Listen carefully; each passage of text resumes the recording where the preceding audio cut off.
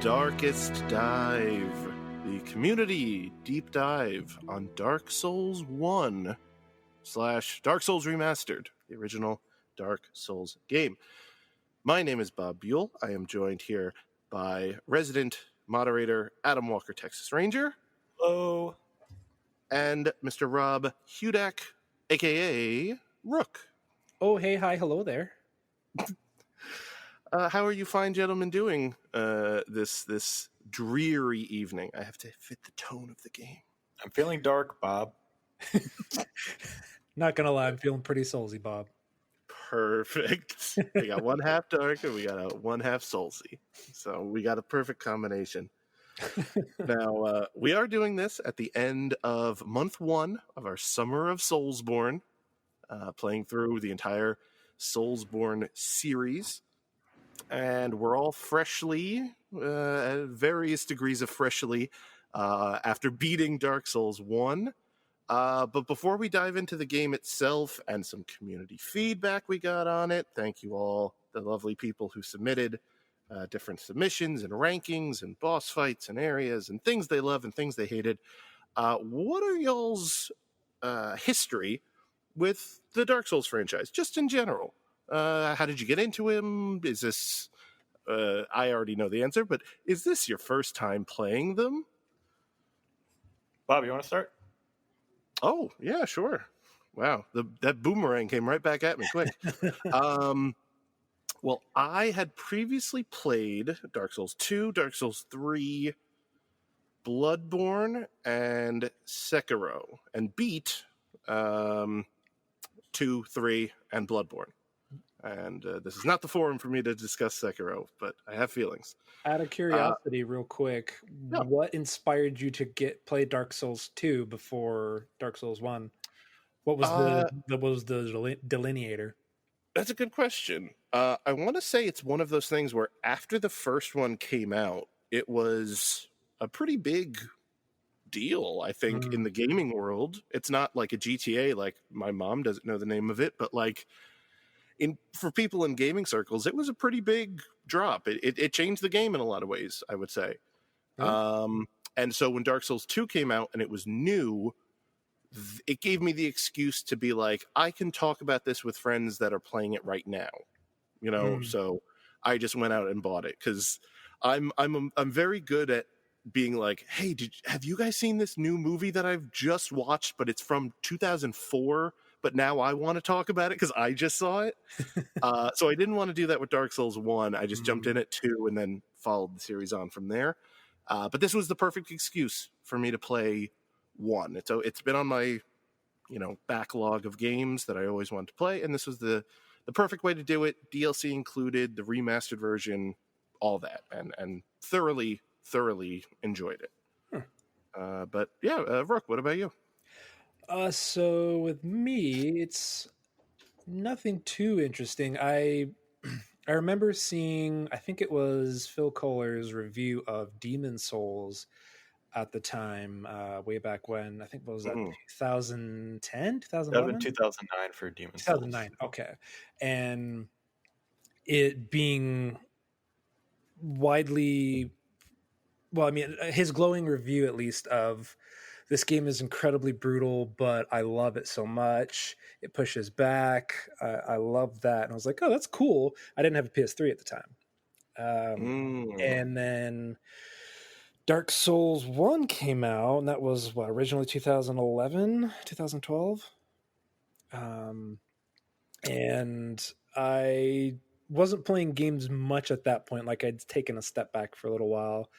And then it was on sale in 2013, and I had a little bit of free time. I was like, also with my group of friends, we were having our own little podcast thing, and one of my friends brought it up to me. He's like, hey, I know that you like challenging games and this might appeal to you, so maybe give this a shot. I was like, well, I didn't play Demon Souls. Like, oh, that's irrelevant. Like, they're not interlinked in any way.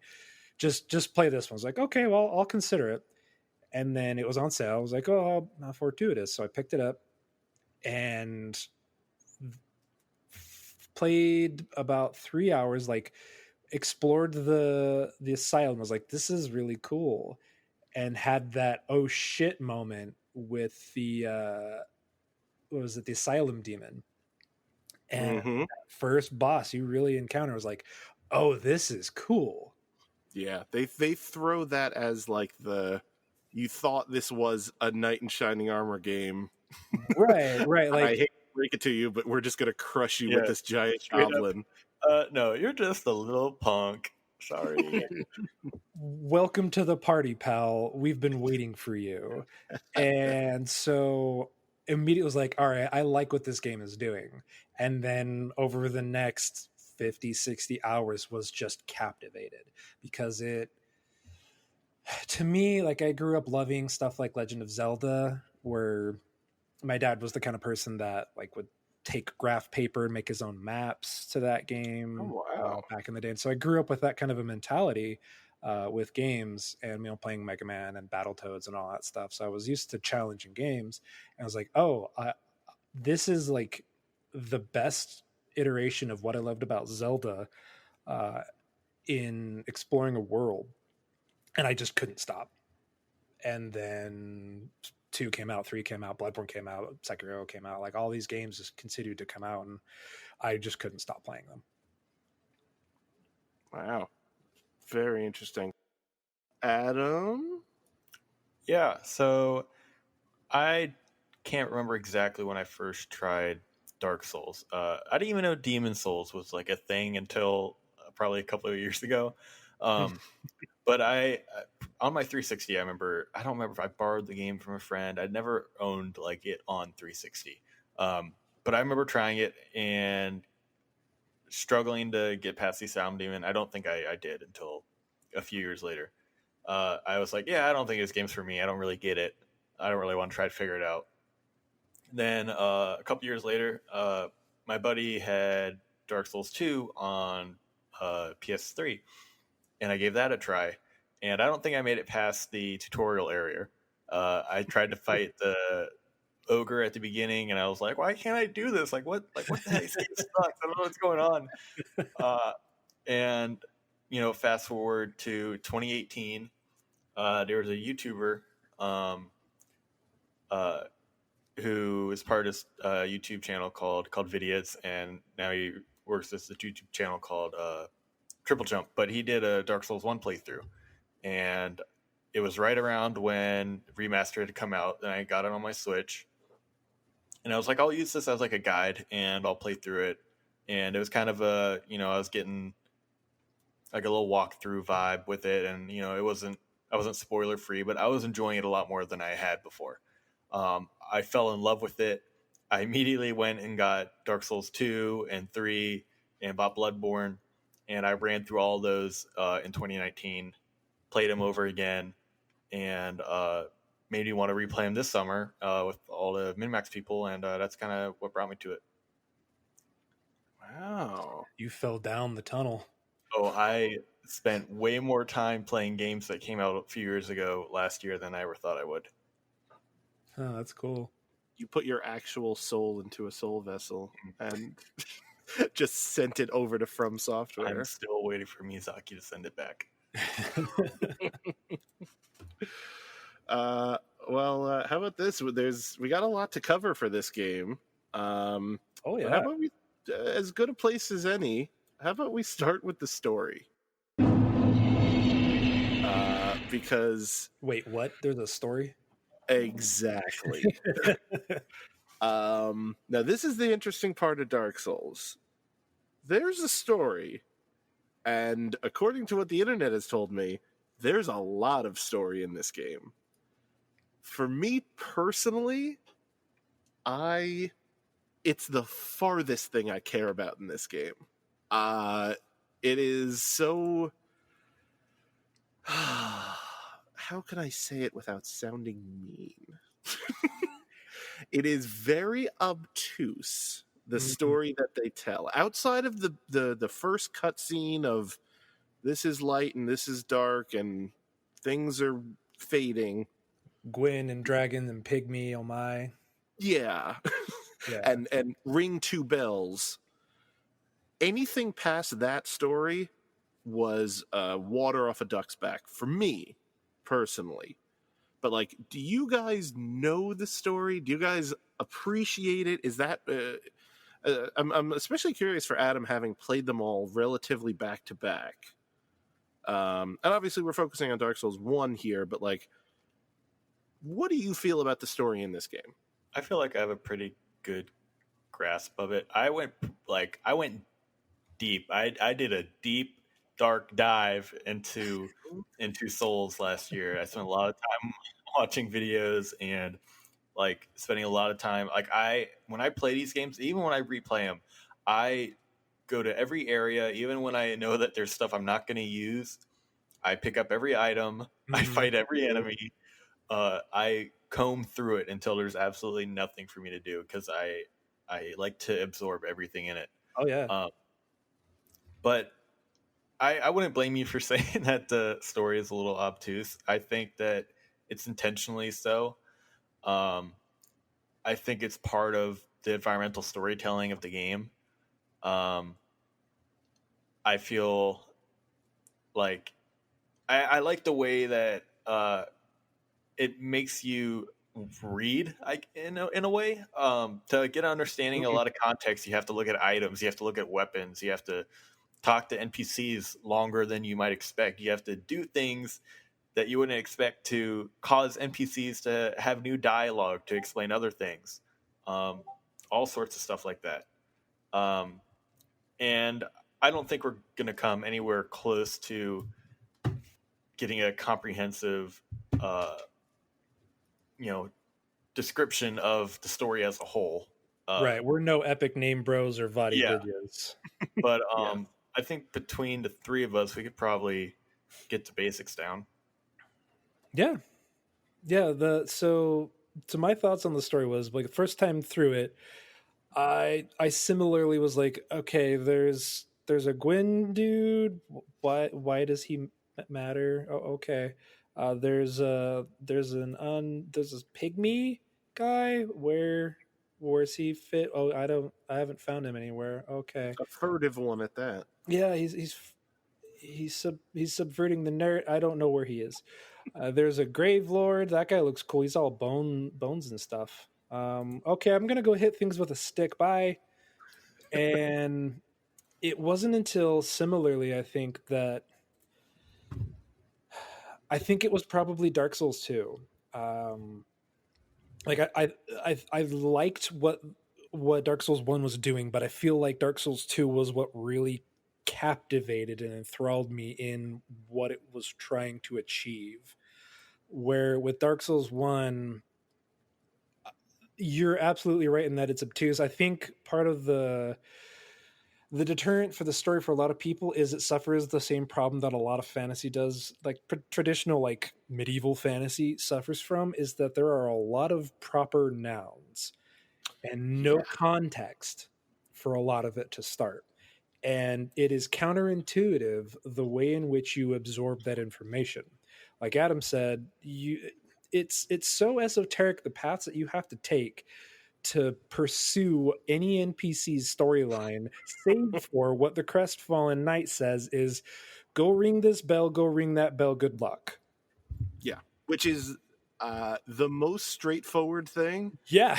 That the game tells you, possibly the series ever tells you, about anything that's actually happening in the world. But if you don't talk to him multiple times, like, you don't really know. You don't know, like, what there is beyond. Like, you say once, it's like, oh yeah, you're here, cool, bye. you're another among many. See ya. And like, okay, so I'm meaningless.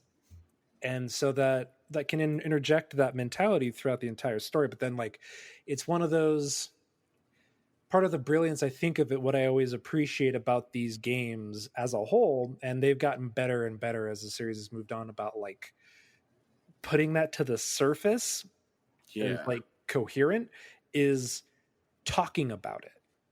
It's talking about the story and interpretations, because it is, I think, the secret foundation what this series is sharing it with friends, sharing the journey together. Very interesting. And that's it becomes like, yeah, you just have all these names that mean nothing to you, and then you like get an item from like, oh, but that guy was mentioned here, and then you start red string connecting from pin to pin, and it's a fun way to interact with it. I think I could, yeah, like you guys said, have a rough outline, because I did do a lot of research after completing it, and like, okay, so I see what's going on here now. But the only one I think that has made the most sense to me and appealed the most to me, which we'll get to way later, is Bloodborne. That one, Yeah. I think, the most speaks to me in like coherency and just appeal. I think it's such a brilliant story and the best they've done, but that's not what we're here to talk about. I think it also helps that Bloodborne's story is much more, well, at the surface at least, straight forward. Yeah. And Dark Souls is more a tale of 10,000 years of this land and the evolution that takes place in it, on it, and through it every handful of years. And you're right, there is a lot of, King blank, son of blank, who betrothed blank, daughter of blank. First of his name. Yeah.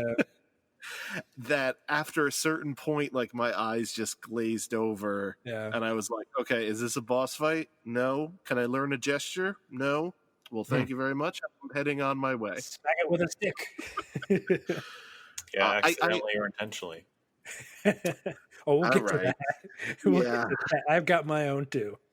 Yeah, I might have had a quick moment there. But yeah, you did bring up something interesting with the NPCs and their quest lines. And I think this very much does tie in with their storytelling methods in general, where they I use the generic they for just whoever made this game. I guess from software in general, but they want you to soak up every aspect of the game to understand the story. And I think every line of dialogue, yeah, and I think anything short of that, it would require just Googling, like, what in God's name is happening here. Which isn't a bad thing, but it seems like a very interesting way to tell the tale that they want to tell. It's different. It definitely stands out. And I, at the same time, I do appreciate that they're not. They leave the breadcrumb trail there if people want to absorb in it. But like for a player like me, who wants to smash a thing with a stick, I can just look at the very bottom of every item description to see if it adds to my stamina recovery or has dark damage, and then I'm just like, okay, the rest of this is also there, but I'm not going to read it. So I almost appreciate that they don't shove it down my throat at the same way.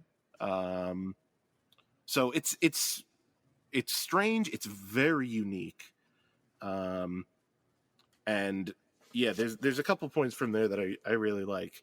That it is a little bit community focused. It is a little bit, if we all hold hands and band together on the internet somewhere, we can all figure out this story, which is very Miyazaki like. And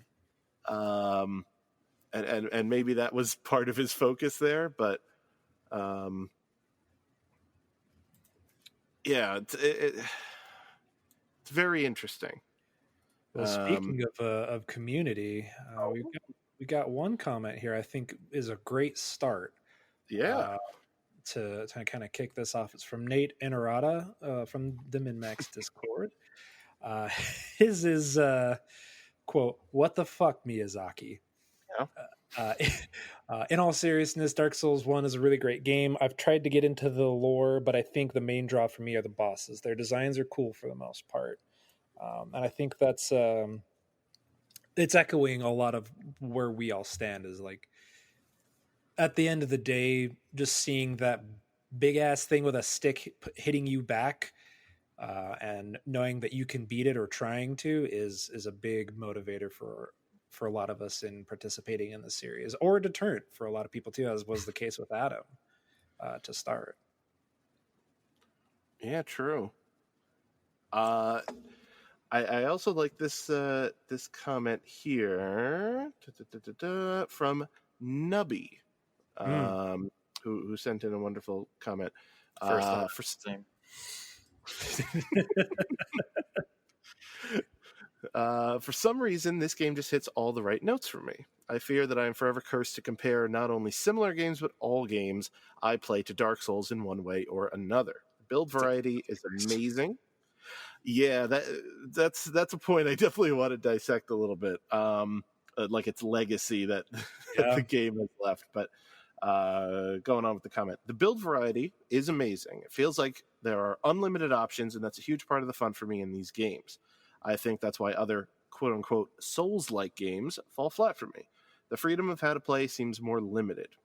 To get specific, this is probably my 5th or 6th time through new game, and I finished Sieglin's quest line. That's Sigurd's daughter. Yeah. Oh, yeah. I didn't You even get wouldn't far know enough. about that, would you, Bob? No, I wouldn't. But I didn't mention I don't know if I told you I actually flubbed that too.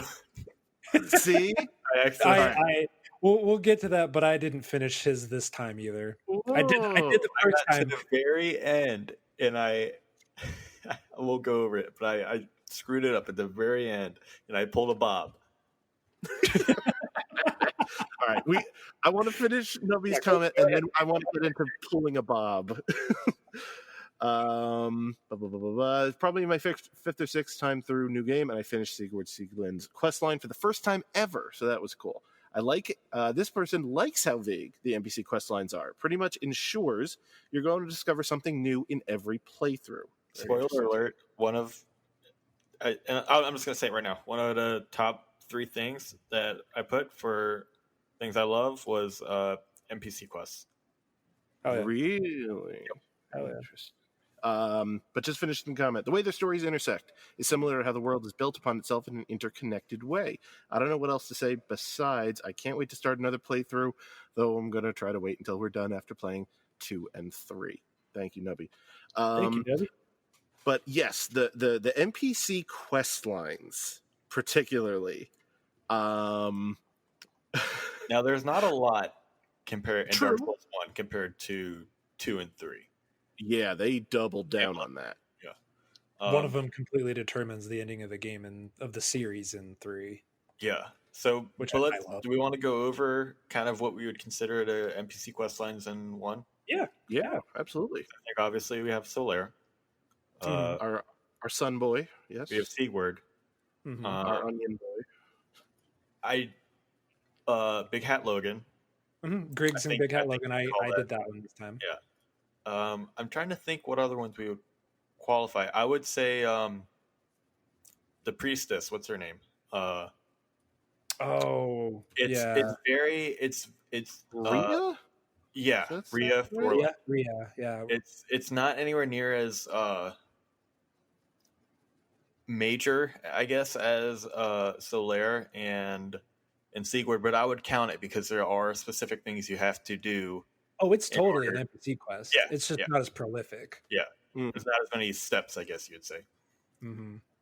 I don't know. What is there anything else you guys would count? I guess Lautrec and the Firekeeper. Yeah. Anastasia, however you want to say it. Oh yeah, you know what? That one was quite a bit of fun. I like that one. There's Patches, kind of, but that more intersects with Rhea Thorlund. Yeah.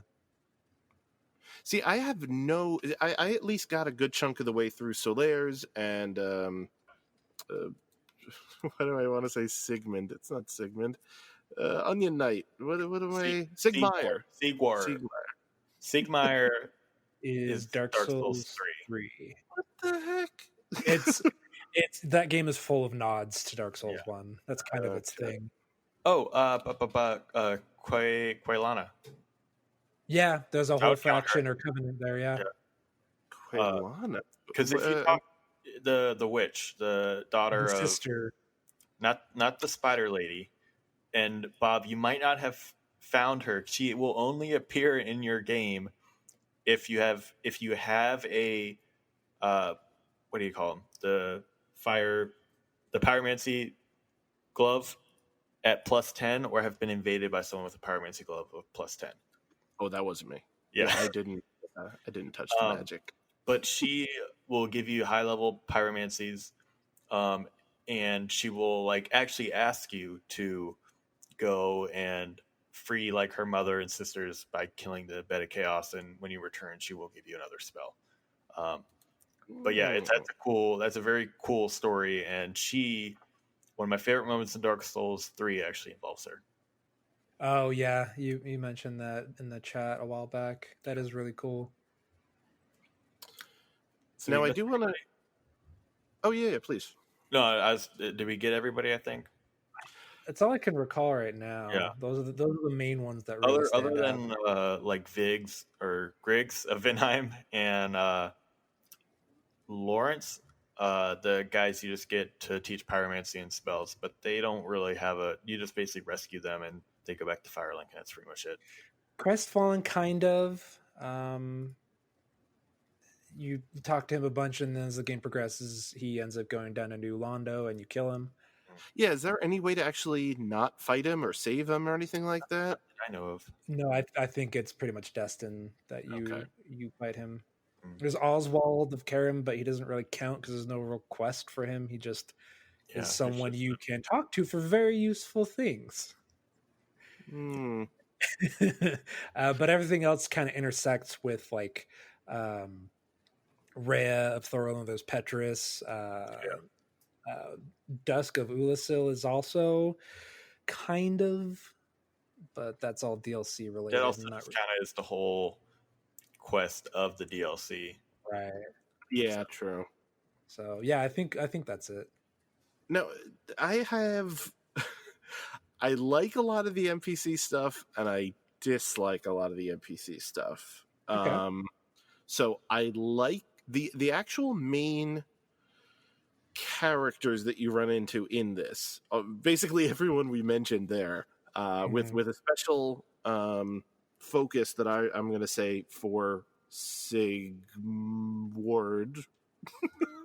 and Solaire, or Sigmar, whatever he wants to go by. The Onion Knight and Solaire. They are like a really fun running through line through that game, where they show up a lot as you in a world that sets a tone that you are this, lone madman who literally escapes prison at the beginning and goes on this insane trek to save or burn down the world. It's kind of fun to have these two guys show up at random bonfires and encourage you and be like, "Oh, my friend, it's so nice to see you." It's a slight shimmer of a respite in a game that is, literally designed to just pummel you down physically and mentally. And I really enjoyed that.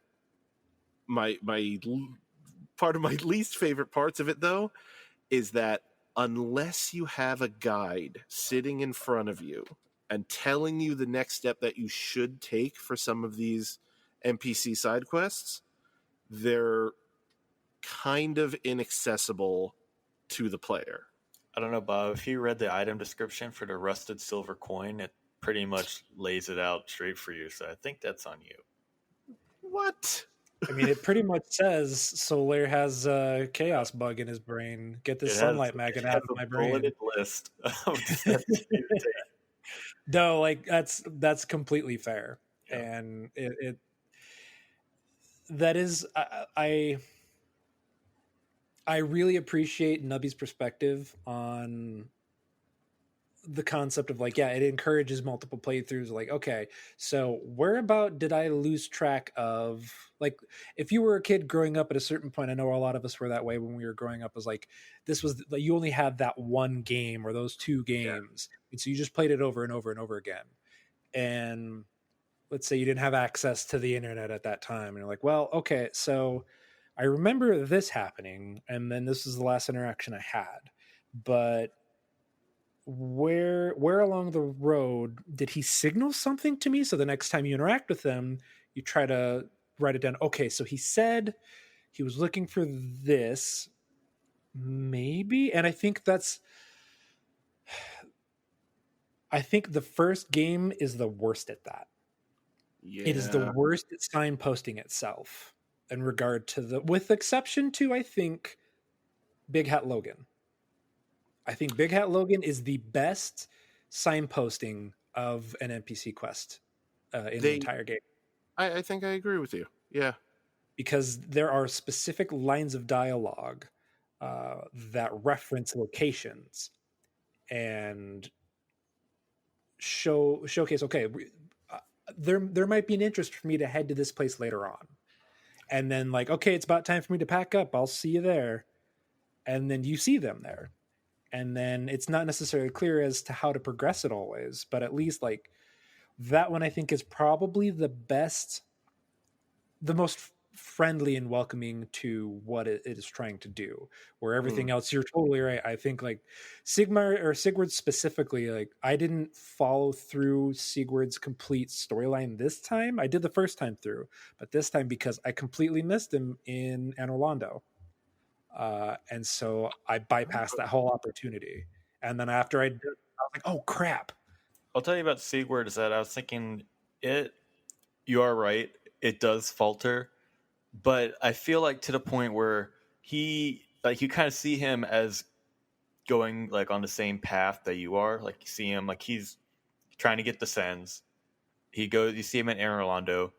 Then I think after that, the next time we see him is at Firelink, and he does say, "Oh, I'm headed down below," which could mean plenty of things down there. But if you think about the progression, he goes to Blighttown, and then the next area he goes to is Lost Isleth, and that's kind of, I guess, a bit of a pathway. But I mean, it's Blighttown, Demon Ruins, Lost Isleth.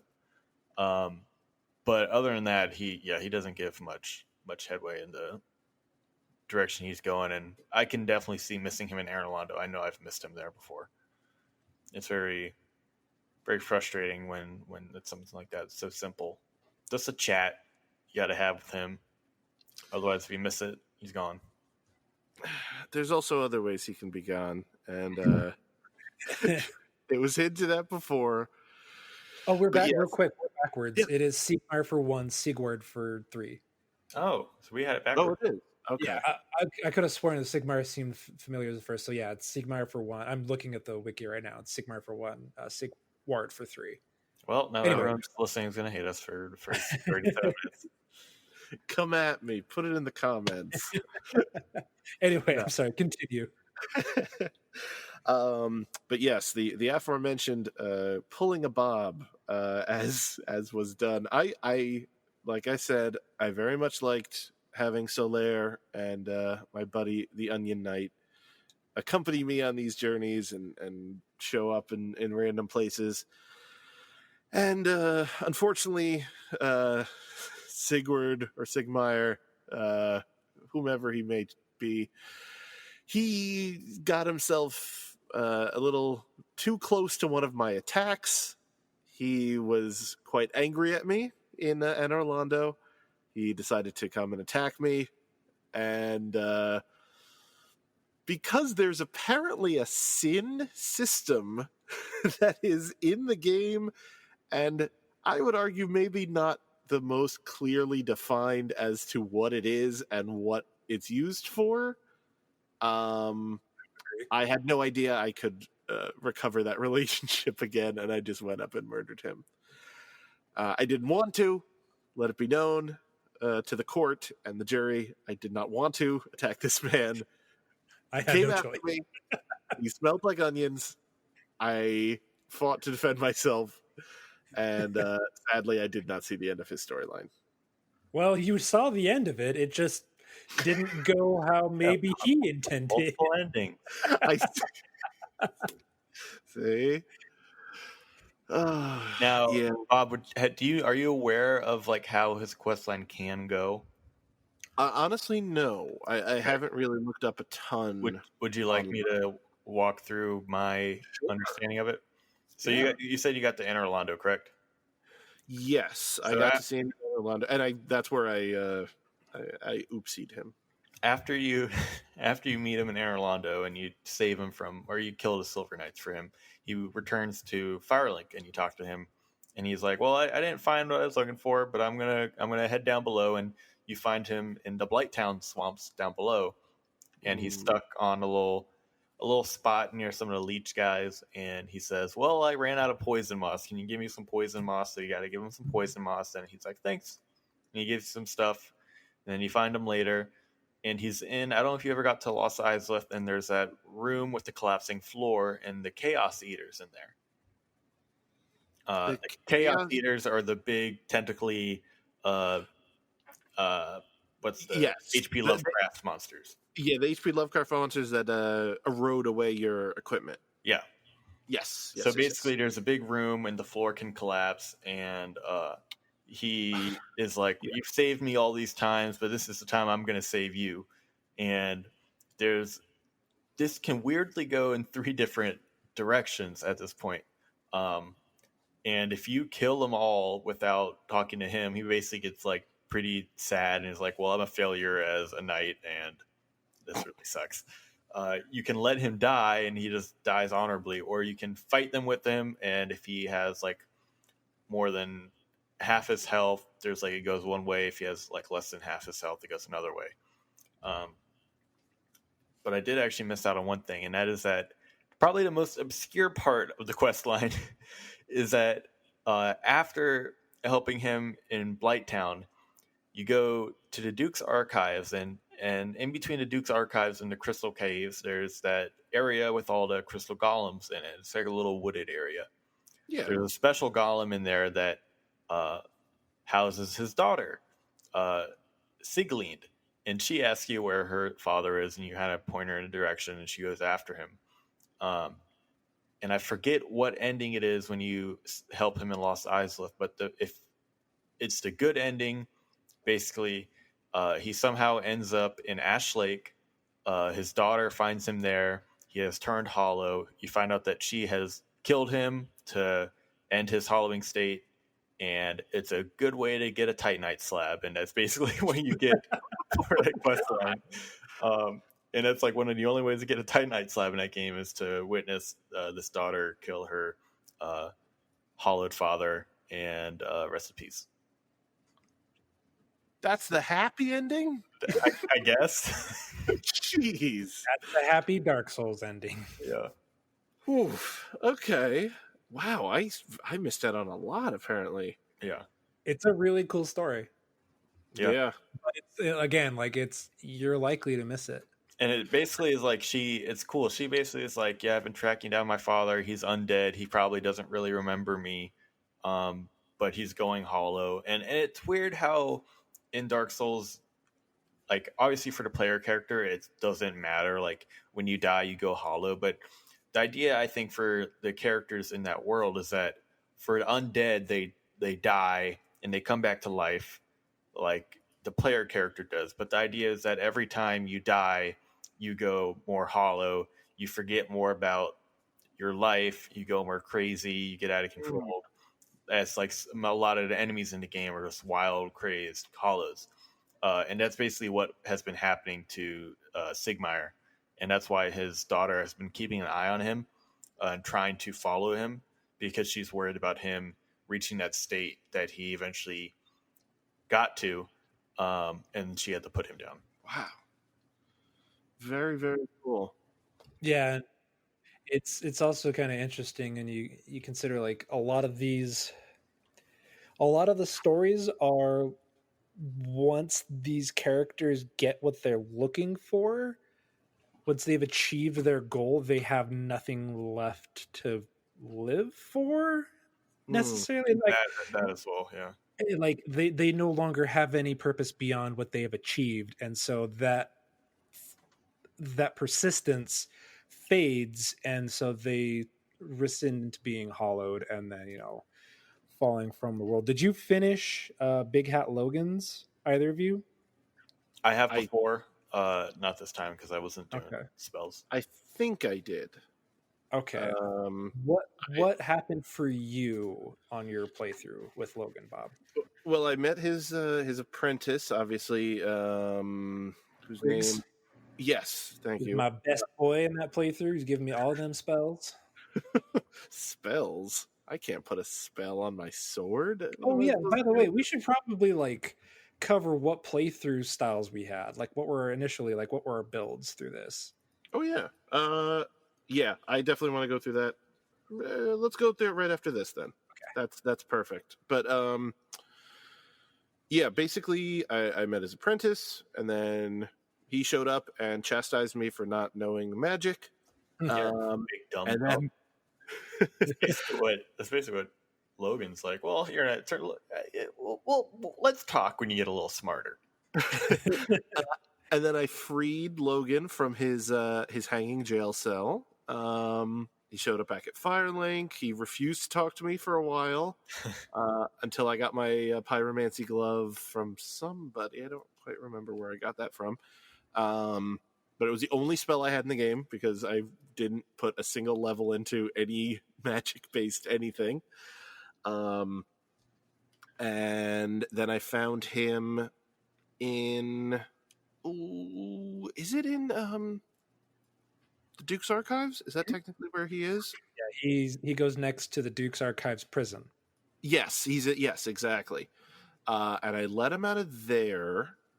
And then the apprentice was saying I couldn't find him. And then that was, I think, where it left it. So that's where your story ended. Yes. Okay. All right. Well, let me pick up from there and tell you how it ends. Okay. That's like the second to last step. So what you kind of need to. I don't know if you need to be a sorcerer to make it end this way, but essentially you purchase up all of his sorceries that he sells, which are all very pricey. Some upwards of like 50 or 60 souls worth, 60,000 souls worth. Sorry. And as you proceed to purchase more and more spells, if you try to talk to him after, he becomes more and more distracted and rambling. And after you purchase his spells, the last spell. He's like, "Who are you? What are you doing here? Like, why are you bothering me? I have things to read." So he completely forgets who you are. And then after you kill Seath the Scaleless, he's in the room where you first find Seath in the Duke's Archives up that elevator, and he has completely hollowed. And he's damn near butt ass naked. Hmm. All he's got is that big ass hat. And Oh, a really? loincloth. Yeah, He's naked. that's all he's got a hat. wearing. And he just starts lobbing the homing crystal soul mass. Crystal, everything. Everything is pure crystal. Yeah. Because he's learned all of what Seath the Scaleless has researched. And just straight up tries to kill you. Once you kill him, you get his hat and you get his catalyst. You get his hat. Oh yeah, it's great. Best. Yeah, it's the best hat, dude. In one of my sorcery playthroughs. Yeah, the Black Mage Vivi hat, basically. Now we're talking. Yeah, and his catalyst, which is one of the best catalysts in the game, but it halves your sorcery allotments. Basically the amount of spell slots you have, but it doubles their potency. And the spell White Crystal Dragon Breath, I think, which is Adam will remark upon a very powerful spell that will potentially kill Sanctuary Guardian in 4 hits. Wow. Holy cow! Such bullshit. Guys, no pushover. So his also we were talking about it during my stream. I fought very long and hard for that. We can talk about it when we go over to bosses, but I was furious when I saw how quickly Brooke killed him. Yeah, and you let that be known, and I do not fault you 1 minute for that, because I posted the video of it just once the second hit dropped with the severing of the tail, because that spell also severed the boss's tail, which is notably very difficult to do on that boss fight. Sanctuary, yeah, because he just flies everywhere and he keeps bucking back. Yeah, like he only does 2 attacks where he like lets his tail hit the ground. Yeah, I'm not gonna. I'm over it. And so I nuked that boss hardcore in 4 hits, and just started laughing uncontrollably at how absurd that fight went, knowing how difficult it is and how scot-free I got out of that fight. That was a great moment. But that's the end of Logan's quest line, and it's also pretty tragic. And I will note, like, you get him to that spot by buying all the spells. Rhea has a bad ending no matter what. Rhea Thorlund. She just has she bad. She will either get killed by Petrus for reasons unknown. I don't know if it's because he's gone hollow or if he's just an asshole. But nowadays I always kill him once I rescue her from Tuna Giants. But when you buy all of her miracles, she goes hollow, but she ends up, for some reason, I don't know the reason why. I don't know if there's a lore reason for it, but she also ends up in the Duke's archives. Captured by Seath. Is that the idea? Yeah, Seath is a piece of shit. Well, I know that, but I guess it didn't. He captures women, and like specifically, she's a powerful firekeeper woman. And yeah. Well, I guess my point was, if I'd already killed Seath at that point, would she still end up there? It's the channelers; they're still doing their job. I guess so.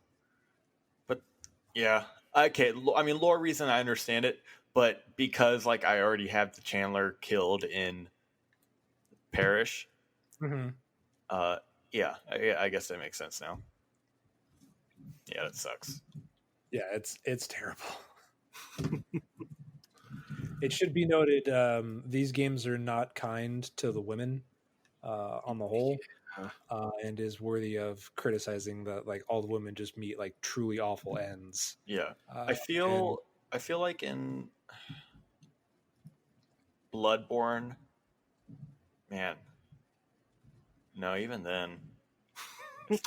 I think it's very telling that we can't think of a good example of like any kind of a strong woman in these games. Spoiler, but I feel like Maria in Bloodborne at least seems very, I don't know, honorable. Oh, she's definitely like honorable in the context of the situation. But she definitely doesn't get any kind of a happy ending.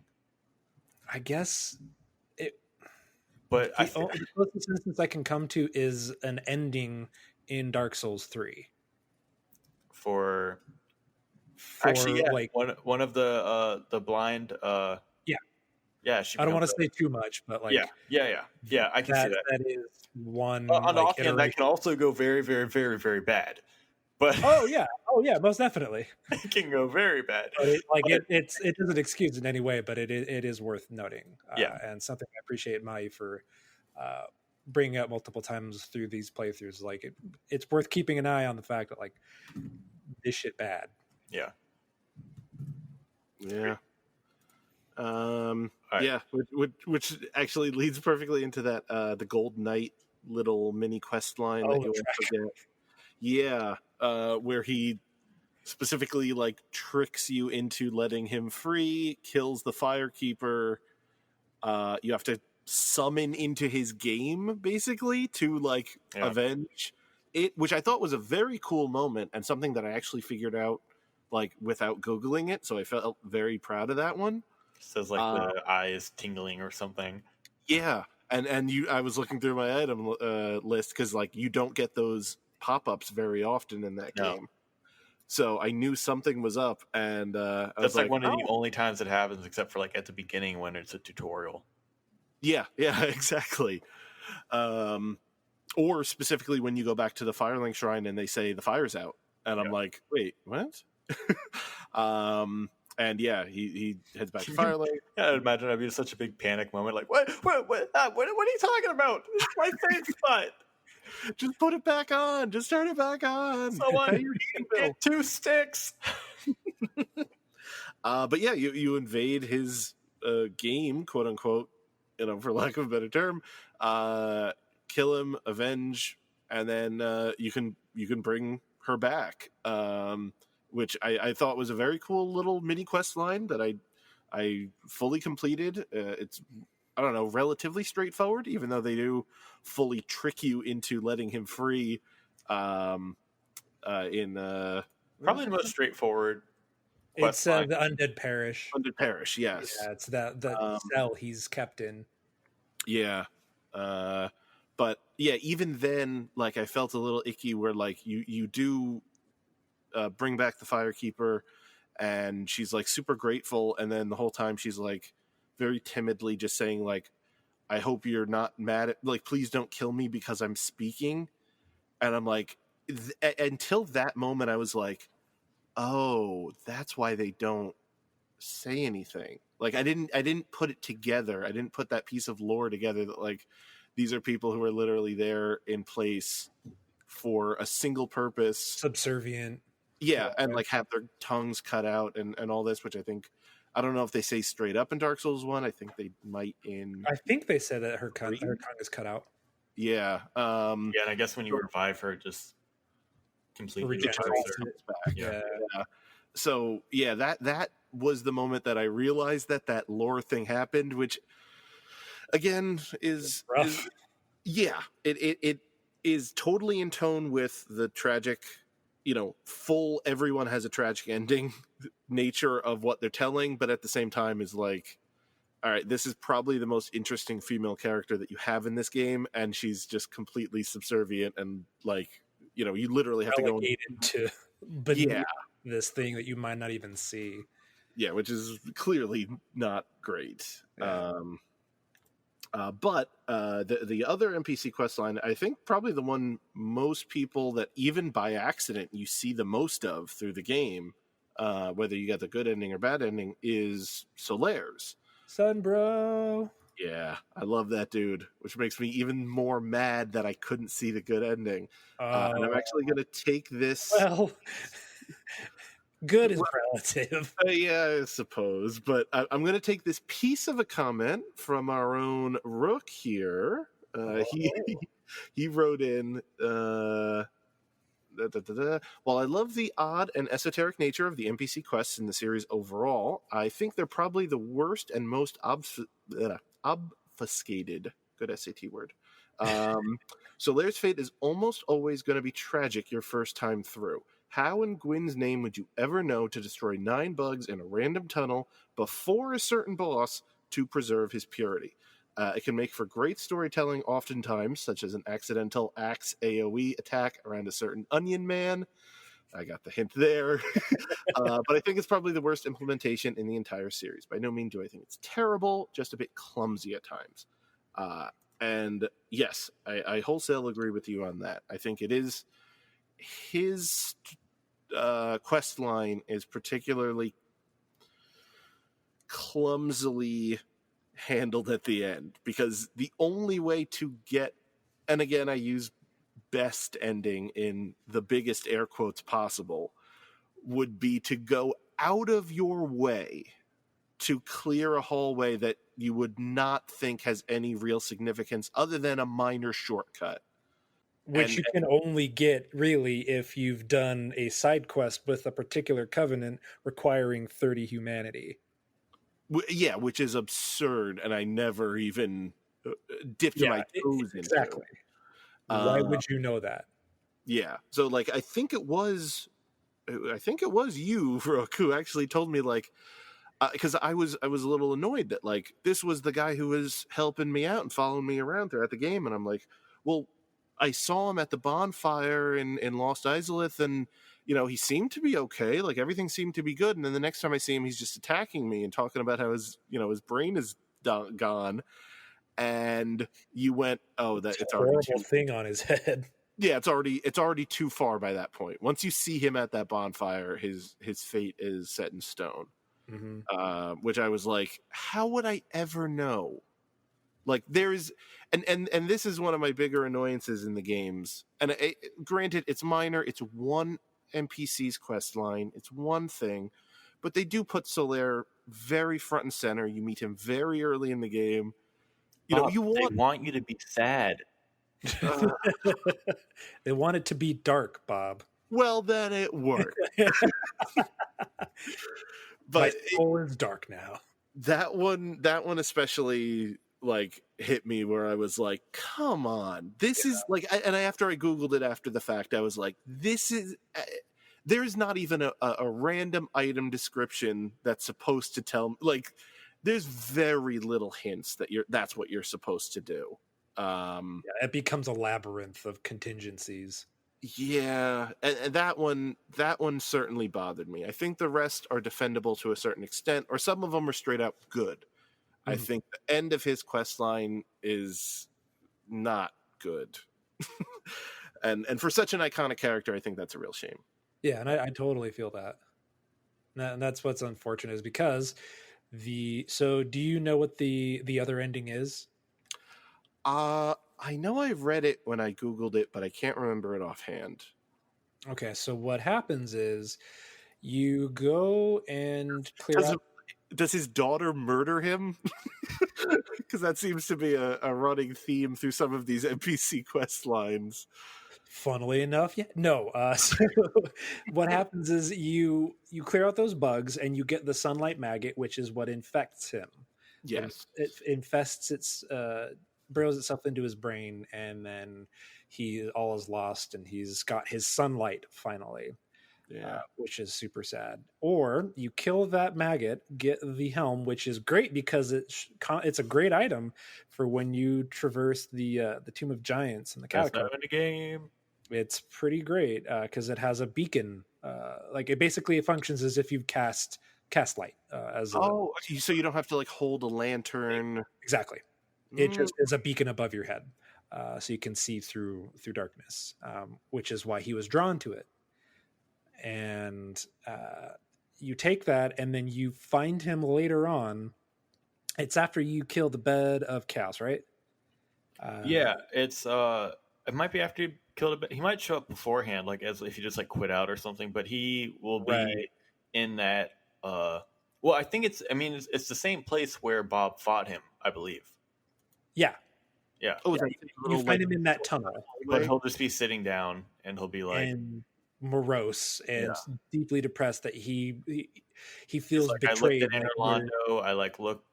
I looked in the depths because he went to the depths. Like you don't see him in the depths, but you can summon him, which is basically like an indication that he was down there.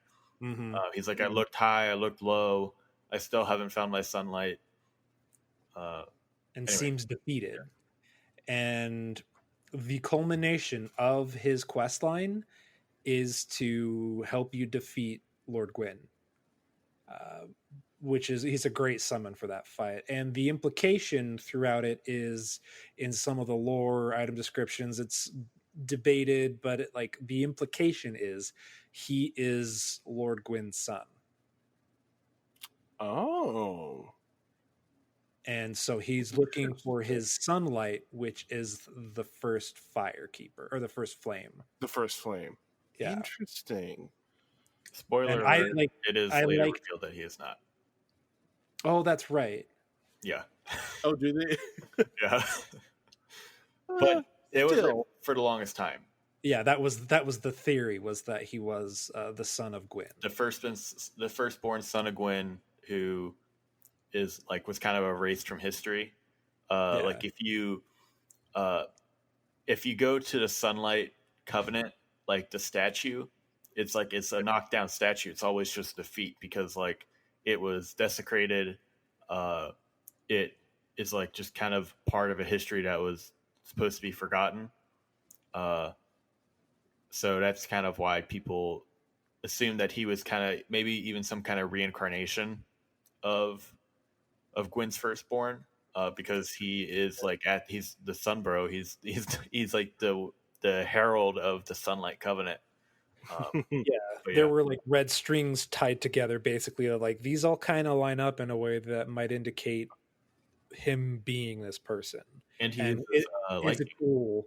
Well, yeah, and it's a cool narrative beat to Yeah. consider. Like, oh yeah, he's totally like that makes this all of this the more tragic, but also in a way like if you think about it, empowering. Like, no, well, let's do this together. Let's take it down, my father, together, kind of a thing. So that's a cool thing to think about. But I'm gonna choose to accept that as canon because I enjoy that more.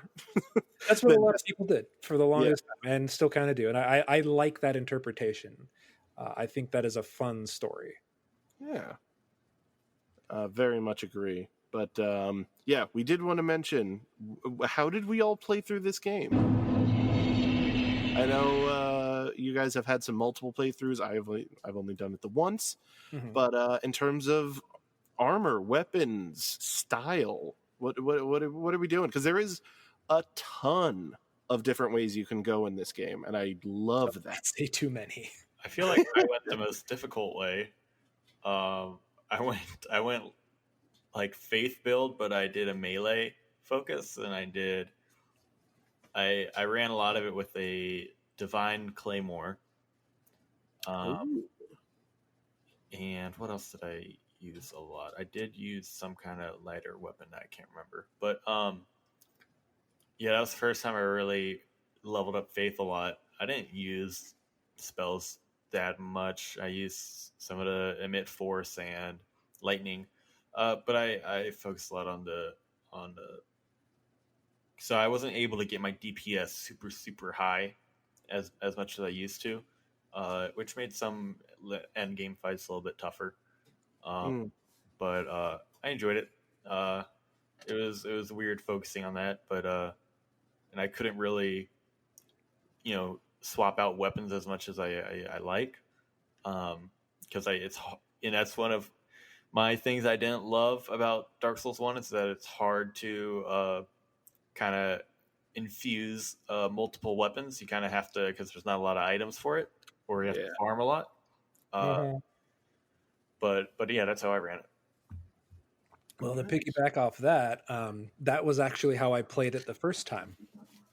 Was like a cleric, essentially, like a sword, club and board cleric. So I'd have lightning on occasion, swap to my, I used the mace for a while, and then went to some of the other hammers, like the club, warpick, Morningstar. Use a lot of those my first time through. This time, I did something completely different, and it's going to be persistent throughout my playthroughs of like Dark Souls 2, 3, Bloodborne, not really Sekiro because it doesn't really apply, but is what I call the Dark Spearcanist. So what that is, it's so Dark Souls 1 didn't have dark spells, dark magic, until really the DLC. You had sorceries, you had miracles, and then you had pyromancy. But the DLC added dark spells through the narrative stuff tied to Manus and everything. Mm. But I also never really used the spears, and it was a semi like a role play thing I did because my the name Rook originates from like a D&D character I made that was like a servant of Odin type of thing. And then I wanted to try, well, okay, Odin's weapon is the spear Gungnir. And I wanted to try like an infusion of like a corrupted magic combined with my spear. So I had a sorcery catalyst in my offhand and a spear in my main hand. So I didn't have a shield really the entire game, which made me a lot more vulnerable.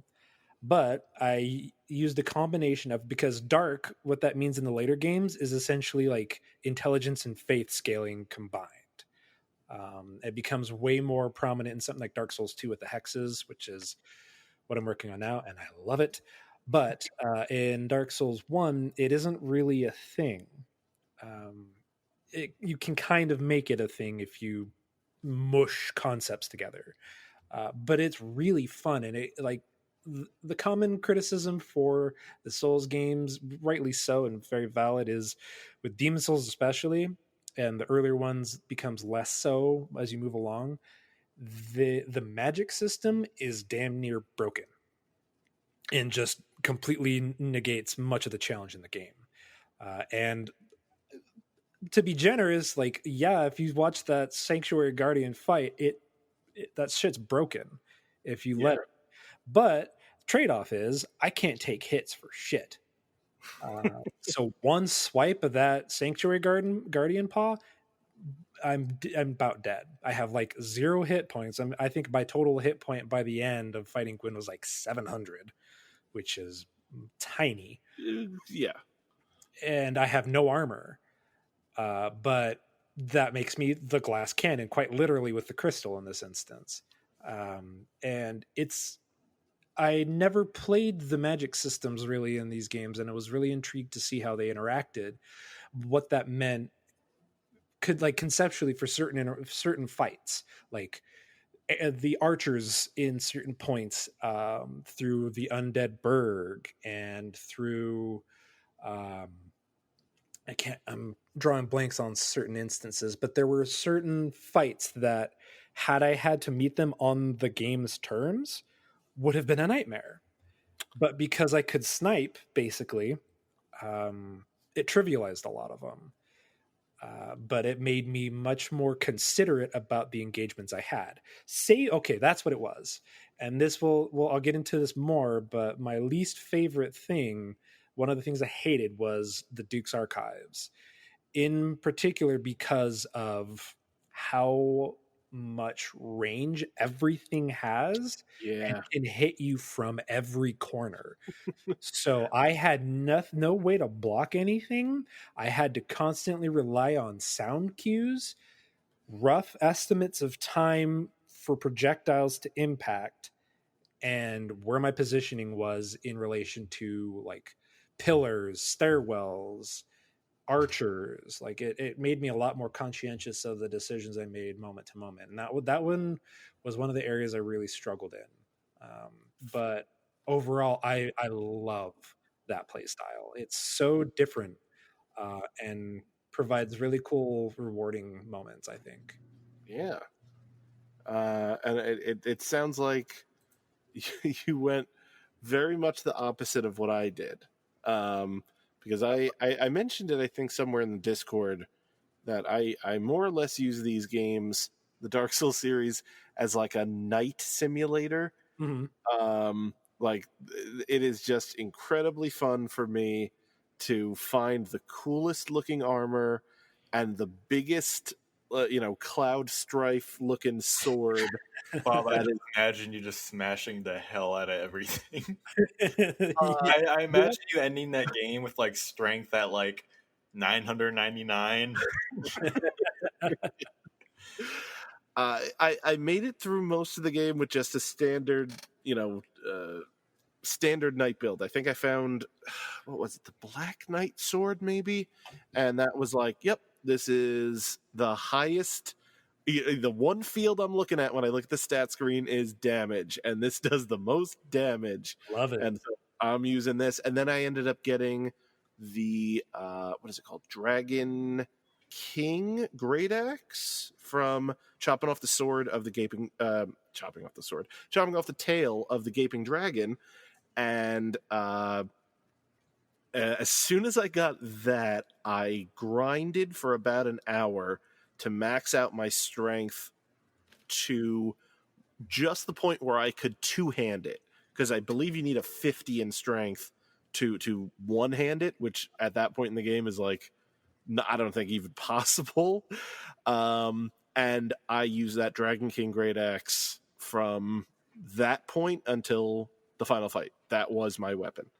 Yeah, the one thing and that's super good. It is a good weapon.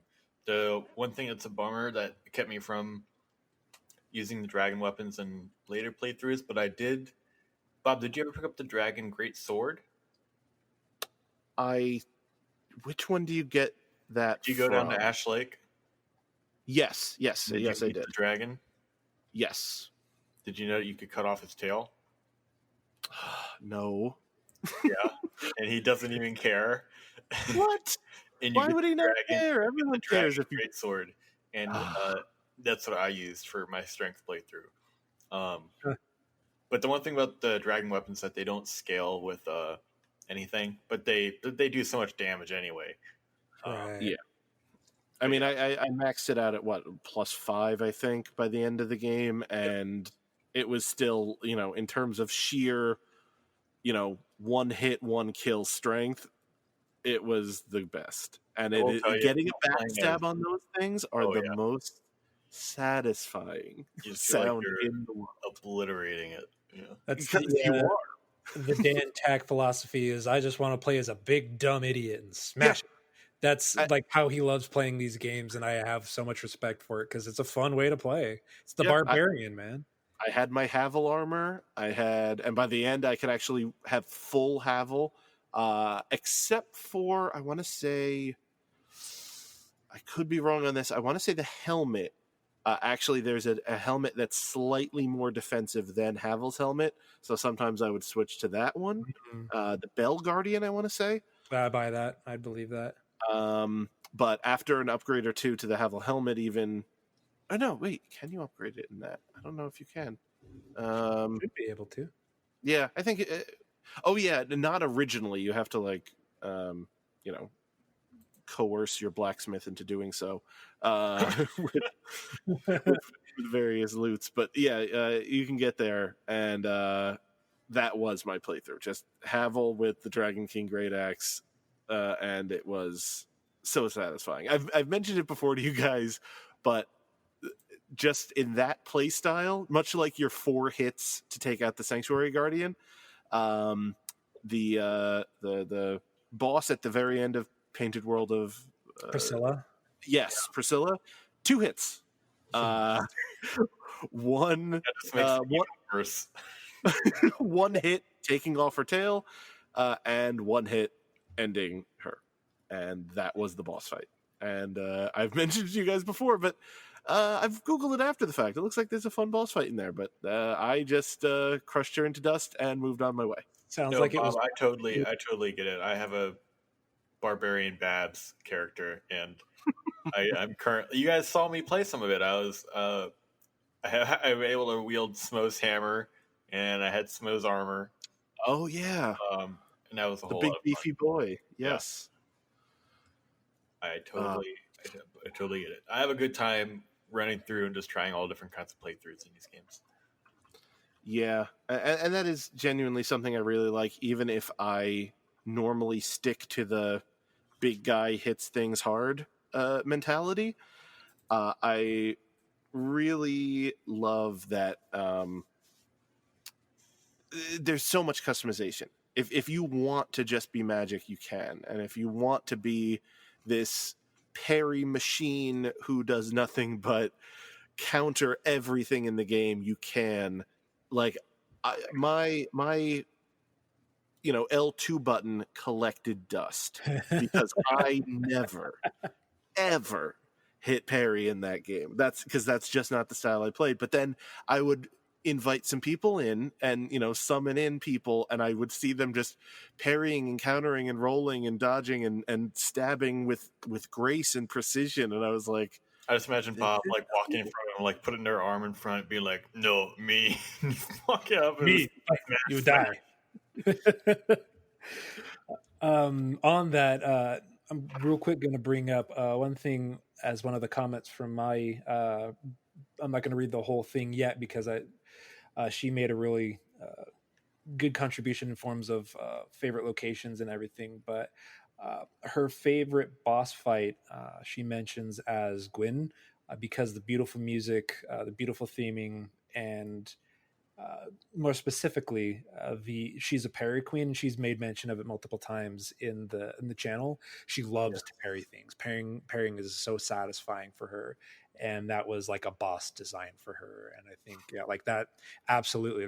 There's totally a way to to just play that, where you're using a dagger in your other hand or like a buckler or something and just swatting things away, just saying no and stabbing it. I love that. But real quick, also wanted to bring up, you mentioned convincing your blacksmiths to do stuff. Yes. So in a similar vein to your Sigmire story, I had, and it was on stream too, uh, there was an incident that I came across with, which I'm sure has happened to many people playing these games. You hit the wrong button on your controller while you're talking to an NPC. Sometimes that button is your weapon attack. There's a couple of weapon attack buttons, and yeah. Sometimes, they're assigned to a trigger, and that trigger gets hit when you put the controller down. Let's say, for instance, you accidentally cast Soul Arrow while you're facing Andre having a conversation with him. He doesn't like that. Poor Andre. So, yeah, I immediately started panicking. Going, oh, shit, what did I do? I'm so sorry. I'm so sorry.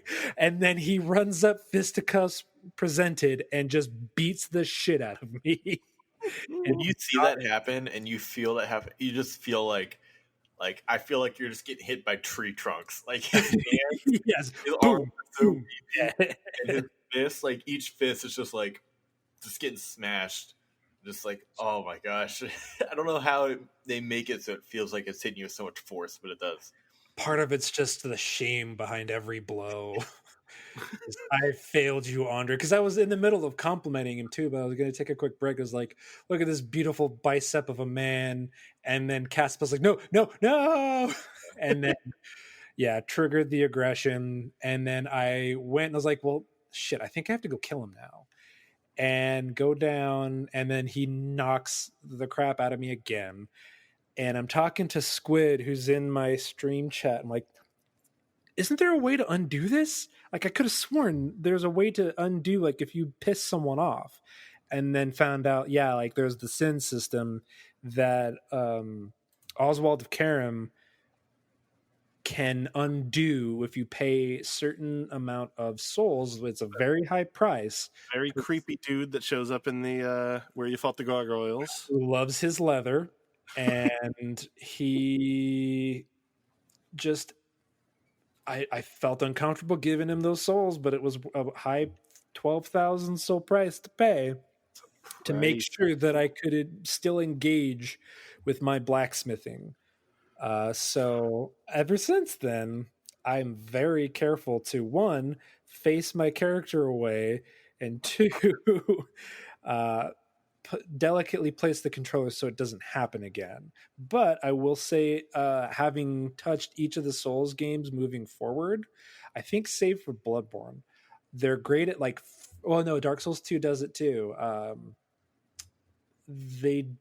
Some of the games will freeze you when you're talking to an NPC, so you can't accidentally hit them. It's definitely the case in Sekiro. But yeah, so it's scary. Yeah. I'm not sure if it is the case for 2 specifically, but I think they give you a little bit more of a leeway. Like, you can accidentally hit someone once or twice, but the Emerald Herald especially, you can hit a couple times. It's like, oh crap, I'm so sorry, but won't banish you. Yeah, exactly. So yeah, that was I feel your pain, Bob. I had a pass because I remembered an esoteric contingency and had help from Squid and reminding me, but I wish I could have done that for you. But yeah, that's part of the fun, honestly. Like, you got a great story out of it. Yeah, exactly. I played it as I would have intended to play it, and for me, that's what I wanted out of it. Absolutely.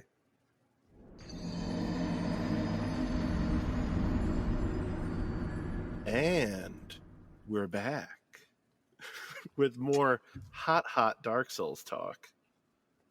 I made the joke before, but I'm going to say it in audio medium. Comments so hot, you're going to need an orange charred ring just to listen to them. You son of a gun. We can't kick him off this, folks. He has to be here. We're It's legally required to have Adam here. no, I don't know why I signed that legal document. I thought it was strange at the time, but we did prepare before we get into a little bit more of the game, the bosses, the areas, the world. We did put together a list, top 3 things that each of us individually loved about the game, and the top 3 things that each of us hated about the game. Now, I don't know if we discussed it. Is it in like order, or is it just 3 things in general? Mine's In not general, in for any me. order. Yeah. I don't have an order. Okay. One of the top of my hates is what I've listed is the top thing I hate about Dark Souls. I think I have the same. But yeah, other than that, no particular order. Yeah. So yeah, we'll run through these real quick. I think we can pick up some discussion points off of them. Obviously, Rook, would you like to start with the things that you love about the DS1? The first thing I'd listed, one of the things is surprisingly enough tied to what I played through this time, which is sorcery. I love the magic system in this game, and as like weird and broken as it can be, I really appreciate. I don't know. Give it a try sometime, man. You might come around to the dark side. Oh, I love it. I'm jealous this time. I let the hate flow through you. I love like it completely changes the way you look at the game. It's a different style for sure, and it's a common sentiment that I repeatedly echo as I play through this, and more people join the conversation in the channel and the Discord. Is there's no wrong way to play Dark Souls. Play however you want, please. Don't let anyone shame you for rocking a sword and board or playing nothing but high nuke sorceries. Like, the point of these games is to suffer, explore, and have fun. In that order. Yeah, exactly. Because the cycle persists. This game's about cycles. You will have fun and then suffer, and then have fun and then suffer. But no, I feel like the sorcery is a lot of fun. Like, the magic system's great. Second is the DLC. I never played the DLC of Dark Souls 1, and this is my second time through the game. Is my first time experiencing the DLC, and I loved it. Particularly, I feel like what stands out is the interaction. I forget his name, but the interaction you have with the blind giant archer. And the cutscene, and the cutscene where he snipes down Kalameet. So good. It's epic. I took so many screenshots during that. It's epic. Like, that to me. Now you see how Go hunts dragons, or something like that. Yeah, exactly. Like, it's an exclamation point on what that game wanted to be. I feel like you going back and playing it the first time, it's cool, and then you have those subtle quiet moments of like Gwyn and the piano music playing in the background, but that was straight hype. And I feel like there's a recurring theme with the Dark Souls, the FromSoft games, of like the DLC delivering this payoff moment, and I loved it. So thank you for that, Dark Souls 1 DLC, for giving me that moment.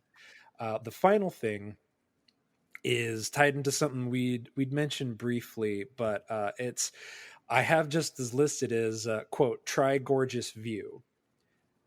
Now the reason why I have that there is because this game is all about that, and it's a meme at this point, but the jolly cooperation, like the leaving the messages for people, the trolling that people do, the encouragement people give, the jokes people pull, and like the signposting people have to just communicate with each other. I think the messaging system is brilliant, and I love seeing it in all these games. I very much agree with you. I think it is a social community aspect that is not mentioned very much. I think a lot of times when people think of like the online ability of this game, they go, "Oh, you can invade people's games, you can help other people." And to me, that's like, all right, that's well and good, that's fine, that's interesting, but the notes is what I love. The stories that people tell just in those notes, man. Mm-hmm. It's beautiful. As Ben Hansen would say, "Mwah." Love it. And it is so wonderfully trolly at times. There's a whimsy to it, be it nefarious or helpful. Like there's a whimsy that people have. Like there, and it happens all the time. But when it's like, oh, note up ahead. Oh, and then there's like 3 notes in a row. Note up ahead. Keep going for note, and then the third one. Message. Yeah. Try message, but be careful of message. There is, and just to throw this in here, because I think this is at least, gives my answer in it. But Squiddo Willow actually commented here saying, "Hello, Chosen Undead." I love that name. So I finally beat Dark Souls 1 with the community during Summer of Soulsborne and felt great to do it. But with the overwhelmingly dark tone of the game, did you ever find any humor in it? While I did have fun, especially after an exhilarating boss fight, I always came back down when I would interact with what was a very sad, dark world of Lordran. I think most games usually give you some amount of levity, but I found none here outside of laughing at myself while foolishly rolling off a cliff or something similar. So definitely had moments of those. Yes, I totally did. But I bring up this comment right now because 100% of the time when it would go illusionary wall up ahead and I slam it and nothing happens, I go, "Oh, you can just hear that button in the back of your head." And but an equal amount of times you hit it and it actually is an illusionary wall, and you're like, "Oh, thank God they told me," because I would have never thought twice about it. Mm-hmm. So I think that it is a great moment of levity, the note system in this game. I think that's a wonderful thing to highlight here. The classic tri-tongue butthole. Yes. The iconic first message you probably see at Firelink Shrine because of that husk hanging over the well. The giant chest ahead. Oh, amazing chest ahead. Yes, in Anor Londo. Yeah. Yeah. For Princess Gwendolyn. Or no, Guinevere, sorry. Gwendolyn is the other. Yes. Yeah. The like that to me just I'm all about the messaging system. I'm so happy, save for Sekiro. It's persistence. Because that to me is like core to the experience and why you should play online. Agreed. Absolutely and agreed. Yeah. Adam, what are the 3 things that you love about Dark Souls? I didn't go to my extremes. I went with things that I think I appreciate a lot that I don't think about as much. And as I talked before, I did NPC quests, and I think we talked a lot about that already. So another one was parrying. I found out how much I love parrying in this game. I think I mentioned earlier I was trying to become a parry god by the end of Dark Souls 3. And I worked on it a lot in DS1. I was having a good time getting those Silver Knights parried, those Black Knights, but getting all those guys parried and just making you feel so much better considering like the first couple times I played this game and I'm just like shielding and like trying to hide and getting hit. But I'm like, nope, come at me. You're going to see what happens. I mean, it makes you feel so great. And then the other one was this world interconnectivity, which I think we can talk about more when we get into levels and stuff. Yeah, agreed. Real quick question for you, Adam. How many bosses did you parry?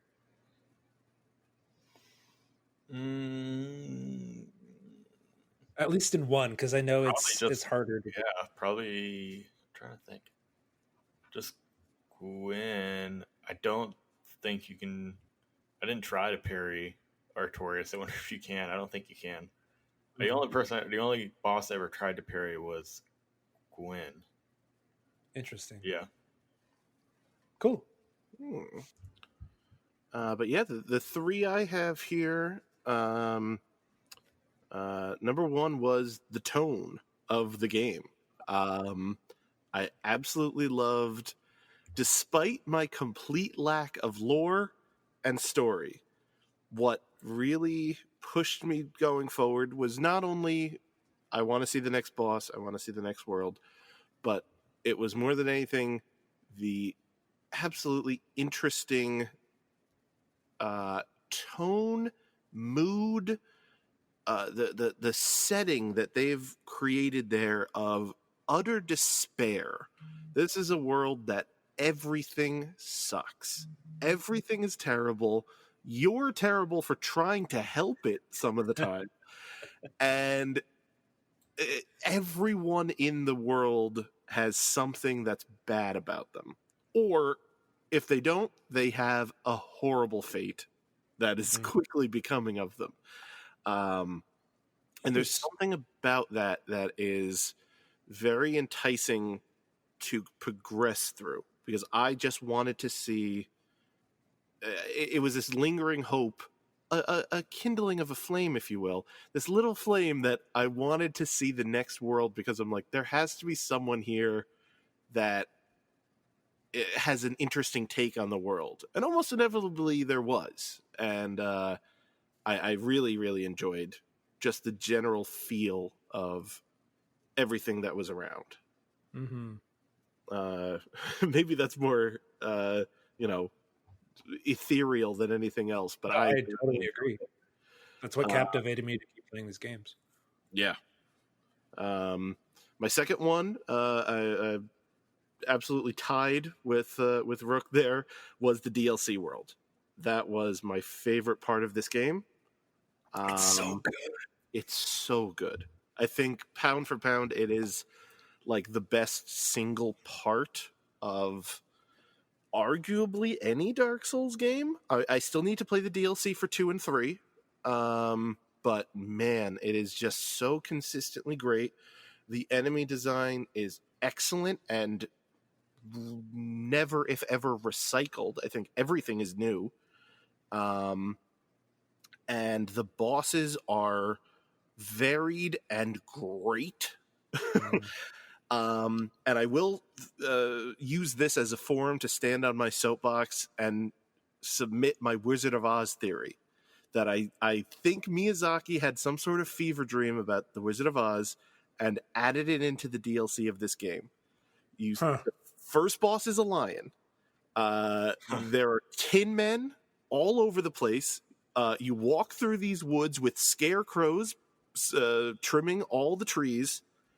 You could arguably say that maybe it's a bit of a stretch, but the dragon is like a flying monkey, maybe. I don't know. That's a bit of a whatever. I like the idea of calling Kalameet a flying monkey. But I just think there's something there. And I would love if, I would love like Jacob Geller to spend weeks of time to create an amazing video essay on this topic, because I just don't have the time or patience to, to meet a dead end on this. But man, I the whole time I was walking through it, I was like, this is the most twisted Wizard of Oz type world that there could possibly be. And I absolutely loved it. I thought Artorias was great. I thought Manus as the wizard at the end, who was controlling everything behind the curtain, was beautiful and a great and incredibly difficult but satisfying boss. It's like a dang near perfect part of that game.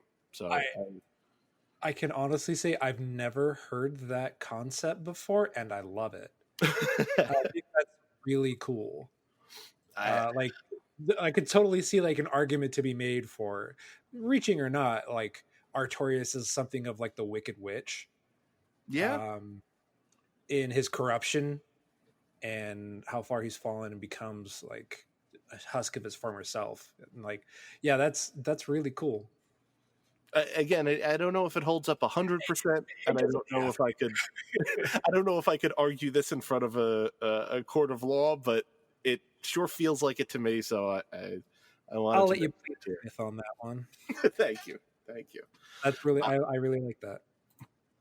And my third thing I love was actually the same as Adam's, which will bring us, I think, pretty well around to this, was the wraparound design of the world. It's really beautifully done, that everything is 10 feet away from you from the start of the game, but you don't know it.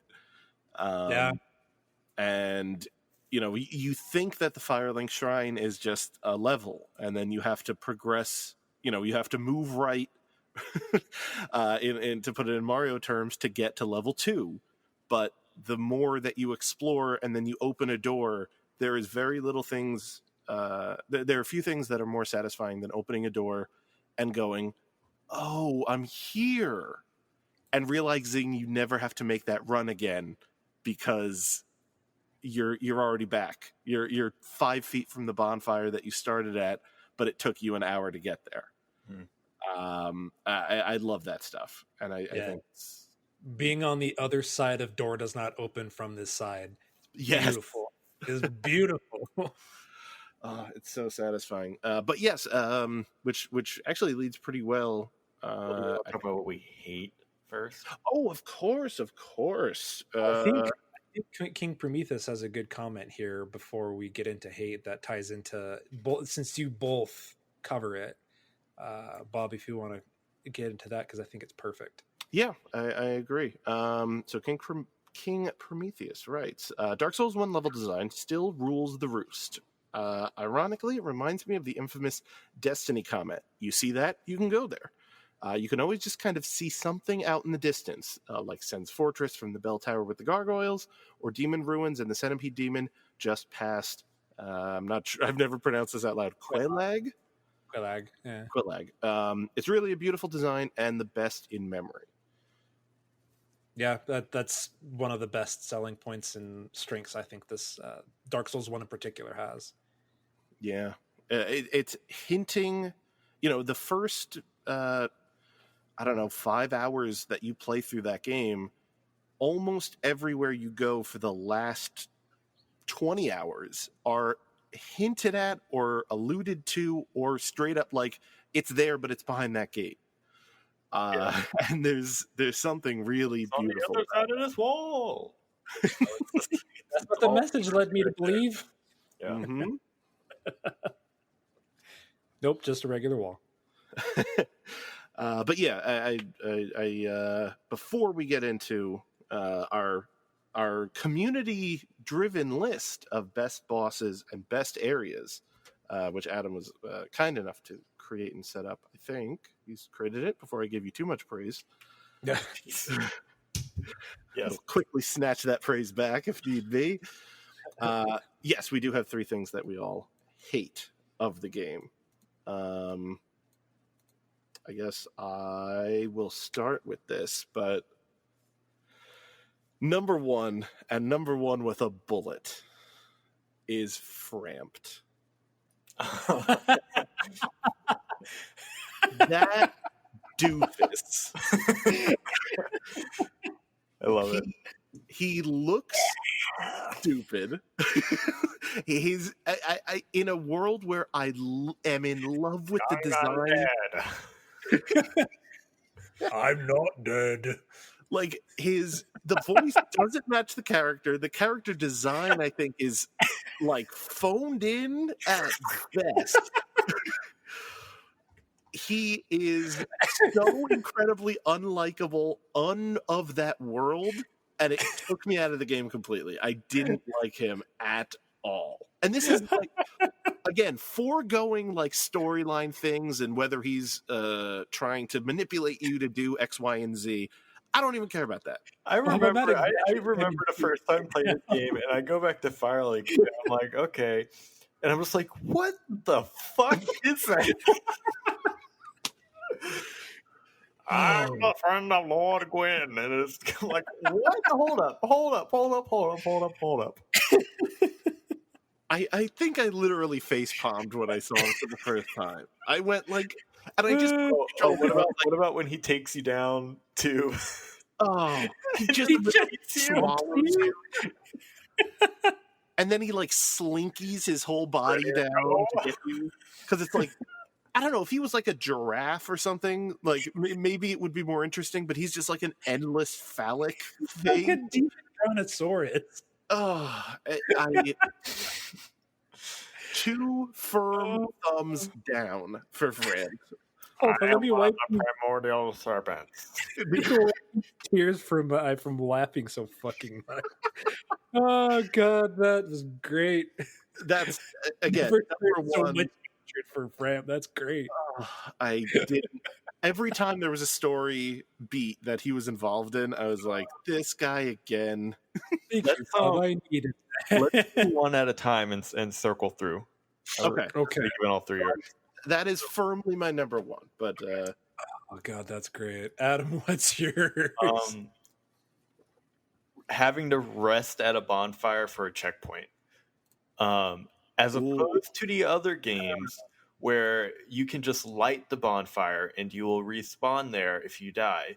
In Dark Souls 1, and they kept it for remastered, you have to rest at a bonfire, which means reviving all the enemies in order to do a checkpoint. And it is something that I kept forgetting to do.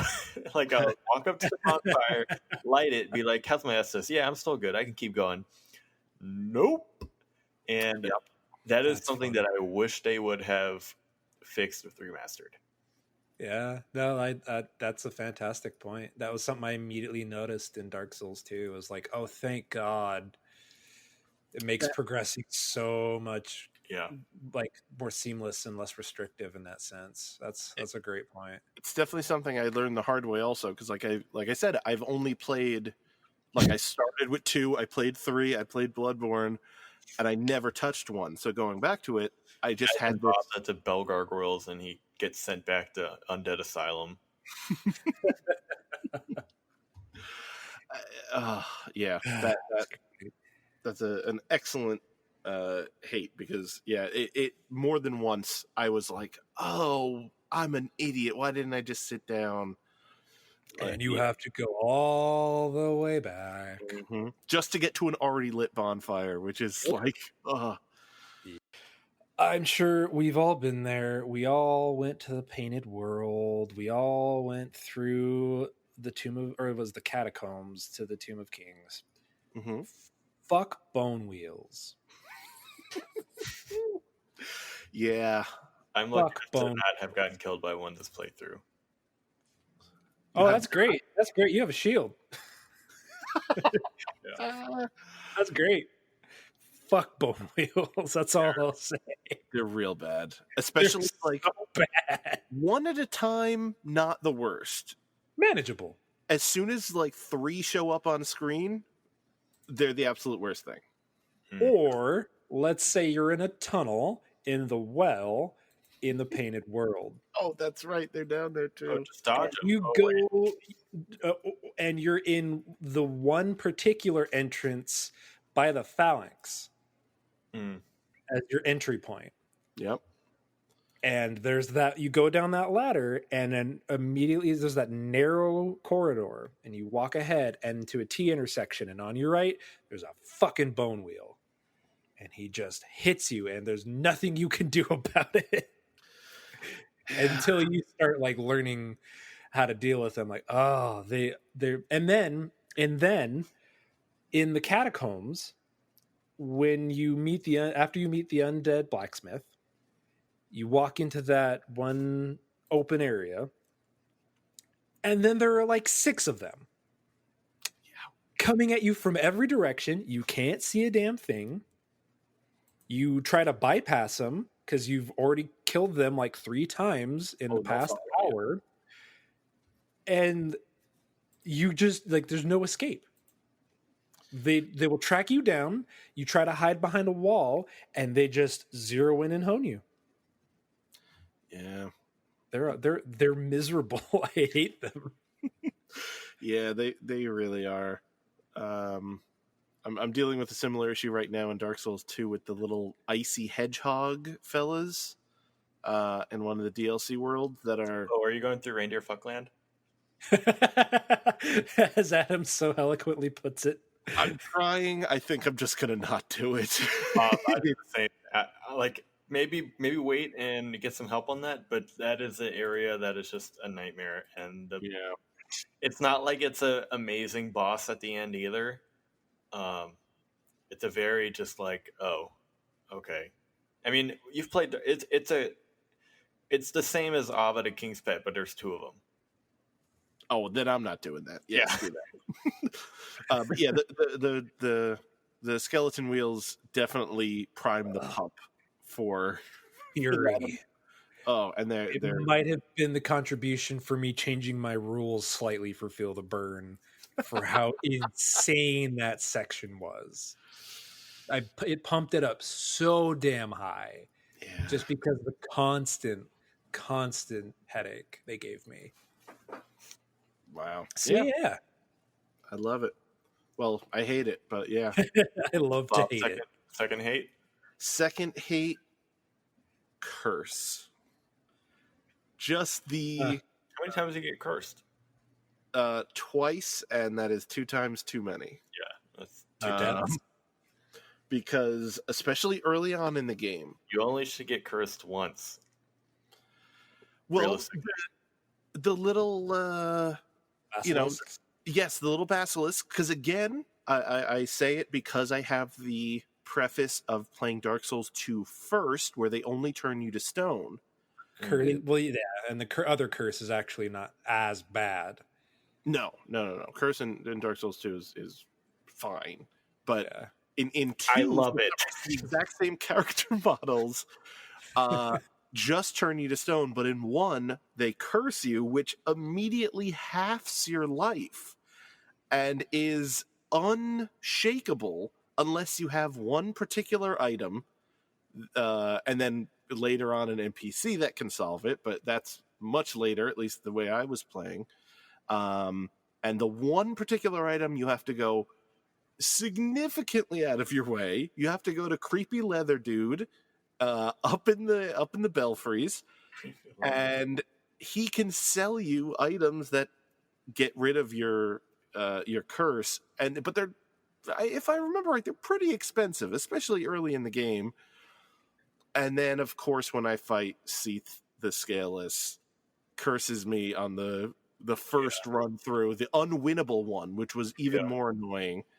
I always save my ring, the rare ring of protection or whatever. I always save that for when I go up there. The one that keeps you from losing your souls and keeps you training. Bob, I have real bad news for you. Oh no! There's a way easier way to clear yourself of curse. What? How? There's an undead merchant. The second one you find, on that short, yeah, the one in the she tunnel. sells purging stones. What? I think for cheaper too. There's 6,000. It's still a hefty price. Yeah, but like it's right there. Well, had I known that a month ago, perhaps it wouldn't have made my list. No, like that's totally fair. Yeah, that's totally fair. I felt like I should let you know. I almost never interacted with that merchant. I don't know why. I think I looked through once and was like, oh, all you sell is like a couple poison knives and whatever, and I just moved along. Yeah, she also sells something you need for something I'll get to on my turn. Oh, well, I think I'm actually moving my list up in order of controversy, so I'll go with my next controversial one. And I'll say, and I had to think about this, but it's also very much compared to the other games, to the weapon upgrade system, especially doing a faith build run. And to think that I considered going to Tomb of the Giants to farm white Titanite chunks from the skeleton towers. The thing that I had to consider doing that, I was like, no, this is not how you should have to do this. And the way you have to find different embers is fine, but actually no, it's not. You should I don't know, but you have to find different ones, and you're and you have to find multiple blacksmiths, and 2 of them are very easy to find. One of them is fine enough to get to. Vamos is incredibly hard to reach. You can kill yourself in several ways trying to reach him. Once you find him, it's fine because then there's a bonfire right next to him. But regardless, he can't do much else other than fusing stuff. Like there's not many other reasons to go to him, and I hate that he's like That's the undead one, right? Yeah, and he's super cool, but I hate that like there's almost no reason to go see him. Like he doesn't sell very many unique things. He only does like chaos and I think the fire. So that was kind of a bummer. He seems kind of meaningless. Yeah. Yeah.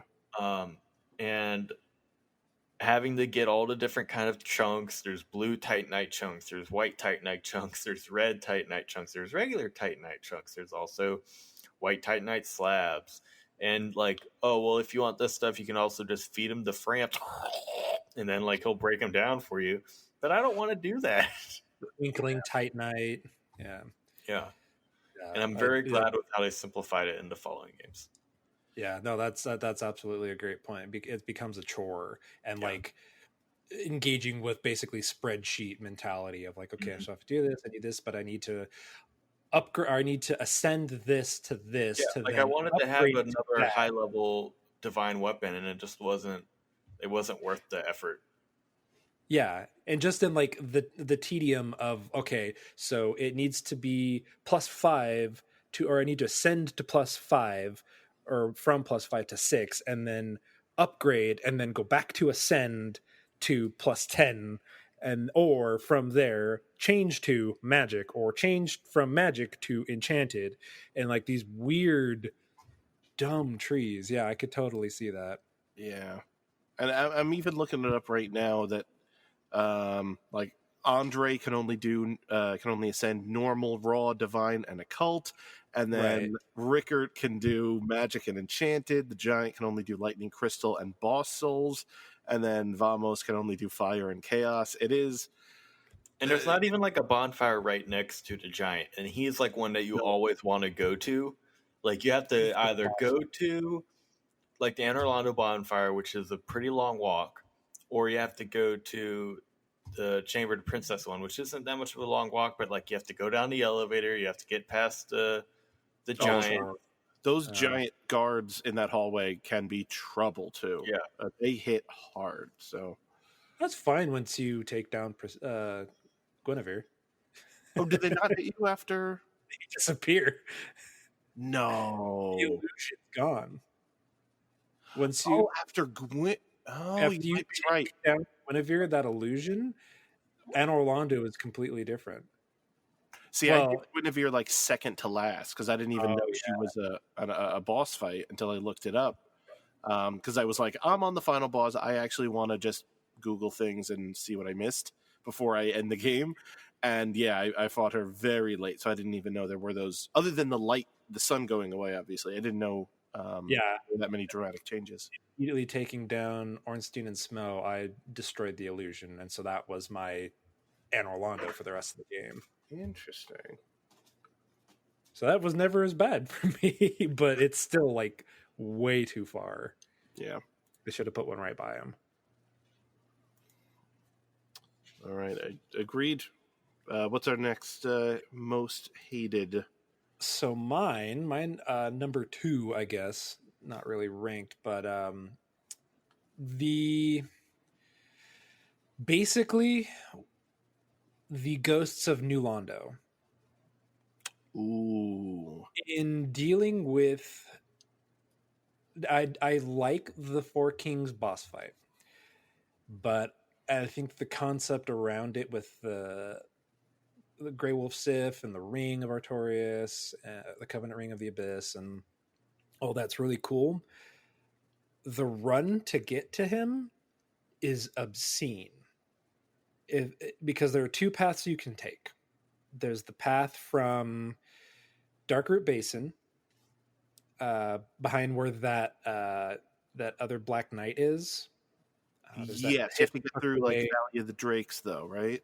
Right, which means you have to run past all those lightning drakes, which isn't too bad to get past, but it is excessively long. That And is so the way many I points used to do it. I was lucky enough to one-shot 4 kings this time, but I've had it where I have done that fight several times, and I was never sure what was the best run. Well, exactly. So that's the thing. There's that path, which you have to deal with them and all the Dark Wraith Knights, who have incredible aim with those thrust attacks. Once you die enough times to it, you get a feel for how to evade it, but it's still a pain in the butt.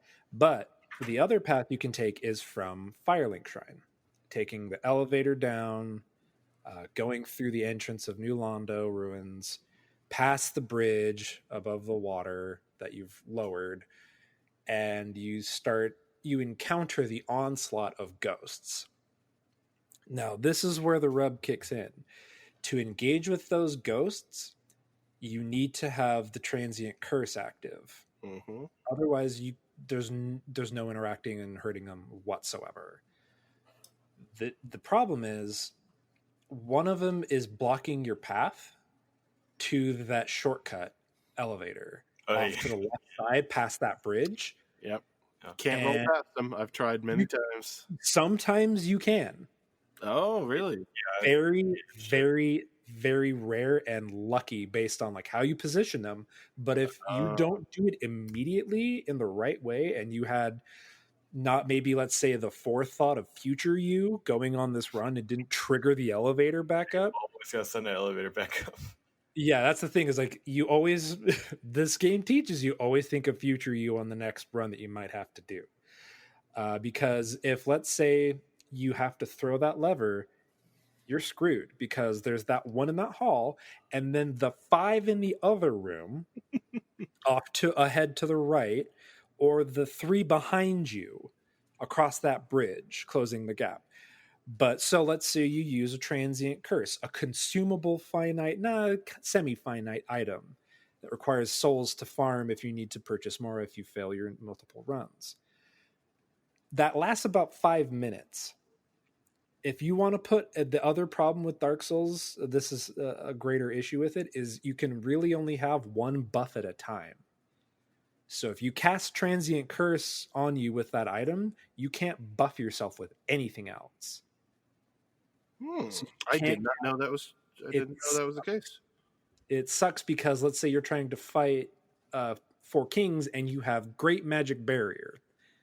You have to choose or wait 5 minutes to let Transient Curse disappear to fight that boss, to cast or to use Great Magic Barrier. It's not necessary to win the fight, but when it comes to that purple slicing beam that they cast, which is a pain in the ass to avoid because of how well and how long it tracks you, it's just miserable. And I think that highlights a shortcoming of the buff mechanic in that game, and just that enemy in particular was just not fun to engage with. It's cool the first time you're down there and exploring New Londo for the first time, but once you're trying to get to the boss, I hate it. Yeah, I totally understand that. I also can just drop a quick humble brag here and say I did beat the 4 kings on my first try. But and that's the thing. That's how these games operate. Sometimes some bosses you one shot like no problem. Some you struggle with. Yeah, and some people have the inverse. Oh, 100%. I love about them. I can't tell you how many times that stupid butterfly took me down because all I had was my my giant swing weapon, and I was like, I need to buy a bow. When I talk about one shots, Bob, that one was ridiculously easy. Oh, I'm sure. I just lobbing crystal like shards out. I'm like, oh, okay, let me know when you want to come back so I can smack you with my stick. It's not necessary, but you do your thing. But so yes, I feel you. But yeah, those ghosts are thoroughly annoying and have far too much range, by the way. Yeah, exactly. That extension hook thing that they have. All right, so I think we're all on the last thing we hate, right? If I did my math correctly.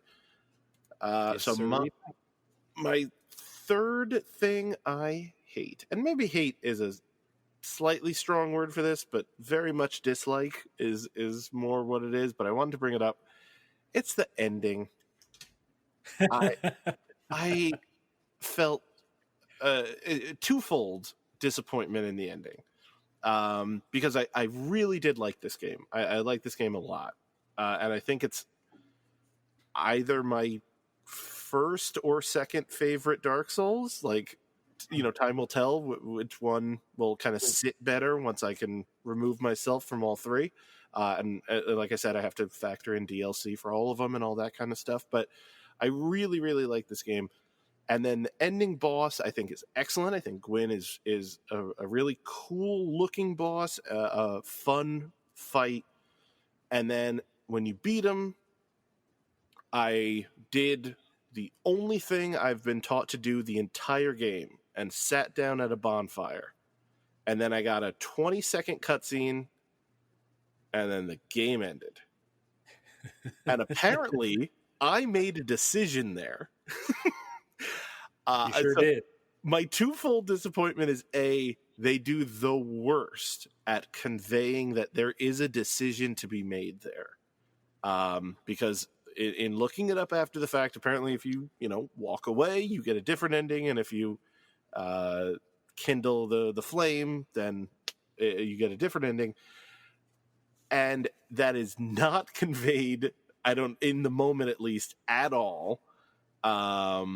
And the actual ending, both of them, I would say, are extremely underwhelming for the epic tale that you've just experienced. The journey that you've been on that leads to whichever 20-second cutscene and single line of dialogue, and then 5 minutes of credits, just felt very underwhelming. And I really, after a fantastic dinner and a fantastic meal that is this game, and then dessert was like someone whipping a Pop-Tart at your face and saying, "Go home." I didn't appreciate it too much. That's So again, good. maybe not necessarily hate 100%, but I didn't like that at all. Oh, I totally understand. There is one thing that signifies it as a possibility is if you encounter was it Koth? Was it Darkstalker Koth. Yeah, Darkstalker Koth after you fight the four kings, but if you this is assuming you didn't immediately give King Seeker Frampt the Lord Vessel. Yeah, Bob, another one of your favorite straightforward very clear, very verbalized during the dialogue of his that I was just callously hitting A to get through. There's another one of those primeval serpents in the realm where the four kings were at in the abyss after you kill them, but still hold the king or the Lord Vessel. He offers you another option. Says, refuse the flame. Yeah. The leader of the Dark Wraith. Mm-hmm. Yeah, okay. That's it. But I'm not that doesn't excuse any of what you went through. I'm just saying, like, there is a possibility if you had checked boxes X, Y, and Z. Yeah, that you could see some sort of signifier to that. And that does make sense. But yeah, it's Bobby, still kind of cool when you caught on fire, and everything else around you caught on fire. Yeah. You got good finally. GG. God.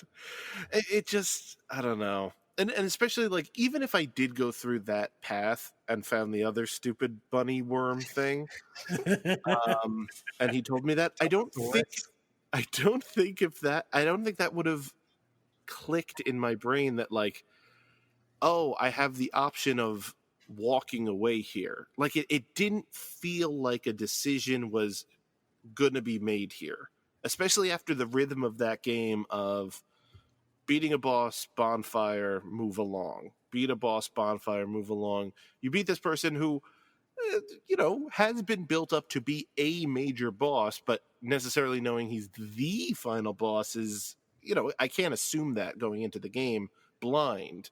Mm-hmm. And then I do what the game has always told me to do. And apparently through that process, I've made a world-altering decision.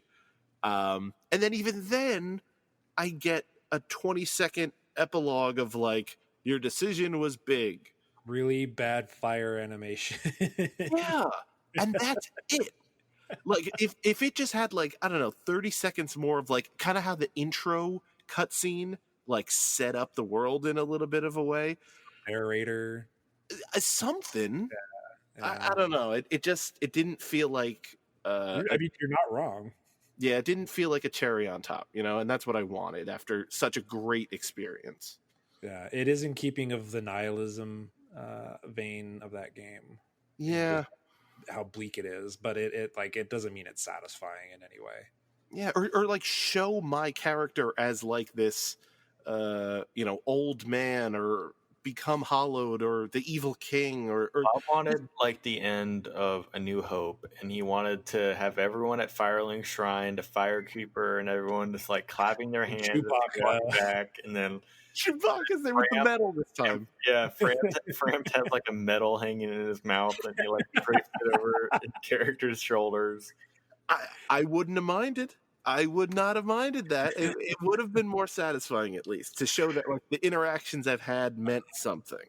The dark, quote unquote, dark ending, Age of Dark, is the walking down a hall with Koth basically hailing you as the new King of Dark.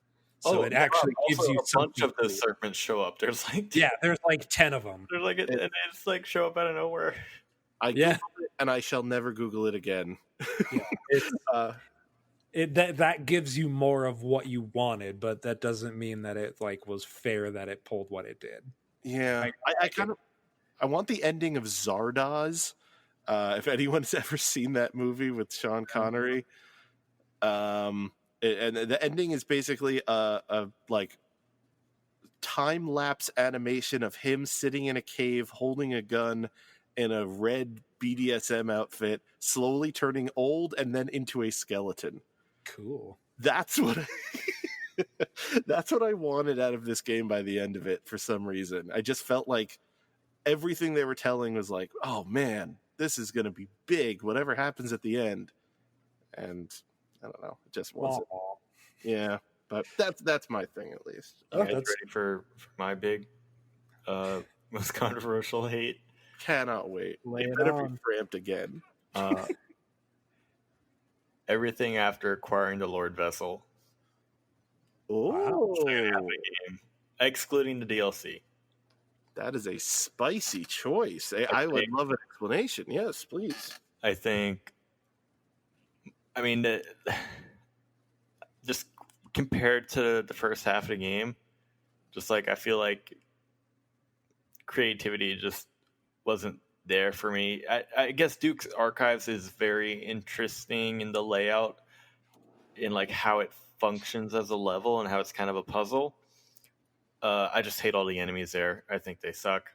They're very frustrating. It's just a very frustrating area to be in, and not in a fun way like how Sen's Fortress was or any of the other areas were before it. And I think it ends with a boss fight that's not super fun either. I'm not a big fan of Seath. I think Lost Islith and Demon Ruins is just like ugly, and it looks unfinished, and it just throws some people like that they just throw like a bunch of like bosses down there. They're like, hey, here, have fun, here's a bunch of Taurus demons and Capra demons. But I kind of just saw it as just being like, oh, these guys again. And it just is like, when I fight the Taurus demons, I'm just like, okay, I just gotta bait them out one at a time so I can get these items over here. I do like some of the enemies, like the Chaos Eaters, I think was cool. And the worms, but it's pretty much just an area I don't super enjoy going through, and all the bosses there suck. New Londo, weirdly, is maybe I probably like New Londo the most. I don't have a problem with the ghosts that much. I don't hate them as much as you guys do. And I honestly probably would like Catacombs and Tomb of the Giants most out of all the endgame areas, which is kind of crazy. I think Nito's probably the best fight of all those. He's a fun one, yeah. I like that fight. And this is like the first time I actually noticed, like, oh, he's actually not just like a giant cloak. He has like legs and stuff, and that actually made me think he was a lot cooler than I originally thought. I think the whole second half of the game is very weak, and I don't enjoy it as much as the first half. And it feels like a slog to get through. And other than like the NPC side quest, which kind of is something I enjoy a lot more than like getting all the Lord Souls and stuff. Yeah. I'm not sure I 100% agree, but I really like that take on it. I agree with you in a lot of respects. We'll get into it more, but I share very similar sentiments with Demon Ruins, and I think I don't hate the Catacombs of Tomb of Giants. I think it's kind of overall pretty weak. Some of the encounters there. Yeah, I like it. I like it in concept, but I think that thematically, like, it makes sense, but it doesn't get fun or enjoyable. Yeah, like, hey, we got to make this area dark, and I'm like, okay, well, I guess I got to get this stupid sunlight hat, and or I can just, there's that great GIF that I'm sure you've seen, Rook, of someone just walking, and then you see like the giant dog skeleton just walk away, right around. Yeah. I think the only really good part of Catacombs and Tombs of Giants is the boss fight with Gravelord Nito. Yeah, everything else is just. Luckily, I know Tomb of the Giants well enough. I made it through there without dying, and I think that was the first time I've ever made it through there without dying. Huh. And that made it a little bit better for me this time. Yeah, but that's pretty much it. Yeah, but I agree in some respects overall.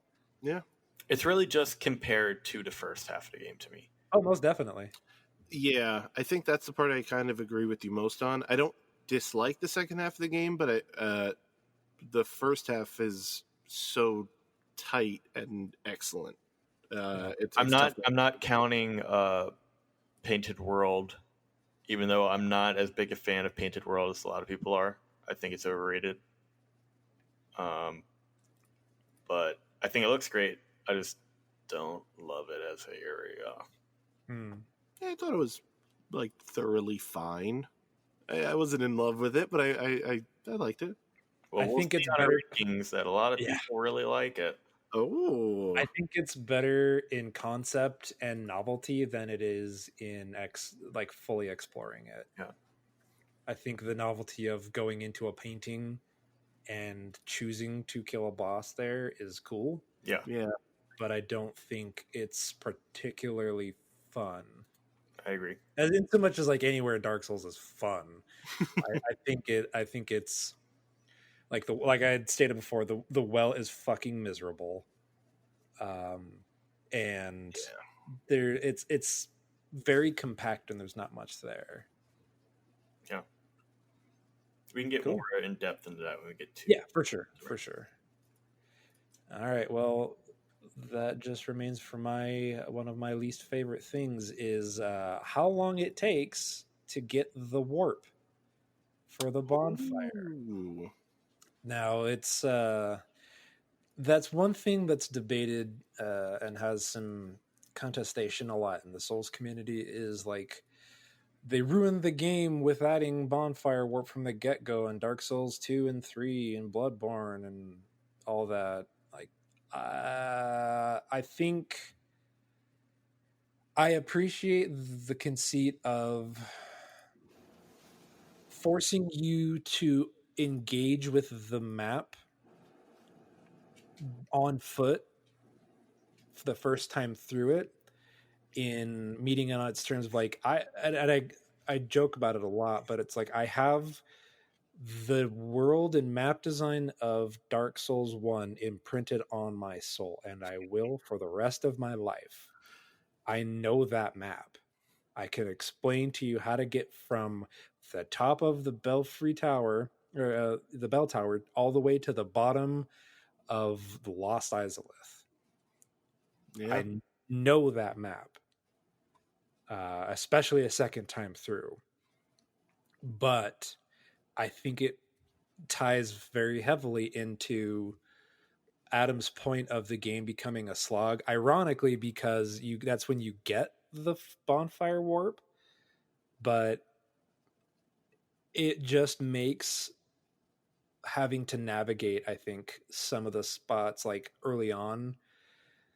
I love the interconnectedness, but I don't like how much time you have to spend early on seeing new things. And like if you want to engage with, like, because you might have forgotten something or want to go engage with one of the blacksmiths, Especially like when you get to the depths, and then like when you get to the depths and you have the option to go to Blight Town, and you're like, oh well, like what if I want to go like back up? Like that's one that always gets to me, because like I beat Gaping Dragon, and I'm like, mm-hmm. well, I don't really want to go straight to Blight Town right now, so I'm gonna have to go all the way back up, hit Firelink, talk to Andre, maybe see if I want to do anything more in Darkroot, and then go back to Blight Town. What made it fun for me was I actually, after I beat Gaping Dragon, I actually went to the catacombs and I killed Pinwheel, which is the first time I did that so early.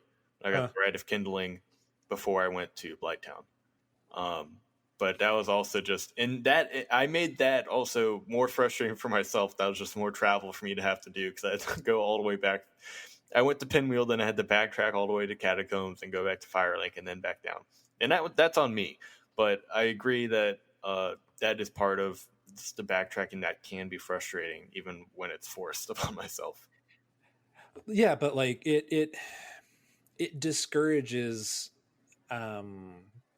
greater exploration. Like it forces your hand to walk everywhere. And yeah, like you could argue that once you know a location, you could bypass a lot of stuff, but that doesn't mean that you have to spend, like, you don't spend maybe in some instances 20 to 30 minutes going from the depths all the way back to Andre to upgrade or test out your new Dragon King Great Axe that you want to upgrade. Like, you have to go such a trek to deal with it. Or if you get stuck at Blighttown, you have to get your ass out of there. And there is something to be said, like, for figuring out what Blighttown is. But if you wanted to just take a breather and like, oh, I just want to see something else right now, like this area is not being fun for me, I want to go engage with something else, it's a pain in the ass to get out of there.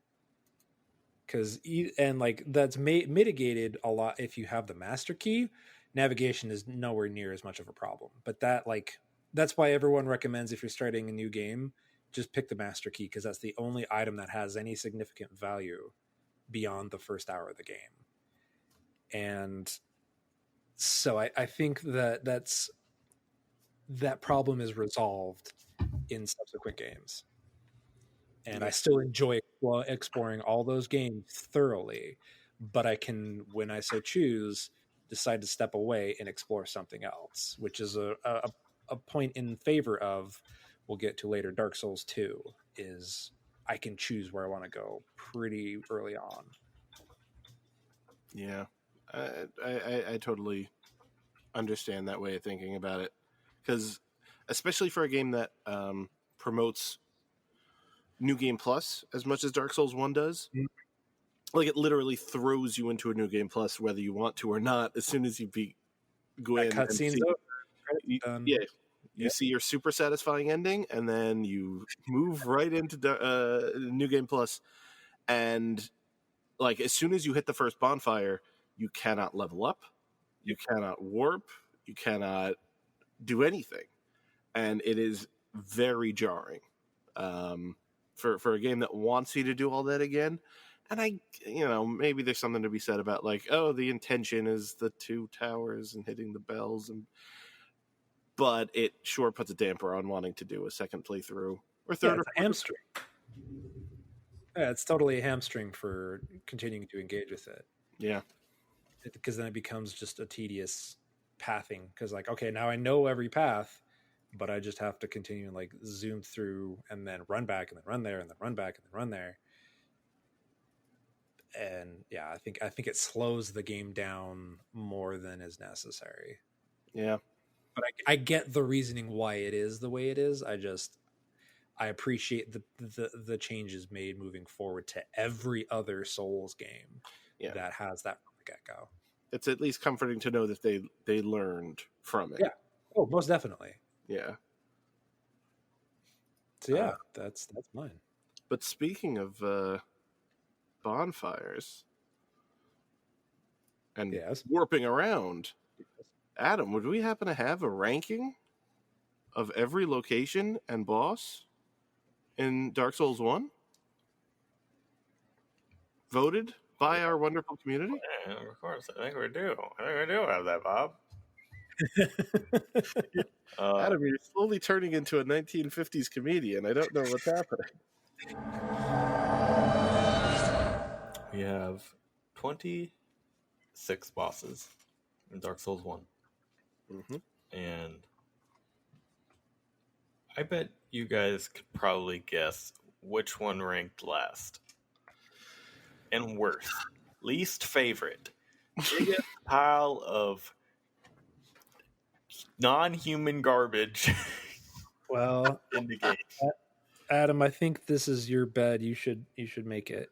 Yeah, I was going to say, this is not my fight to fight because I enjoy that boss fight. You're awful. You're probably this thing managed to get 2 points, and that's a bit of chaos. I was shocked this thing got. I don't know. Look, I don't know how the math works in its ranking system, but it has 2 points, and I feel like that's too high. I'm probably the reason why. Yeah. We can. I feel like we've talked a little bit about Bit of Chaos. I think we understand. It's one of the Lord Soul bosses. It's representative of the Witch of Izalith. I understand the lore behind it. I feel like it wasn't a great, like, I don't know, representation of it. It felt kind of underwhelming in a way. No, I don't. Here's the thing. I wanted to fight something, okay? You did. Certainly did. And for it not to really explain what the hell that bug thing is, the chaos bug, it was just very frustrating, and I don't really have much to say about it, really. I think it's pretty well known why it's not a great boss fight, why people don't like it as a boss fight, and I'm in that camp. I can understand why people like it as a puzzle boss fight, especially if they got incredibly lucky and didn't have to do that trek over and over again. So, if anyone wants to defend it, feel free. I'm not going to harp on any of that. But, yeah, coming in last place, Beta Chaos, 2 points. I mean, I'm not going to, I can't sit here and argue it's the greatest thing since sliced bread, because it's not. It's not even close to the best boss fight in this game. Oh, it's by far one of the worst. I don't argue that. It's somewhere in the bottom half, I would say. Yeah, for sure. But I can tell you've only played this game once. Fair. But I don't know. I really didn't hate it. I thought it was very cool in design. I liked that. You liked how they turned it into a platforming game? I cannot defend this game's platforming in any way, shape, or form. Whether it be through Blighttown or going up and down vines or what have you. It's Did you like the surfer dude like sliding down moment? Every time I do that, I just go like. That's pretty cool. That's pretty fun. It's exactly I don't know. What you expect in Dark Souls. It's just that weird moment of levity. It's like sliding down the slide. And maybe that's why I just really liked it. It felt like it was at well, again, not really liked it, uh, but it was after a point of, especially in that second half of the game where it's not the greatest part of the game, and that one I got done with it and I went, oh, that's kind of clever. Like, it's this little tiny bug that's controlling this massively giant tree, flame Gundam, basically, and that was attacking them. Yeah, and I found it, vaguely clever. What was the fight itself the most interesting thing? No, but at the end of it, I left with a good taste in my mouth. So I didn't mind it, but I fully understand why it ranked last. This just in: Bob loves the taste of bullshit. Yum yum yum. Give me more. So I'm still fairly negative on it, but I don't think it's the worst. I at least give it points for like being a puzzle and being unlike any of the other boss fights in the game. Yeah, it is a singular fight that no other experience in the Dark Souls 1 boss fights have. I get why that pisses people off, and that's totally fair. I think that makes it stand out, and I appreciate that about it. That being said, like it's aggravating as hell, and it like requires such precision in certain circumstances of not like knowing what to do, because it's not always clearly telegraphed what you have to do, and then like masterful execution of getting through this just nonsense onslaught. But also, one of our comments from the community of this one from Amos Dragon is when asked, his least favorite boss is the Bed of Chaos. He feels it is a puzzle boss done really poorly. Also, I hate the monkeys of Sekiro, and it's still miles ahead of that catastrophe. And they're just continuing here. Special mention to Ceaseless Discharge, as it's completely terrible. Moveset is hyper limited, and the best way to kill it is to cheese it. And that was what I ranked as my worst boss. Was Ceaseless Discharge. I think that boss sucks. Second from the bottom, next to what I'm guessing is next, which is Pinwheel. That was just. Guess what? I can tell you what mine is. What do you want to guess what everyone voted on? With 3 points. I'm sticking with Pinwheel. It was just thoroughly uninteresting. Give me one sec. Boss. Yeah, I've got the list of bosses up also to cross reference. Or that maybe the butterfly. I could see people just. It's just kind of there. Butterfly is way too high on the list. Oh, really? Interesting. Well, Brooke, you were on it. It is Ceaseless Discharge. That point sucks. I ranked him higher just because I just don't mind him because I just cheese him every time, which I guess I shouldn't think about. There's really only one way worth fighting. Yeah, I've never beaten him head on, but I like the lore of him, and I kind of take that into for sure a fact. Bob, since I know you read everything, you can explain who and what Ceaseless Discharge is, right? Yes, of course. Ceaseless Discharge is a side effect from certain medications that you can take. When you ingest pyromancy. Yes, if you take 3 pyromancies instead of 2, as doctor recommends, then you ceaselessly discharge, and you need to go to some sort of urgent care as quickly as possible.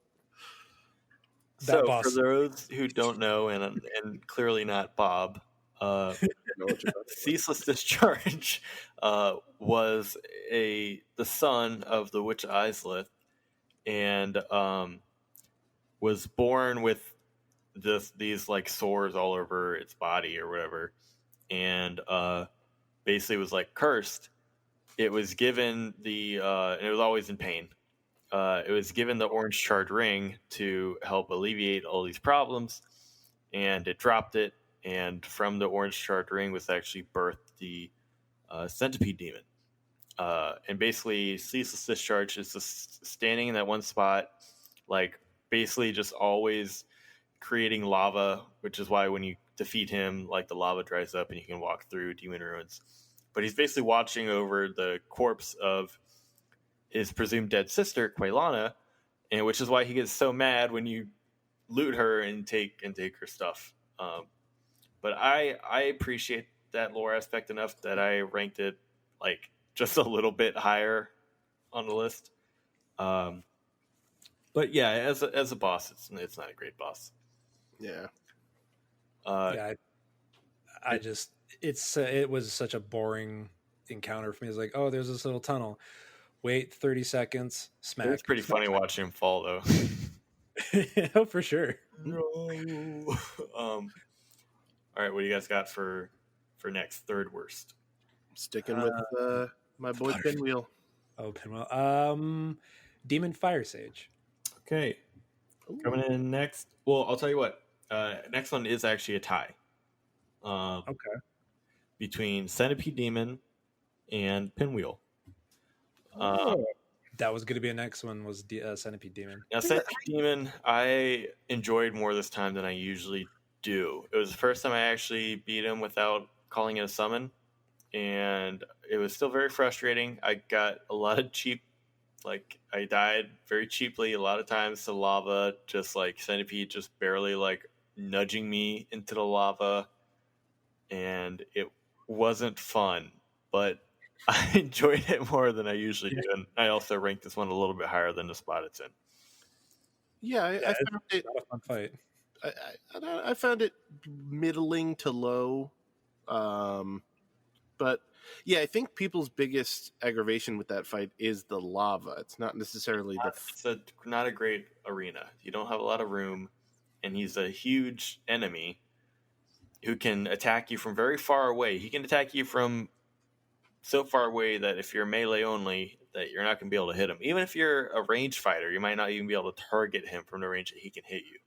It's a pain in the ass for sure being a caster trying to deal with him, because he had like the maneuverability he has just getting out of the way of some of your spells sometimes. I actually clipped a video on my Switch because like he does that one attack where he like jumps up, right? And I just looked up while he was doing it, and I saw like half his body just clip through the ceiling and just come back down. And I'm like, yep, this feels like this part of the game. So. That's perfect. That sure exists. But Pinwheel was tied with Centipede Demon at 5 points. I mentioned a while ago, I told you I beat Pinwheel pretty early in the game compared to what most people do. I was embarrassed enough I did die to Pinwheel once. The easiest boss in the franchise, a lot of people say. Yeah. And I got spammed by some magic, and I was very disappointed. I came back and promptly defeated him pretty easily, but I feel like that is the legacy of Pinwheel. Just boring, easy, not much to him. You can basically like 2-3 hit him by the time most people face him in the game. I think exactly what I did. I think the only reason why I think I didn't rank Pinwheel as low, like, it was pretty low, but the only reason why it wasn't as low is because like they get points for aesthetic and setting. Yeah. Like I like the arena and I like how they look. I agree. I think the arena is pretty good for Pinwheel. It's just, yeah, it's not really much of a fight. It's just smack a few times and then it's all. You might not even know what all his moves are because he's a Yeah, I don't think I've ever seen all their moves. He just kind of like clones himself a bunch, right? Isn't that the whole gimmick? Yeah, he has like a pretty cool spell attack that can do a lot of damage. That's about it. That's like me against Priscilla. I just smashed her into dust so quickly. I was like, oh, she turns invisible? Oh, that's weird. You told me Pinwheel turns into Gwen briefly. I believe you. All right. You guys have a pick for next? What do you think? I feel pretty confident about this next one. Okay. What do you think? Iron Golem. I'm still going to go with Demon Fire Sage. All right. Coming in next with 6 points is the Moonlight Butterfly. Oh, this was too high for you, like fourth from the bottom. This was too high for me. I would have put Centipede Demon above Moonlight Butterfly. Okay, yeah. Actually, you know what? I would have put Pinwheel above Moonlight Butterfly too. Wow. I think Moonlight Butterfly is boring. If you're a melee fighter like Bob, you know how frustrating you can be. Yeah. And if you're a ranged fighter, it's just way too easy. And the fight can be over so fast. Yeah, it's not a great fight. And basically, it's either super easy and boring, and it's over really quick, or it's super easy and it takes a long time, and it's also boring. Which at least Pinwheel, it's boring and it can be super easy, but it's always going to be over pretty quick. Yeah, it's not drawn out. Yeah, it felt like to me a checkpoint boss that was like, you have a ranged weapon, okay, then you can continue. Yeah. So like if you do, you do, and you can move on. If you don't, you have to do what I did, and like, all right, I need to buy arrows. I need to like invest in this part of the game that I wasn't paying attention to. Now, does having that on you at all times going forward necessarily help 100% of the time? Not really, other than maybe cheesing some Titanite demons and luring people out occasionally. Like, I don't think it really comes back in another boss fight or anything like that, but that's what it always felt like to me. It was a toll on the highway. You had to prove that you had this on you, and you could move on. And lore-wise, like Moonlight Butterfly, it's just one of the creations of Seath. As you can see them when you're in the crystal caves, you can see some of them. They don't. Yeah, they're all over the You can place. get them to attack you, but it's not really recommended. But yeah, not much else behind it lore-wise. And it just shows up obnoxiously later on in the crystal caves. Yeah. Which you don't necessarily have to engage with, which is nice. But yeah, it wasn't, by no means is it a good fight for me, and it's pretty bottom tier. It's like bottom 5 for me, so that makes, I'm totally fine with where it's at. Yeah. All right. What do we think next? Iron Golem. I don't view Iron Golem as that bad, honestly. It, I still think Demon Fire Sage is pretty low. yeah. Fire Sage with 7 points. Oh, okay. Yeah. Demon Fire Sage loses points for being a reskin.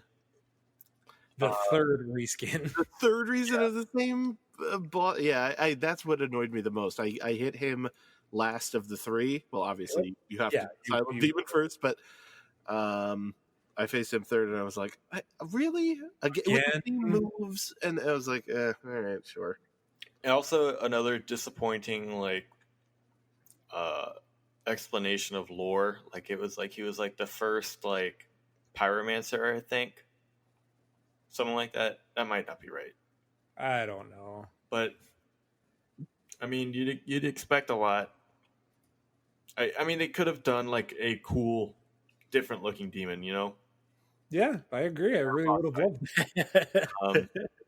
And his moves, whatever. I don't feel like there's much to talk about with him. I guess I found the fight a little bit more entertaining than all the ones below him.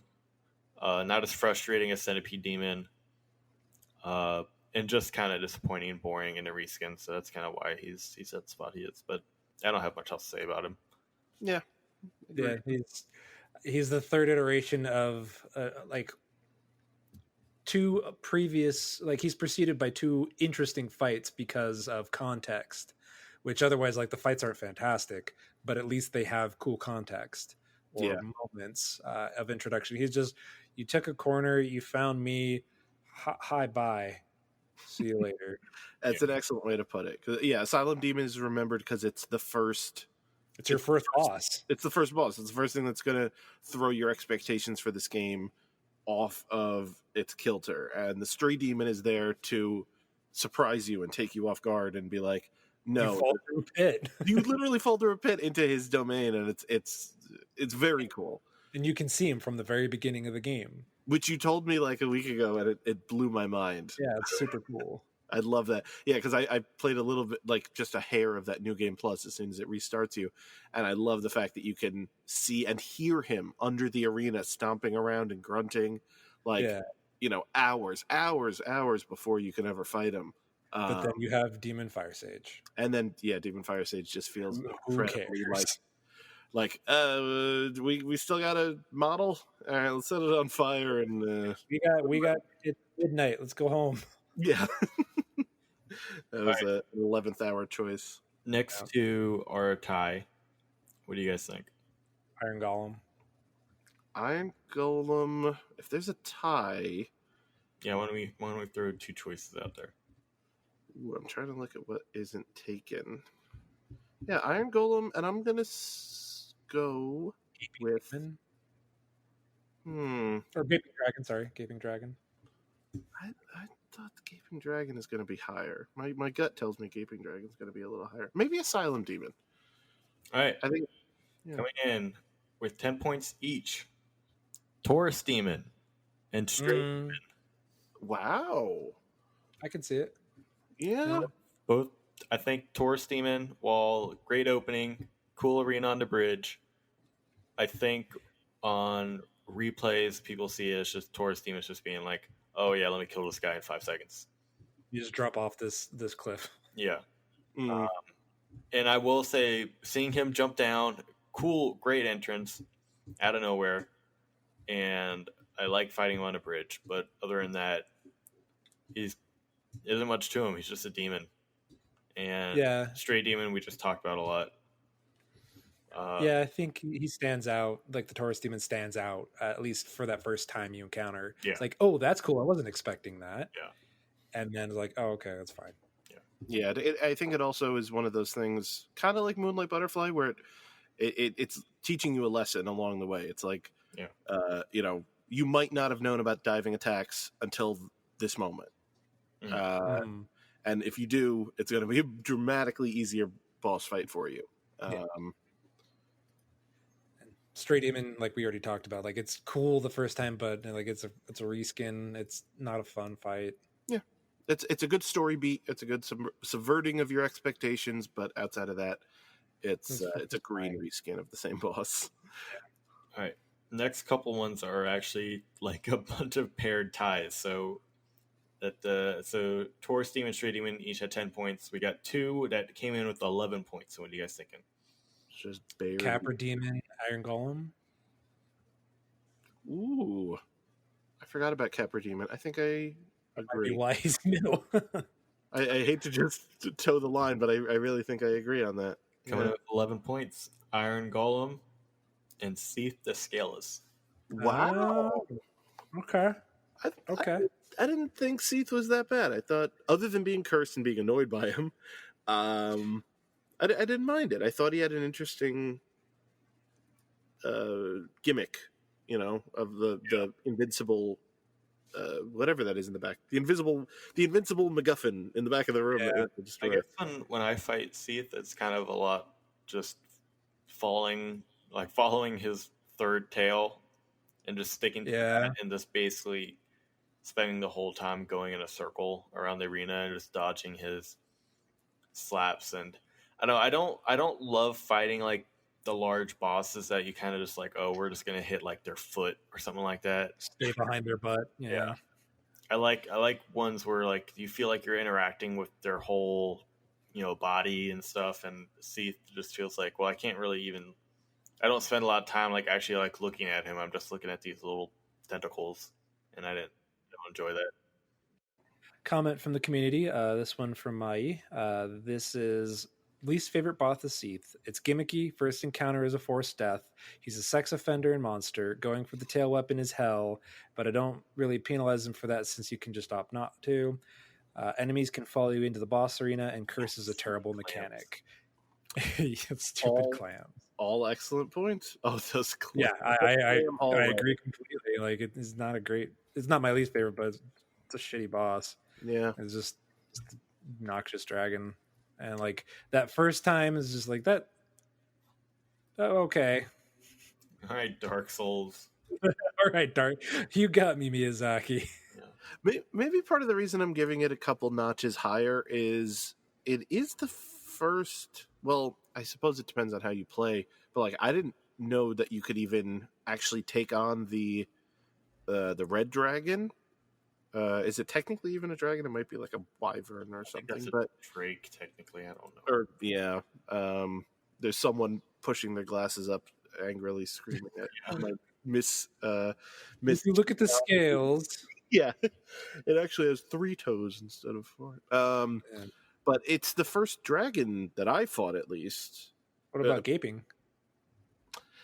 That's true. I mean, additional dragon, but yeah, that I think that's maybe why I see it in a slightly different category, despite the name dragon being in it. Dragon. Yeah, it's literally called a dragon, so I have very little argument here. It's called a dragon. They don't even call Seath the dragon. Yeah, it's true. I don't know. I again, if for my Shining Knight simulator that I really enjoy, there is something cool about just straight up slaying a dragon. Yeah, but like there's the conceit, like the story of Seath in respect to like betraying the dragons, and because he was jealous of not having scales, and so betrayed all the dragons and caused their demise, and he got his research because of that. And, I thought he ripped his scales off. Isn't that what it shows in the cutscene? or yeah, that's right. Like he's gets rid of his scales to undo or to betray the dragon camp, but like otherwise he just sucks. Like he's a shitty character. Yeah, and like is set. Also, I think it's implied he like knocked up Guinevere, and that's how Priscilla. Yeah, he raped Guinevere to cause Priscilla. And then they yeah, so like just sucks. Yeah. All right, and then Iron Golem, I think Bob was waiting to talk about. Yeah, I mean, not. I ranked him very low. What did he do to you? Firmly. Bob, did he throw you off? Iron Golem stole my lunch money several times. No, I beat him on my first try. I was. He looks so cool. And to go back to looking real quick, I want to say it was King Prometheus. Yes, whose comment was like, "You see that? You go there." I like that he is not always, but he shows up in the background as you explore that top part of Sen's Fortress. Yeah. And it was like he's standing guard, just waiting for you. Like that's one fog door that you have no question. For the first time that you open it, what's going to be behind it, because they're very clearly pointing all arrows at you're facing this giant knight on the other side of this. And I was very psyched for it. I liked the idea of this, and then I opened it, and it couldn't have been a simpler boss fight in my eyes. But maybe that's because I was more melee focused, and it was just like, I'm going to hack at your ankles for a while. Which is, maybe a simplified way of looking at it. That's a lot of boss fights in this game become that. But it was expectations very high and delivering very little. So I ranked him pretty low myself. Yeah, to echo that, I agree with your sentiment of expectations high, execution just kind of bleh.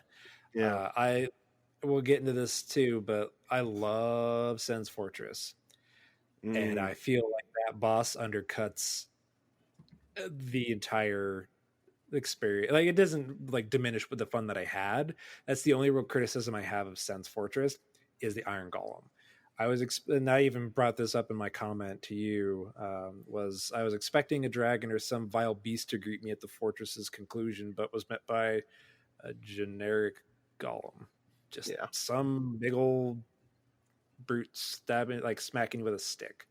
It's like it was just, the fight is fine. The fight is fine enough. I just wanted something a little more captivating to match the endeavor I just endured. That's a very good way of putting it. Yeah, it just fell flat. Also agree.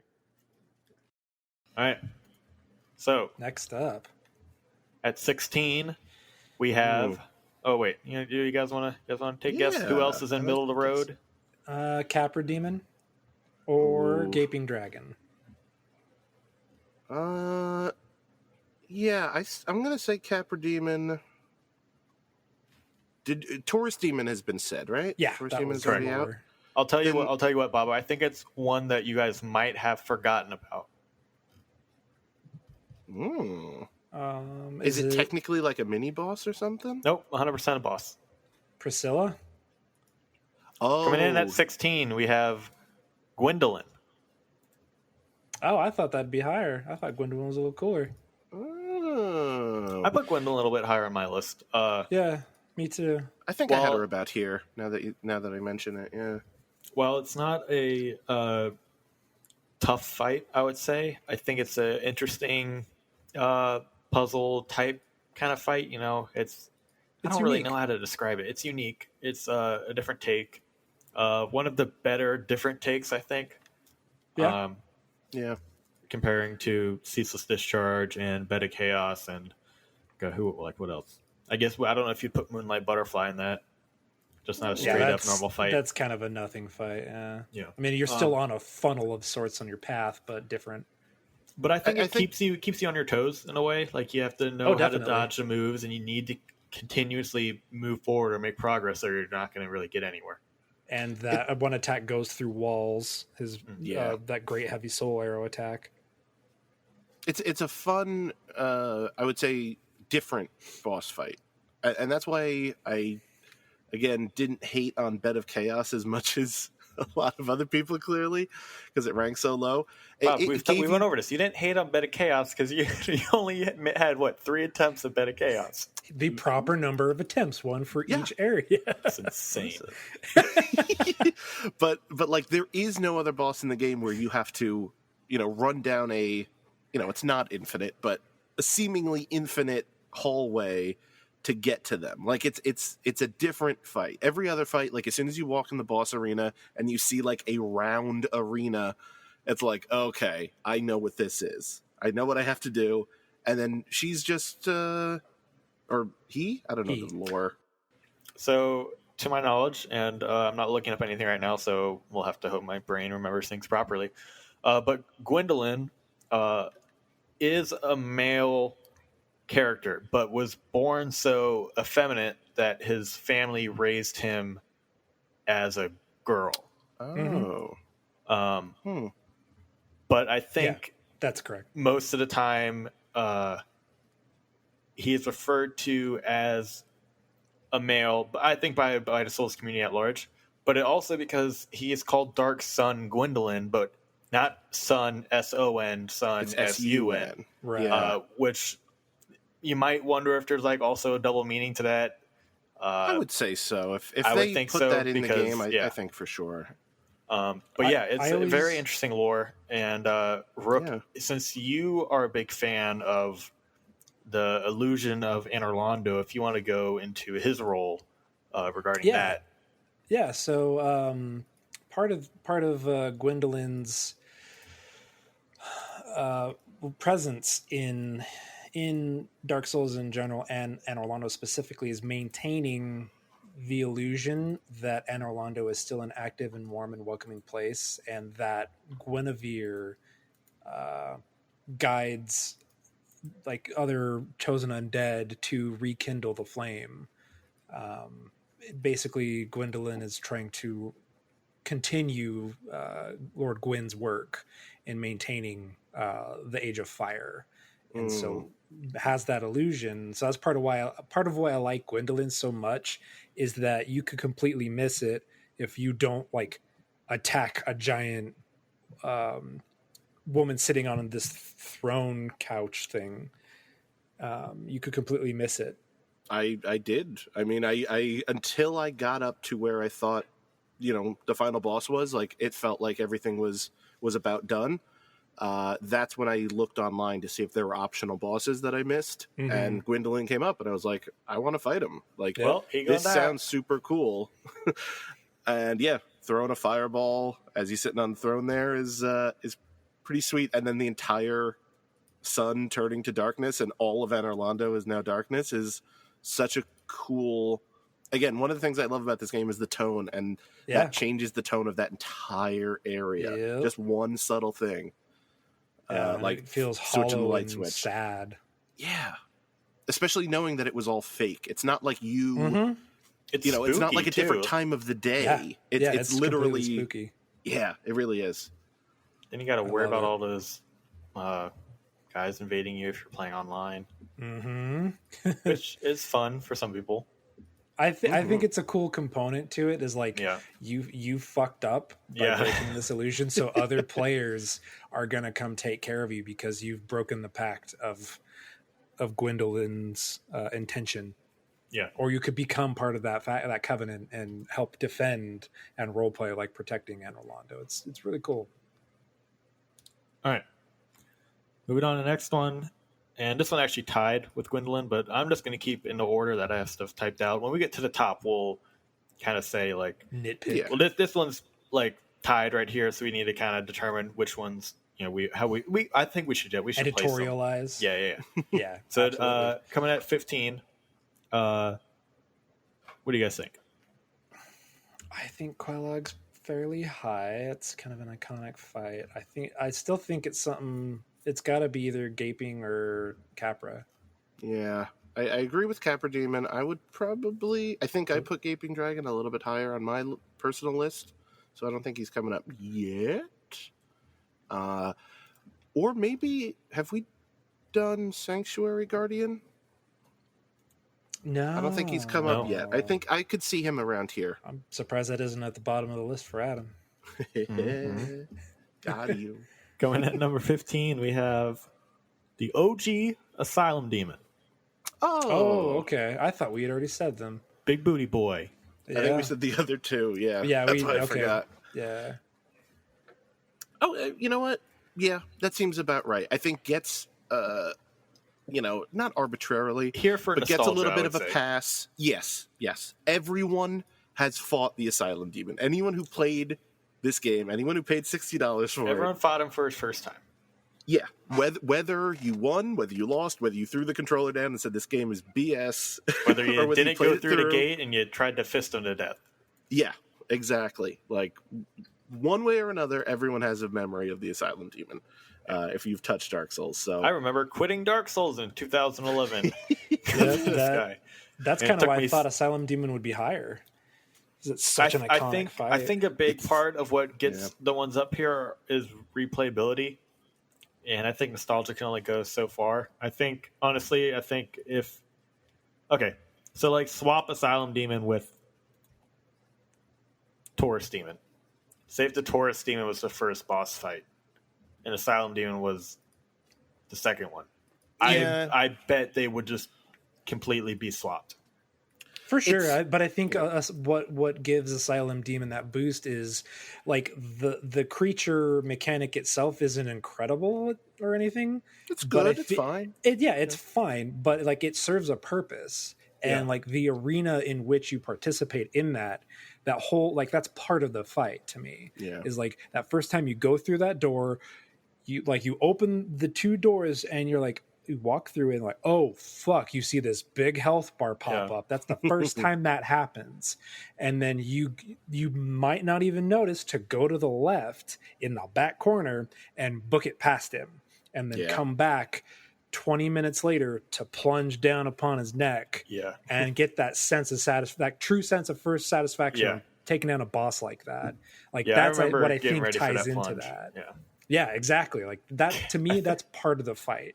I think the first time I did that, I just totally whiffed it, and I missed the plunge, and I just immediately just got wrecked again. But I do remember the feeling of being like, okay, now you're about to get it, and I whiffed it, but then I came back and I did it again. It felt a lot better, but yeah, it's a lot of moments in the Asylum, and I would give more points to the Asylum itself for having all of those moments than the Asylum Demon itself, which is why I did kind of have the Asylum Demon around this spot. It's totally fair. And I'll tell you what, compare it real quick. I'll compare it to another opening boss like in Bloodborne, and we'll get to that eventually. But I enjoy the Cleric Beast fight as an opening fight. Or in Dark Souls 3, Udex Gundyr, I enjoy that fight a whole lot more every time. I think Gundyr is a way better fight than Asylum Demon. For I sure. think Gundyr is the best tutorial boss fight. The gatekeeper, absolutely. Like so he's good literally at a gatekeeper. Yeah. And for your progress. it does that subverting your expectations so perfectly. As soon as his heads explode and this black mass the of tar shoots at you. it's so but that is cool. That's also from kind of learning, like and absolutely. evolving. But that's why the Asylum Demon doesn't hold up as much for me, because I can still sometimes have a hard time with Gundyr every once in a while if I'm trying a different build.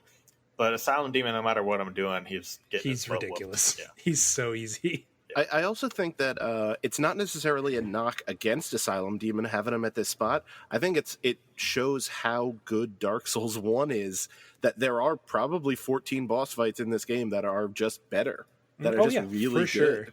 For sure. So, in a worse game, I think something as memorable and as iconic as him would definitely be way higher up. But it's just like, it's iconic and the location is great and the boss fight's, good. But there's so many other super cool moments and super cool battles in this game that just take a little bit of precedent over him. Most definitely. And I just think Gaping Dragon's worse. Yeah. Well, we'll get there. He gave me my cool sword. I can't hate him entirely. He's got good stuff that comes from him, but I think that fight's lame. And now I feel like we've hit the point.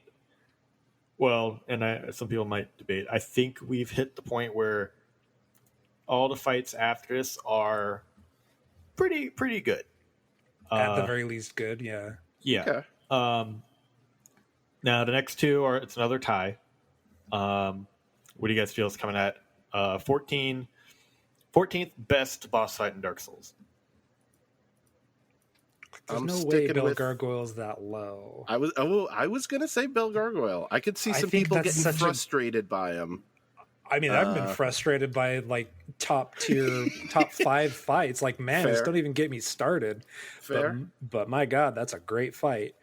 It absolutely is. And Bell Gargoyle, I think, is really like what sets a tone.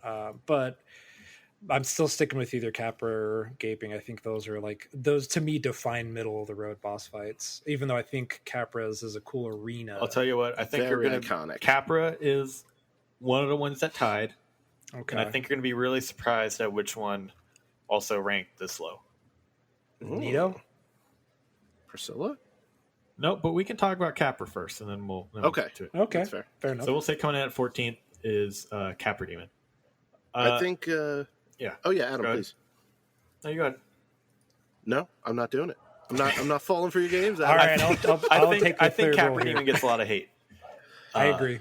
I think it's. I hated it the first time I fought that boss. It took me a long time to get that boss. Those dogs, down. Man. Those dogs. But I think that is a good like checkpoint boss in this game. 100%. Ready yourself. Like, we're not effing around. You have to be aware of your surroundings at all times. And I have a good time. I look forward to fighting Capra Demon like nowadays. Like, I know what I need to do, but it doesn't mean it's always easy. They'll just go to the demon ruins. Fight them over again. Yeah, you got like 19 of them in there. I have only ever fought that one that you have to get past. I avoid all the other so funny to me. I farmed the demon ruins for about 12 levels, so I love that part of the game. That. I use them. I use them just to finish off like part of a level if I needed a couple thousand. Man, I don't think I ever farmed. No, I got that. I got that giant great axe from the Gaping Dragon, and I was like, all right, I'm going to get to a level where I can two-hand this and not have a big X over my weapon and not be able to use it at all. So I think I just had like a hand axe or something and just went crazy on everything in the level. I don't know that I ever really farmed so much as like when I got to a point. Let's say I was at I needed 12,000 souls to level up, and I was at 9,000. I could consistently go there and knock out a couple dudes, and it was great practice. Yeah, for the build that I had, and just fighting a Capra Demon is a good foe. The fight itself, I think, in the arena that it has is claustrophobic, and I love that.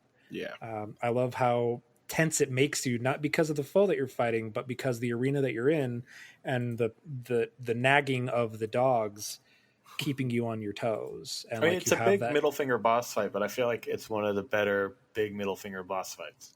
I don't even Yeah. think it's a middle finger boss fight. I just think it was one that required, I think honestly Ceaseless Discharge is like the big middle finger boss fight. It's just a shitty boss fight. I kind of think of Capra Demon as like, just like how I mentioned Moonlight Butterfly was kind of like a pay your toll boss fight. It was Absolutely. like, do you have your bow? Okay, you can move along. Capra Demon is like, do you know how to use your environment? Do you know how to roll? Because if you don't, you're not going to be able to beat this boss. Plain Do you know and how simple. to go upstairs? Yeah, do you know how to plunge attack? Because if you don't, Yeah. you might have some trouble here. Yeah. And as soon as you prove that you can, toll gate goes up. Like, all right, you're good to go.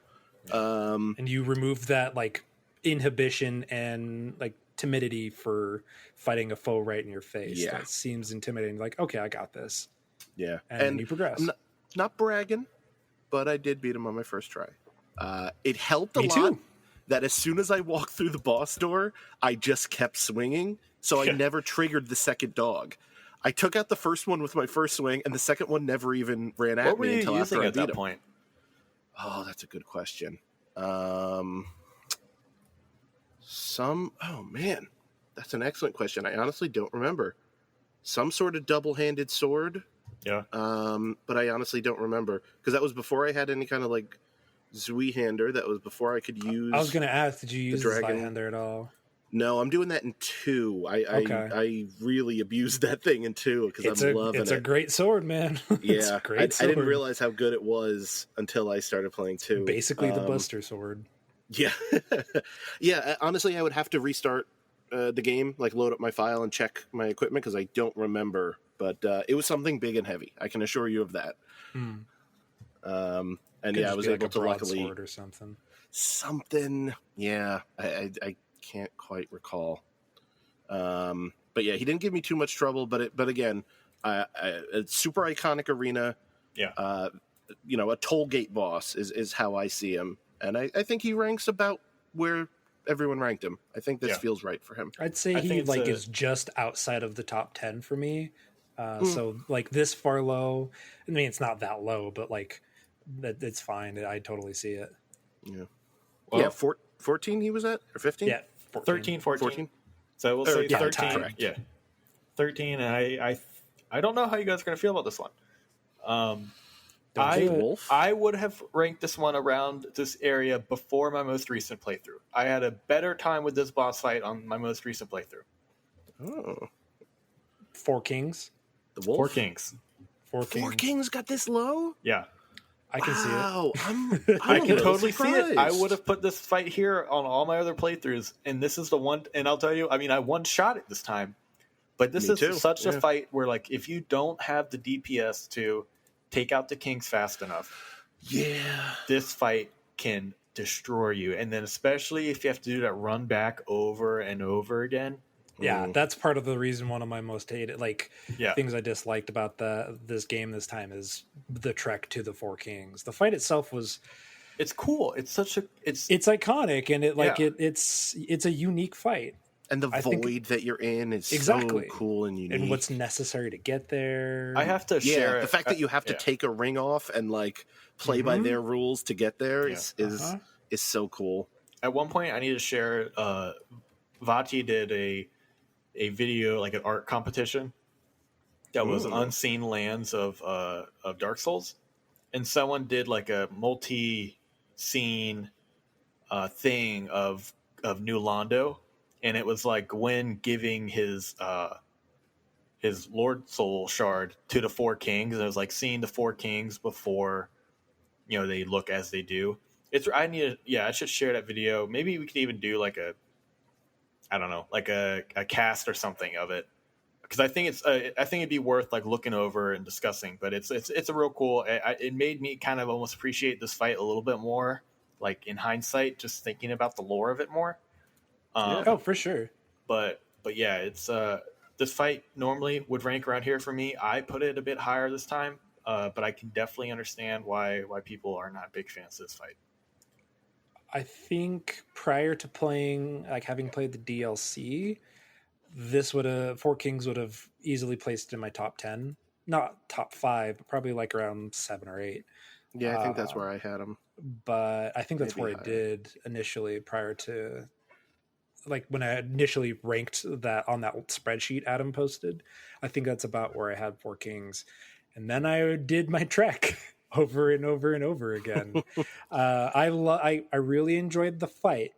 The issue that I had with that fight, I also appreciate at the same time, is like the backswing and like the hitbox on the backswing of the king when he's doing that sweep, and just that little bit of like the hilt hits you would throw me off sometimes. But the biggest of the fight itself, not including the run, that tracking beam that they have, just that purple laser that focuses in on you and will just spin around you constantly.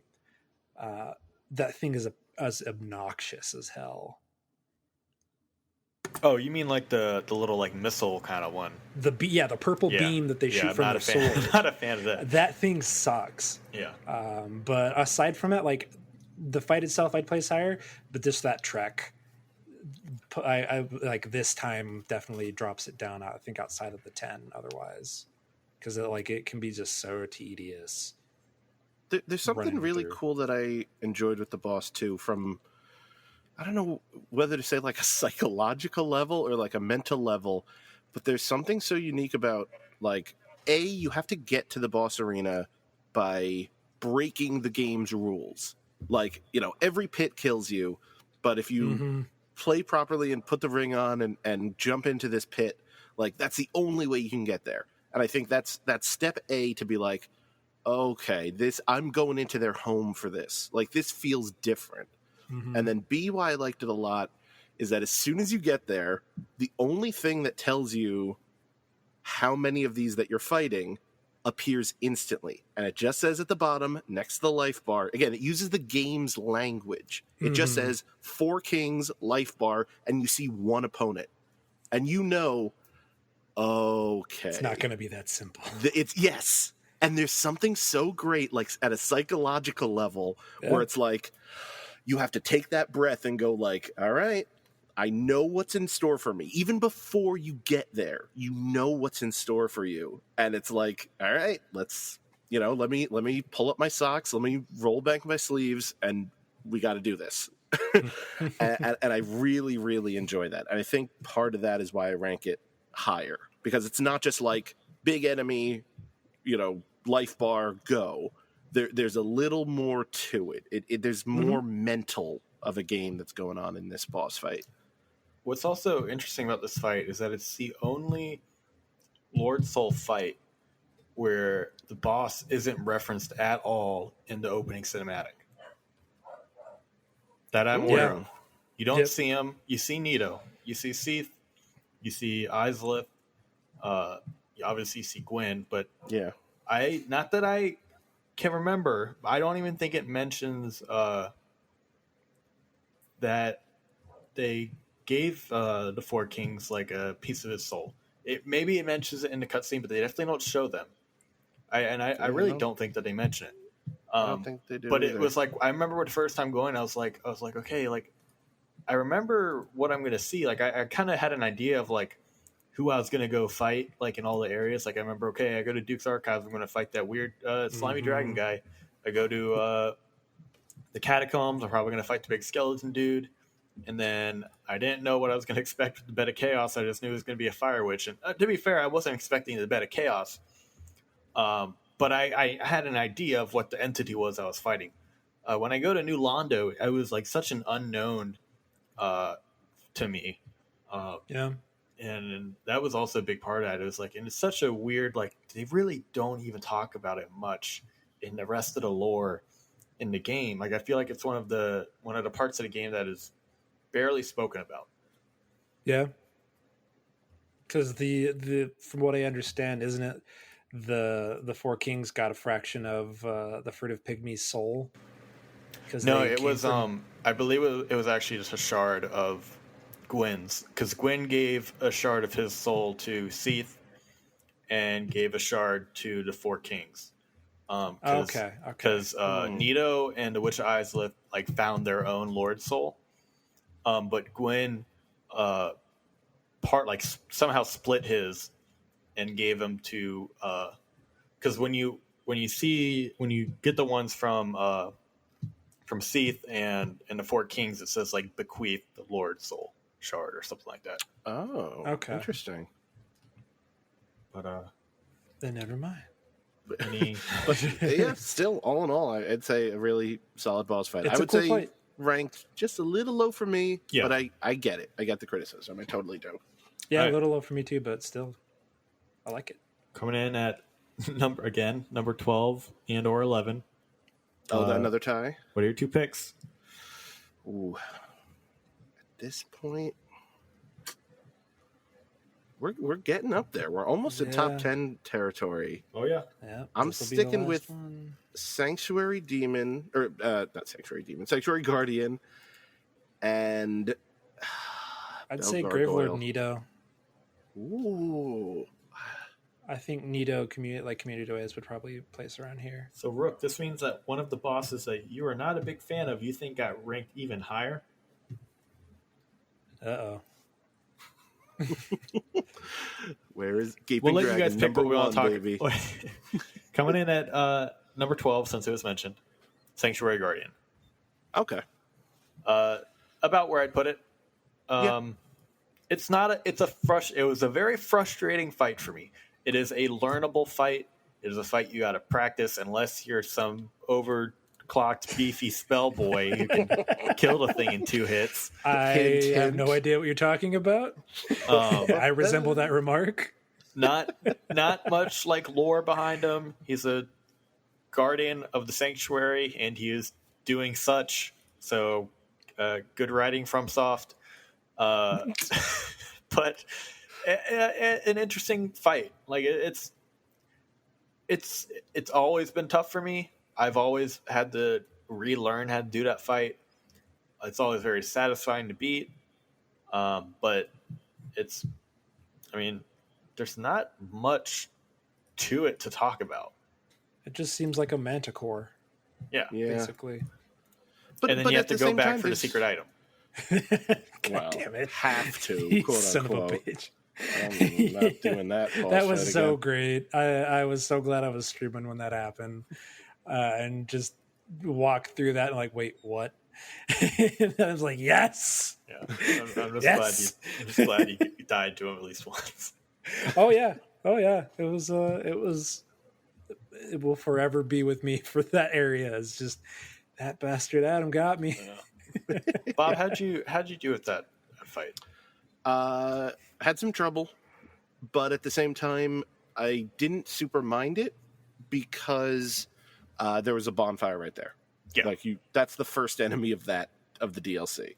And so Were you even, expecting a boss right away? No, which is I enjoyed it for that reason. It's a nice surprise. It is a good entryway into the DLC. The Lion in the Wizard of Oz world. Okay. It is.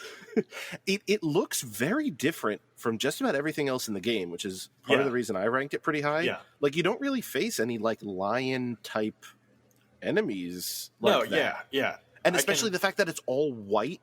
Like everything you face in the main game, and that's like I guess in the DLC thing, too. I feel like. Yeah. It's done to stand out. Like everything in this world is so dark and on fire and like spitting acid and just, meant to be gross and bad. And then this is just this like weird, pristine white lion that's this just is something sitting where I'm in like, a garden. man, it would have been cool if you're on my team. Yeah. Yeah. I really enjoyed it for that reason. And the only reason I really had a lot of trouble with it is because it's so fast and so agile. And I'm swinging this big two-handed thing. The combos. Yeah. So, I had trouble with it, but I didn't feel it was a fault of the boss. It was a fault of my play style. So I really still enjoyed it. But still very learnable. Like it's not like a... Yes. I think if you last long enough in that fight, in one attempt, you can most likely see 80% of his moves, and he has a lot. But they're pretty well telegraphed. Like, it's pretty. You kind of know like what you're gonna get depending on how far away you are from him. Like when he does like the charge after his like stamina wave. He has like the lightning attacks, but it's kind of like, okay, he's either going to do this or this. Okay, now he's either going to do this or this, and it's frustrating. But like I said, very learnable. Took me a really long time. I was proud of my effort, and I was happy when it was done. But it's in the spot that I think it should be at. Yeah, agreed. Well, I just hope that the Gaping Dragon isn't any higher than this. Well, we can say Gaping Dragon was number 12 and Sanctuary Guardian was number 11. Okay, all right. I don't hate Gaping Dragon. I don't hate it. I don't, like, it's not a bad fight. I just think it's like, I don't think it's top 15, but it's a fine enough fight. It's fine where it is for me. It's grotesque. That's pretty cool. Yeah. I've super gross. Grown to like it less. The opening cinematic is pretty good rate for it, right? Oh like you see the thing coming out of water, and then you're like, "Oh shit!" There's so much wrong going on right now. But it's and the lore is pretty basic. It's a dragon that got so hungry it just turned its whole body into a mouth. I'd like to see that process over time, but it is what it is. I enjoy that fight because you can get Solaire for it, and it's you can also get Lautrec. It's a weird, you get Lautrec too. I usually get both of them. It's a weird, just creature fight, and there's not a lot of big creature fights in the first Dark Souls, like to that size. I feel like am I just kind of making an excuse for him because I don't feel like there are. No, Centipede Demon, I guess, and like Hydra, if you want to call it that. But like, again, but that's you don't even get up and close with the Hydra. Well, there's like Asylum Demon and Stray Demons, but even Asylum Demon is half the size of. Oh, for sure. But I'm just thinking. I'm talking like a large creature fight on that scale. I like it for that, and that's what kind of puts it to the spot it is for me. It's an enjoyable large creature fight. It has some BS moves that can one-shot you at that level. But especially a large creature that doesn't look like another large creature. Yeah. It's like definitely the best of the large creature in Dark Souls 1. Because like the Great Wolf is great, but like it's a giant wolf. Oh, that's something else entirely. That's we'll get there. But I mean, in purely design, let me say that much. And purely in terms of design, like it's so unique. It's so, them. It's not like they just took a dragon and had lava shooting out from all sides and we're like, we're done. Well, and it's like, I could totally see that coming out of the depths. It fits. Yeah, right between the depths and Blighttown. Like, this is where this thing makes its home. Awful monstrosity. Yeah. That's honestly for me what keeps it around like between the 10 to 20 zone, like around 15, I think is like its design. It stands out. It's a unique looking creature. Yeah. And it's like just awful to look at, and I like that about it. Plus you get a cool weapon from it. Yeah, unless you're bobbing, you get your GG weapon. I love that thing. I never looked back. Once I could actually wield it, I never looked back. What's it? You got like 50 strength, I think, to one-hand it? Which I don't even think I ever got to. I think you always two-handed need to get like 36, something like that, to two-hand it. It should be half, I thought. Not in one. Not in one? In one, it's a slightly different like algorithm or whatever, formula. It's like 1.4 or something like that. Okay. Don't quote me on that for sure, but it's something. Well, you're recorded right now, so it's okay. Dang it, I'm being quoted constantly. But yeah, that's I very much enjoyed it, and I'm definitely looking at it with a little bit of nostalgia goggles because I did chop off the tail and felt like so cool and use that weapon basically the rest of the game. So I think I'm definitely giving it a couple of points for that maybe it deserves and maybe it doesn't, but hey, that's the way I played the game, and I think it's super unique, and It's in a part of the game where it's like, this is as ugly as the next level you're going to face is. So it does a great job of setting you up. Like, this is, physically as ugly as Blighttown is mentally ugly. It is representative of the hell that is to follow. Yeah. You're not wrong. I like it for all those reasons. But, purely from gameplay, it's nothing to write home about. It's a big boss fight. And it eats you sometimes, but I enjoyed it. So before we get to the top 10, I'm going to do another quick run through of everything we got from the bottom. So start from the bottom. Number 26, we got Bed of Chaos. 25, Ceaseless Discharge. 24, Centipede Demon. 23, Pinwheel. 22, Moonlight Butterfly. 21, Demon Fire Sage. 20, Taurus Demon. 19, Stray Demon. 18, Seath. 17, Iron Golem. 16, Gwendolyn.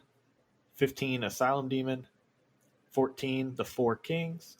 13, Capra Demon. 12, Sanctuary Guardian. 11, Gaping Dragon. Now, I like it. The All-Stars now. Mm-hmm.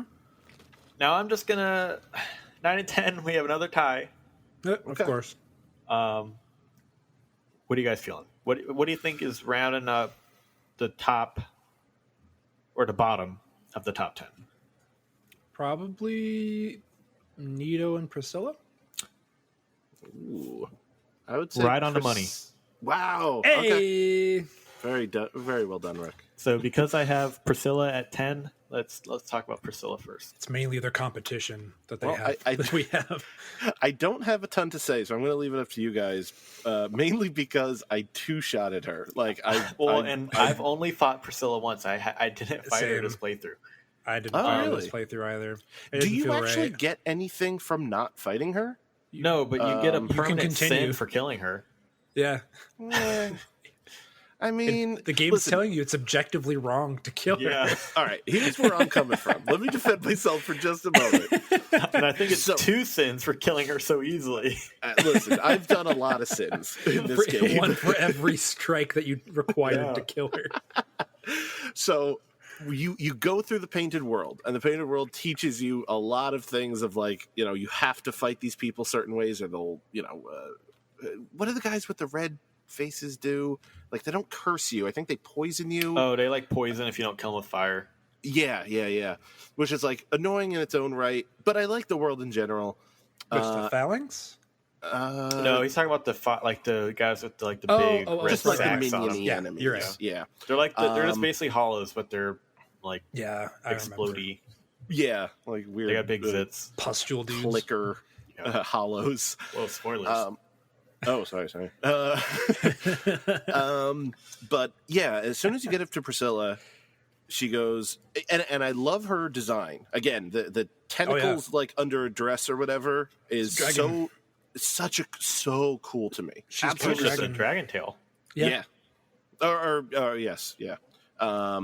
And so I got there, and basically she gives you an ultimatum: jump off this cliff, what or did you fight think was me. going to happen? I thought I was going to die. You jump off a cliff in Dark Souls, you die. Bob, this is the nicest, like, kind of sounding character you've probably come across in the whole game. Yeah, Gwendolyn was super kind to me too. Solaire was super nice. My onion friend was very nice until I killed him. Until he jumped into my attack. I wasn't playing this game. She was saying, friends. "Please, just leave. We didn't do anything wrong. Why are you here in our world?" Didn't you say, Bob, that this is a night simulator? What kind of knight goes around killing an innocent dragon woman? This game is made for you to not trust it. You could say the exact same thing about Patches before you fall into his trap. And I wasn't about to fall into someone else's trap here. And so I just hit her with a heavy attack. I chopped off her tail. I hit her with Bob, a it sounds like you fell into the trap. I don't know. I lived a good, clean life, and no one could argue. Did you tell Patches you were a cleric? Yes, and then he kicked me out. Yeah, you did. See, that's why I'm too trusting. That's why I didn't trust you her. did. We all did, dude. I was a cleric my first playthrough, and that happened.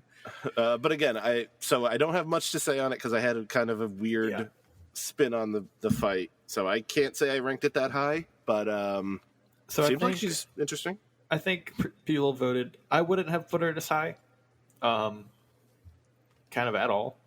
I definitely would put Four Kings above her. I'm not going to go into where I would have put her, but I think the fight is interesting. She is invisible. You have to track her with her feet. She can do bleed damage.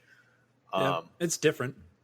But I'm more like into her as a character and this like the implications she has like in that world of being like. Well, I think a big theory is that she was the offspring of Seath and Guinevere.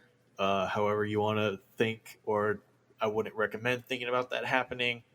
And she was so ugly somehow, worse looking than Seath, which again I don't know who makes these objectifications, because that guy need to get dumped in a hole quick. She was banished to the panda world, and she kind of overlooks all these people and creatures who are kind of like don't have a place to call their own in a way. And that's kind of how I see it. And I see anyone who goes and attacks her and kills her, it's just kind of mindless monsters who don't really have any kind of heart. And that's really all I have to say on the topic. Well, I like some. Yeah, basically my read on her was always that she was kind of the queen of the Isle of Misfit Toys, and was banished because of like the shame of what transpired. And like I think Painted World is cool, not that great of a location, but I think that this is a cool fight to kind of end it. Yeah, we'll get to how we feel about Painted World. Oh yeah, for sure. But just as her placement in it, it is aside from Bob being a monster, I think like it's a fun fight.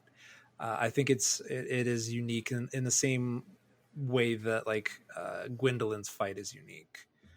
It's a good execution of a larger sized enemy, and you haven't had to deal with a boss really going invisible before. So I liked it. It isn't like the most incredible fight, but I thought it was a cool, like really sad fight in the same vein as something like Gwen, but just in a different sense. Yeah. I mean, I didn't have to deal with the sad fight because I decided not to be a monster this playthrough. Yeah, but you have killed her before. I have before. Who's the monster now, Adam? Yeah, well, Anyway, number 9, as Rook pointed out, we have Gravelord Nito. He's pretty neat. I have a lot of mixed feelings about this fight, and I'm not sure how I feel about this fight when it comes down to it. Really? I think a big part of it, I would love to have this fight without the skeletons. I think that kind of makes it in a certain way. I think it does too, but I've done it so much, and the thing is, like, the last couple times I've done this fight is I don't leave the area that you drop down in. If you don't leave that area, the large skeletons won't show up. A bunch of different variations won't show up. Only the basic ones will. So I guess they do have to like animate from the ground. Yeah. So if you stay in that area, you only get like 2 or 3 of the basic ones. And basically, I just fight him. I dodge his attacks. I wait for him to do the AoE and kill some of the skeletons, and I heal, then repeat. So that's kind of on me for choosing to fight the battle that way, but that's how it's been easier for me to do it, so that's how I've decided to stick with it. It's the same breath as like Ceaseless Discharge and go into that little tunnel. That makes sense. Yeah. Being said, this time I did like to fight a lot more. I did actually notice for the first time, I was like, oh, he's not just like a mass of skeletons in this weird cloak with like a skeleton head on top. He actually has legs and stuff. And I thought he actually looked a lot cooler this time because I actually noticed that he had legs, and I'd never noticed that before. Being said, I would put him around the spot. I previously would have ranked him a lot lower. When I did the initial ranking in the Google Doc, I had him really low, like probably around like 18 or 19. Yeah, I remember seeing that and I was like, that's far too low. And Adam, you monster! How did you rank him so low? It's just because I never like had a lot of fun with the fight. I had a lot more fun this time. I kind of understood more the appeal, and I appreciated him more as a character and just his aesthetic a lot more. So that's why I put him a little bit higher. I didn't put him this high. I probably had him around like 11, 12, 13. But yeah. He was about this point for me. I think he's like especially considering all the DLC bosses, like 8 or 9 is totally great for me. Yeah. It's a cool fight. It's not incredible, but it's fun.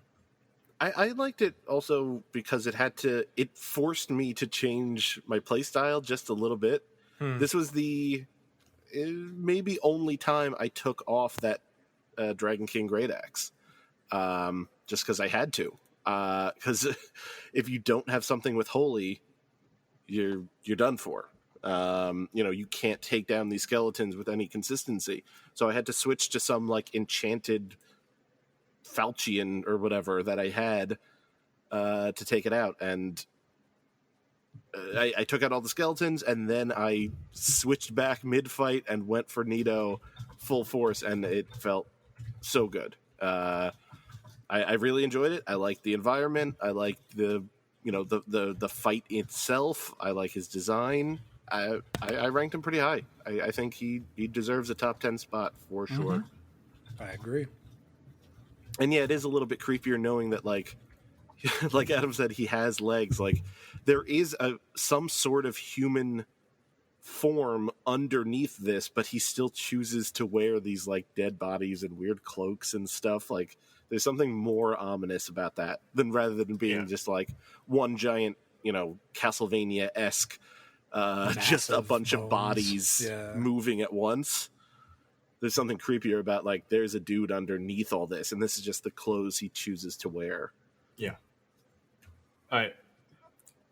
This one is not a tie, so you only get one guess. And I'll tell you what, number 8, I like this fight a lot, and this is a fight that I think continues to challenge me on every playthrough.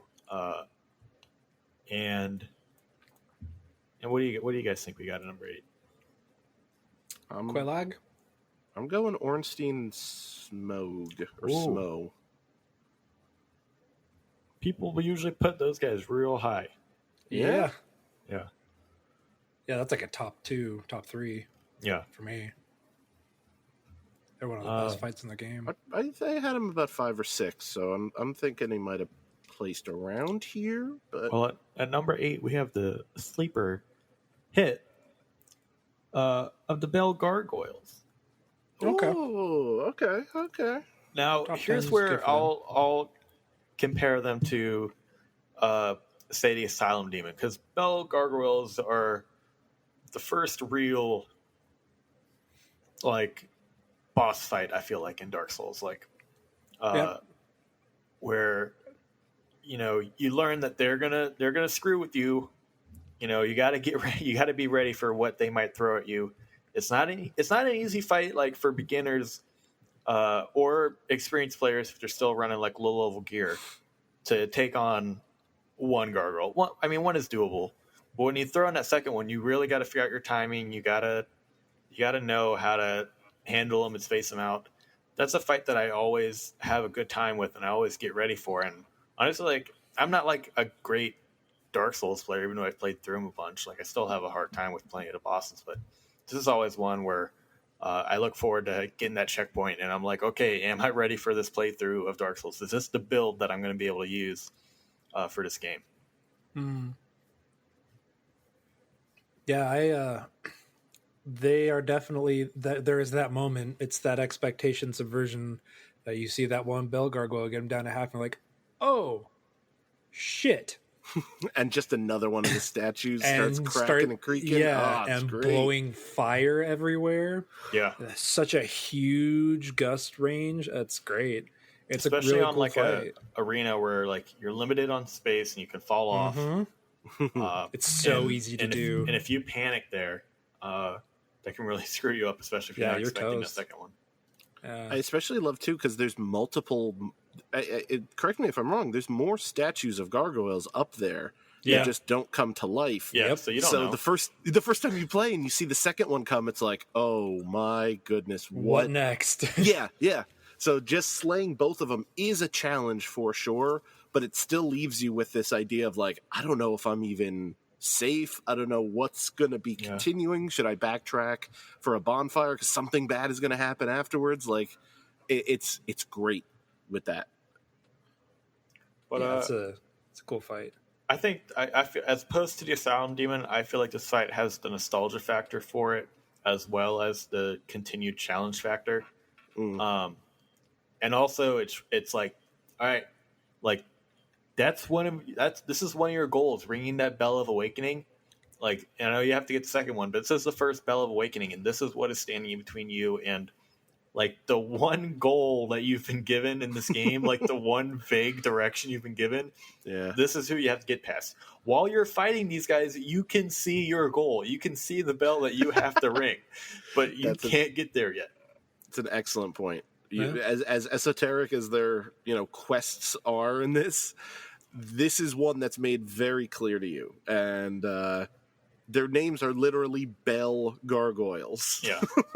Like this is as clear of a I beat them and I accomplished this goal as you can get, and it puts a lot more stakes on the fight. Yeah, I like the Goyle boys. Yeah, I like them a lot. I think it's a great one. I think 8 is a good spot for them. Yeah. Considering what else we have in it left in this game, 8's a very respectable place for them. All right, coming in at number 7, we have another not tie. So just got one. What do you guys think? 7 coming down to it here. I could see Quelaag. Yeah, I kind of think Quelaag too. So I'm looking at the DLC ones. I think all those are higher, quite frankly. Could see Calamite being a little lower. I'll tell you what, 2 and 3 tied, and 4, 5, and 6 all tied. Oh wow! It gets really hard to contend at that point with these boss fights. I'm sticking with Quelaag. That seems about right. I'll stick with Quelaag too. Coming in at number 7, we have the Great Grey Wolf Sif. Oh, Boo. Okay. It's a top 5 fight. Ooh, I want to hear Rook on this one. This seems like something in your wheelhouse. I love that fight. The only reason Sif doesn't go any higher for me is that I feel like that fight's too easy. That's kind of it. I know that maybe it makes you not want to do the fight more because you don't want to fight Sif to begin with, and then especially when she gets low on health and she's limping. Starts limping. But a big part of what puts a lot of these boss fights at the higher end is challenge. And while I love to fight with Sif, I don't feel like it has the challenge to match up with a lot of the other fights that are above her. I didn't have any challenge this time fighting Sif, but the first time I fought her, my first playthrough, I struggled for a little bit with her. And it's such an iconic fight. Like just seeing, going through all of I like the Dark Garden and the basin. It's fine. I feel like some parts of it are kind of empty and void, but overall I think it's a cool area. Has very much the Alice in Wonderland, just super warped and corrupted vibe. But I feel like there's, especially like Adam talks about with the lore injected into the context of it, it's so tragic. It's so damn sad. Like just this massive wolf carrying the sword of her best friend, and like staying by his grave to protect and prevent people from falling to his his ultimate fate. Do they say who the owner is? Is the owner It's Artorias. Oh, really? Yeah. See, I did not put that Yeah, together. Bob. She guards his because you have to get the ring, the covenant of Artorias. That ring. Okay. All right. Let's go back a little bit. Oh boy, Adam's putting his lore hat on. So that sword is Artorias' sword. She's guarding his grave because that's the ring we have to get to go into the abyss. He made a covenant with the abyss so he could traverse it and fight, Manus essentially. And that's why, like in the DLC, you go back in time and you see what actually happened to him. He basically got corrupted by the abyss, and that's basically why, like, we kill him and defeat Manus in the past. But basically, what people know in the future is that Artorias succeeded. They don't know about what we did. Because Artorias had failed, basically. Yeah, he had failed, but we kind of fought in his name, and that's basically what went down in history was that Artorias defeated Manus and pushed back the abyss. But in reality, he was corrupted by it, and we had to put him down. And we also save Sif. Yeah. In the abyss. I did see someone in a playthrough. I think it was the Tim Curry Dan Tak one. Yeah, you can save him in the abyss. Okay. And then Sif comes and helps you fight in the Manus fight. So this is kind of like season 5 of Lost. I the TV only show. watched a couple episodes of Lost because I couldn't stand that show after a while. I'm speaking to all my Lost heads out there. You know who you are, who love that show, one of the best shows ever made. Season 5, they are the directors of their own future, basically. They go to the past and then set up their own future. And that's the same thing that happens here. We kill Artorias in the spoilers. past. I was planning on reading the Wikipedia entries for Lost later. So I could talk about it with my friends. I could just ramble on for the next 2 hours and explain all of Lost if you want. I can go off on that show. I love it. Anyway. You want to get into some John Locke theories, baby? I got you. This show is lock good. this down. Bob, how did that Sith fight go for you? I first got to the boss fight very early. How enthusiastic were you to murder the dog? Quite, because I didn't know the story at all. I got there very early because I paid for like the I paid door. to go kill this dog, please. Yeah, I did. I paid my One admission. dog kill ticket, please. But you can buy that thing from Andre early on that lets you go through the door. And I was like, man, everything in this is pretty tough. But I was making my way through, and then I got to the boss. My way through as long as there's a dog to kill at the end. Thank goodness I can beat up an animal. And yeah, this thing was the end. It just walloped me. And so I was like, all right, I'm going to wait. And then it ended up being not much later, maybe not the last couple of bosses I fought, but fairly late in. I think after most of the DLC, everything except Manus, I went back and fought it, and it was a fun fight. It's a super cool design. Knowing the lore, I think I probably would have placed it higher. Quite honestly, I just didn't know it. It's at least number 5. Plus, anything around Artorias is I'll put big emoji hearts around because I think he's one of my favorites. He's great. He's such an awesome. Oh gosh, We'll get to him. I was very much considering the other day buying a figure of him on Amazon for $75, and I'm like, I'm probably going to get a cool. Sif. I want to get a Sif shirt, maybe an Artorias one. There's this one really cool one that I've seen of Sif, with the sword in front of the grave. And that's wow! With the grave itself, there, with the that tall towering grave. Mm-hmm. Yeah. Oh, that's awesome. I honestly think Sif is a better fight than Artorias, but I get the love for Artorias. Yeah. Again, I'm coming at it as for sure. I've said several times, Night Simulator, that entering into that dark, corrupted, twisted world, that was just peak Dark Souls to me.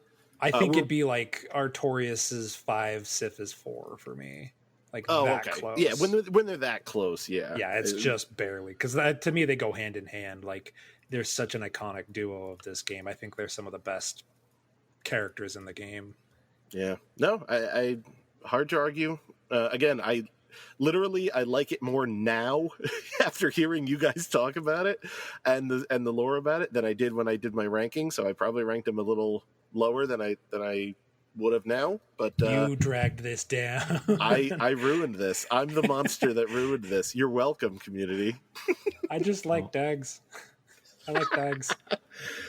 It was fun. Well, a good thing Pokemon ripped them off wholesale for that Pokemon Sword cover. Yeah. Pokemon. Part of the reason why I asked for when my fiance's sister was getting me Pokemon for Christmas. She's like, "You want Sword or Shield?" I was like, I want Sword. I want Sif. Yeah.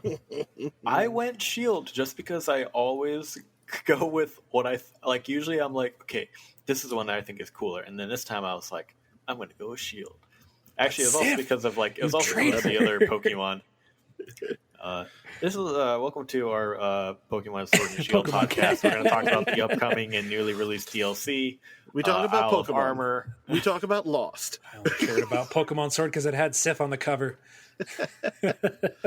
So let me tell you, Charlie from Lost, he was in a band. I don't know if you understand, but he also liked drugs. All right, Did he have a dog that watched over his grave? There was a dog in Lost. He shows up very good in the finale. A great heart-wrenching scene. Now I'm interested. All right, what's boss number 5? 4. Well, we're at 6. 4, 5, and 6 all tied. That's what they're all tied. So I'm gonna go. I'm gonna break it down in the order that I agree with. Okay. But what do you guys think 6 is? And that's basically how I'm just going to say like what my 6 would be. Okay. Have you guys guess? I'm looking at everybody here.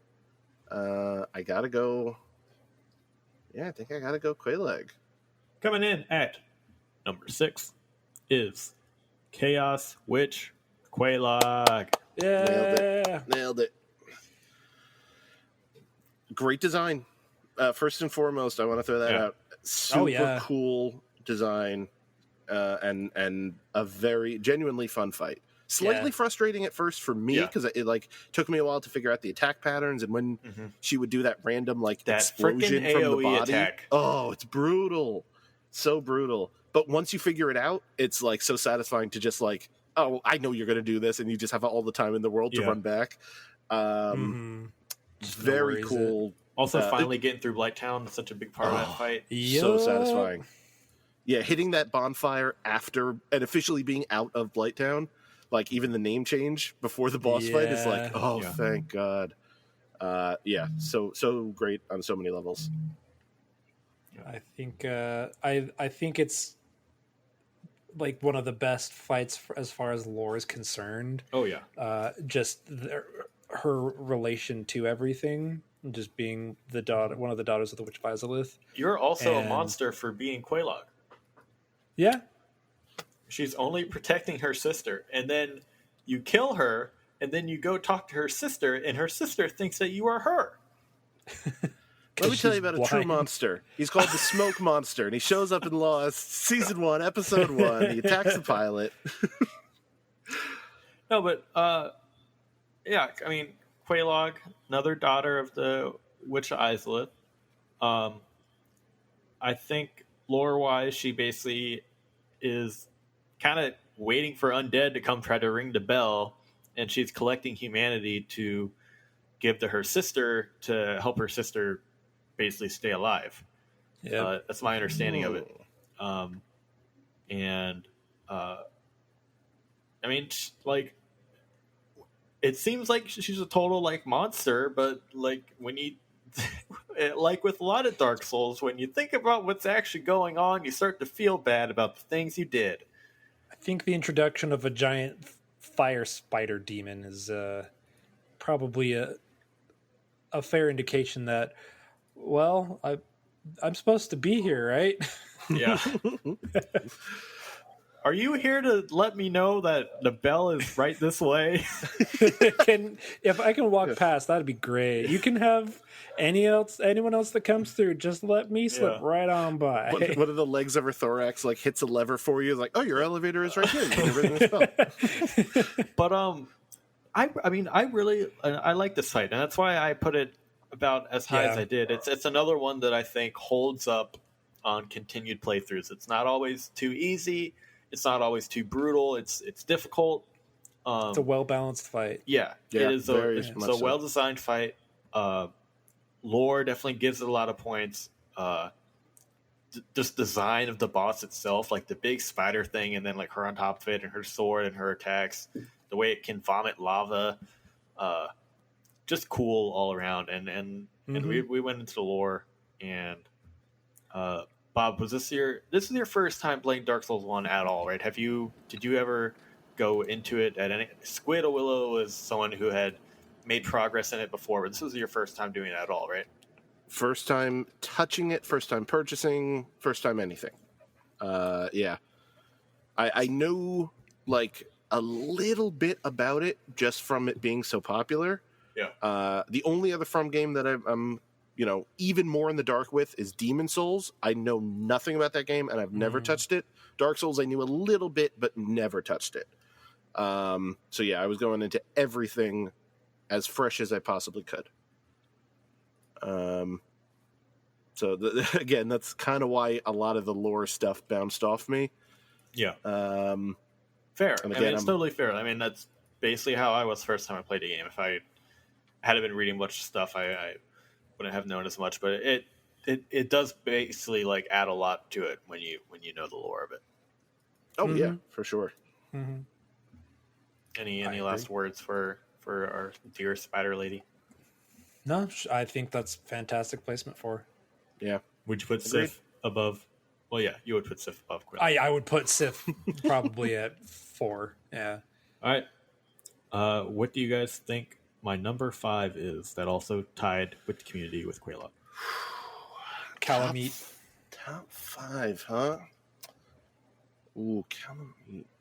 Let me just give a scroll here on what's left, because we don't have many. So there's Artorias, Calamite, Manus, Gwyn, Ornstein, and Ornstein Smo.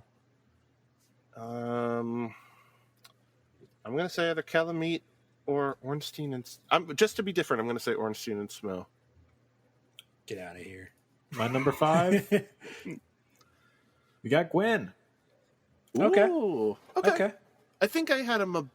Top 5 is great for 5 or Gwyn. 4. Yeah. Gwyn is a similar thing for me with Sif, and he would have ranked higher. The first time I played Dark Souls 1, I one-shot Gwyn.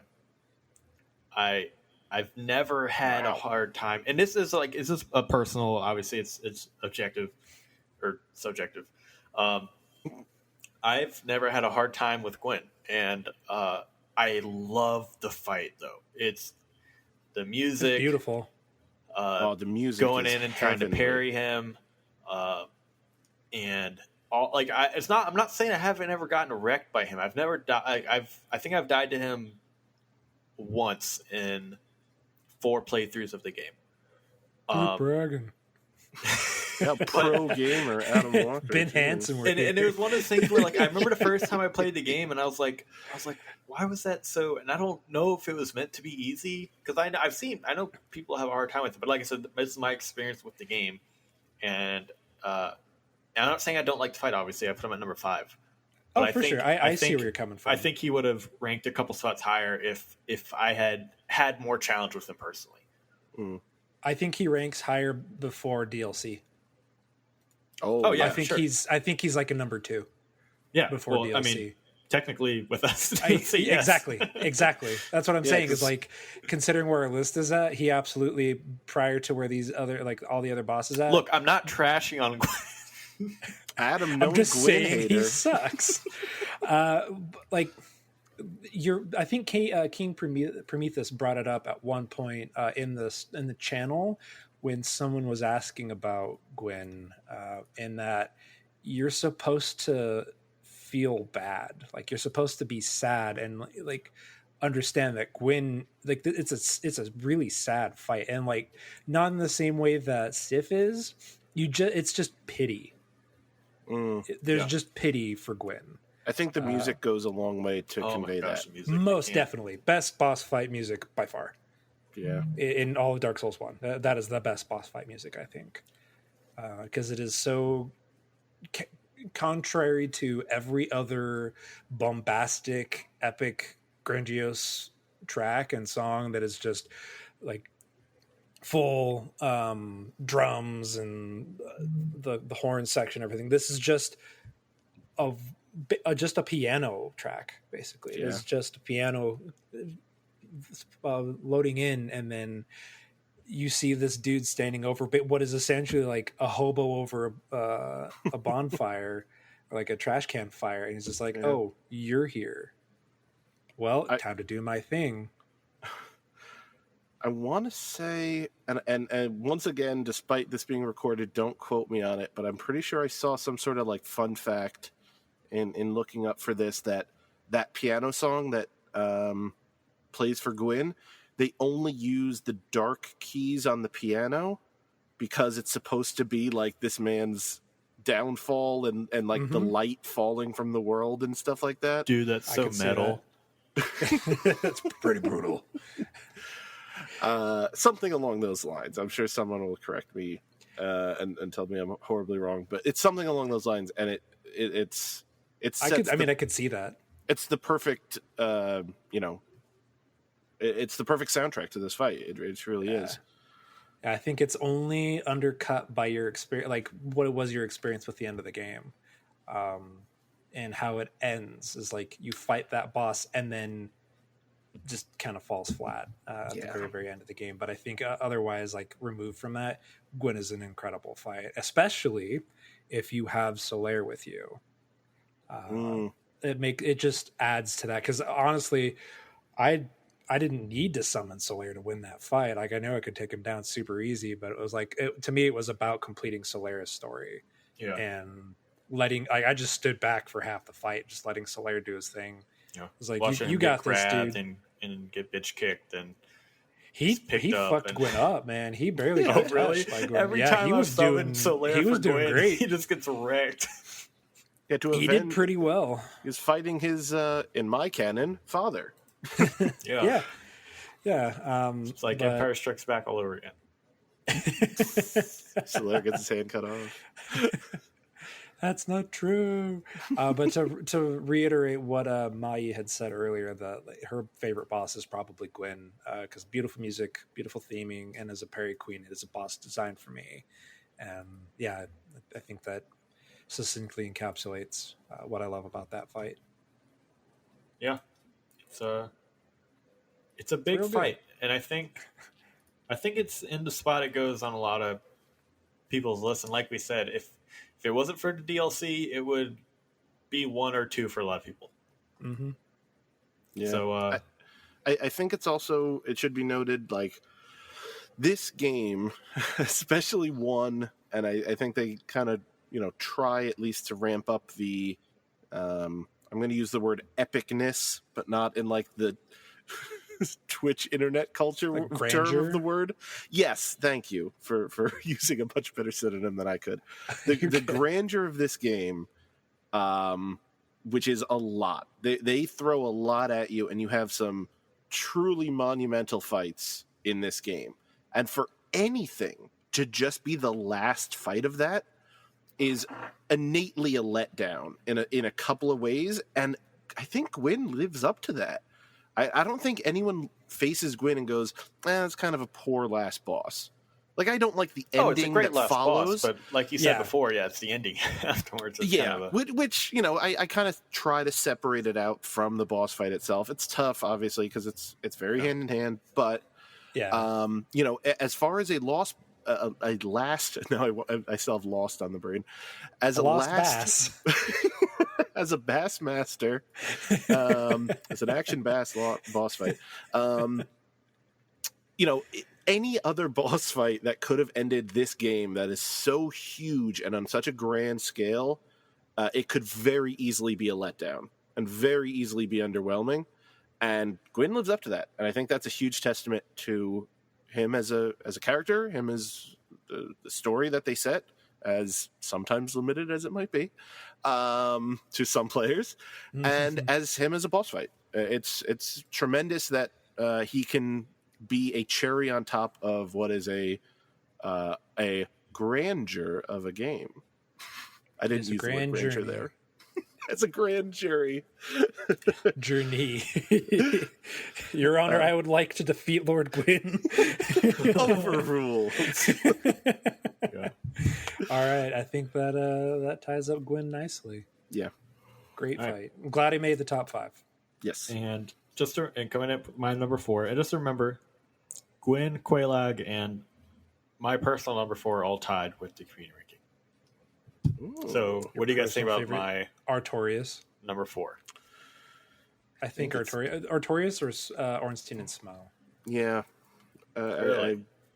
I agree. Again, yeah. That's considering your personal Well, favorite. you're wrong. Wow. Tying with Gwyn and Quelaag, and coming in at my number 4 is the Father of the Abyss, Manus. Okay. Really? Yeah. Okay. Right. Now, as opposed to Gwyn and Sif, I feel like Manus is too tough. Some might say ridiculous. I think he's got that wombo combo that it just don't stop. He's vicious. And I'm not saying I don't enjoy the fight. I know what you're. I'm right there with you. I think it is an absurdly tough fight, but it is beautiful. It is hands down the hardest fight, in my opinion. I'd agree with you. Yeah, I think I'd agree with you. He's got a jumbo health bar. He does insane damage. He's got that magic attacks that come out of nowhere and will obliterate your health bar. Like I said, he's got that combo attack that will just hit you over and over again if you dare get trapped in it. And if you don't use that, what is that pendant? Yeah. To blast off the orbs, it's like impossible. Yeah. But I would say his difficulty appropriate for his character. Yeah. I feel like if out of anyone in the game, like this is the fight that should probably be like one of the it should be the toughest one in the game. Like this is a legendary figure, a guy that bested Artorias. Maybe I don't know if they actually fought, but before Artorias really ever got to him, yeah, like a legendary figure in the lore. I would say even arguably possibly more so than Gwyn. Just in the way that he's trying to bring about the dark, like the Age of Dark. And that's what Gwyn is afraid of. I feel like Gwyn is afraid of. Yeah, I feel like Gwyn is afraid of what Manus is and represents. Yeah, I totally see that. So how'd you guys handle this fight this time? So just to clarify, Manus is the pygmy, right? I think a lot of people get behind that. I don't know how it fits in with Dark Souls 3. It might get questionable. There's definitely a lot of lore videos out there and theories that suggest that Manus is the furtive pygmy. But you go into spoilers like Dark Souls 3 and the DLC in the Ring City, like you see pygmies, like you see pygmy lords. And I don't remember or can't fathom how that relates to, because at the end of 3, your one of your quests is to find the Dark Soul, and that's a whole nother topic for a whole nother day. But there definitely is reason to believe that Manus is the furtive pygmy as seen in the opening cinematic of Dark Souls 1. Yeah, that's always been like kind of how I perceived him. Yeah. Yeah, I mean he's a tremendous boss fight. Lore aside, because again, the only thing I knew about him going in was he's the big bad of the Abyss. Like He's the one creating this darkness. He's the one who sucked you in. He's the one who captured this seemingly random woman who was inside of a golem for some reason. I never quite understood that part. Or Dusk of Ulasil. Yeah, I don't. That's still a little above me, but I love this fight. I really did. I think this ranked second for me overall, and it felt like this was another one where if this was the final boss fight of the game, I would not have complained. This felt huge. This felt proper for everything you had gone through to get here, and literally walking through a chamber of like living humanity to get to him. How cool was that when you first saw it? So cool, so unique, so out of left field. I was like, am I going to go run up and hug him? Oh, no. Nope, they're actively killing me just by being close. And yeah, this guy is no pushover whatsoever. And it took me 20-something tries, probably. And maybe that's a conservative guess. But like the night I did it, I immediately went to the Discord and was like, I finally got him, with like all caps and 1,000 exclamation points that followed. And it felt like I might as well have beaten the final boss because it felt so. You conquered. Yeah. Well, once you get Manus, going back to Gwen is like. It's laughable. Yeah. A little bit. But at the same time, like, for me who didn't touch the parry button the entire game, Gwen was still a challenge. I didn't have a parry to do. I just had two of my sticks. One shot bolts at him. I just stayed back and was like, all right. But like Gwen isn't a pushover, but in comparison to finalities, agreed. Gwen pales in comparison to what Manus is. Yeah. But I think such a cool design. He has that look of like when they do those like nature documentaries and they show you the things that live under the water when it's just pure darkness, that's kind of what he reminded me of. It's one of those things that like this doesn't live in any natural lit environment. This doesn't live with anything with actual life in it. And he is so cool and just absolutely a monster in every sense of the world. Not as much as me, obviously. For what I did in this game. He let Priscilla live. Even he had more of a heart. But yeah, I really like this fight. I gave it my silver medal on my rankings, so I'm very happy with his spot here. I think he was top 3 for me. I think he might have been my bronze. In my original ranking, I had Manus higher. After playing a game, I dropped him down a little bit. Just a little bit. Just because literally he just swapped spots with one another. It's because you're way down with salt. So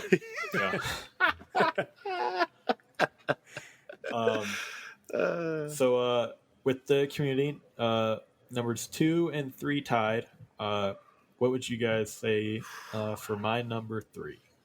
Calamite. It's gotta be Calamite.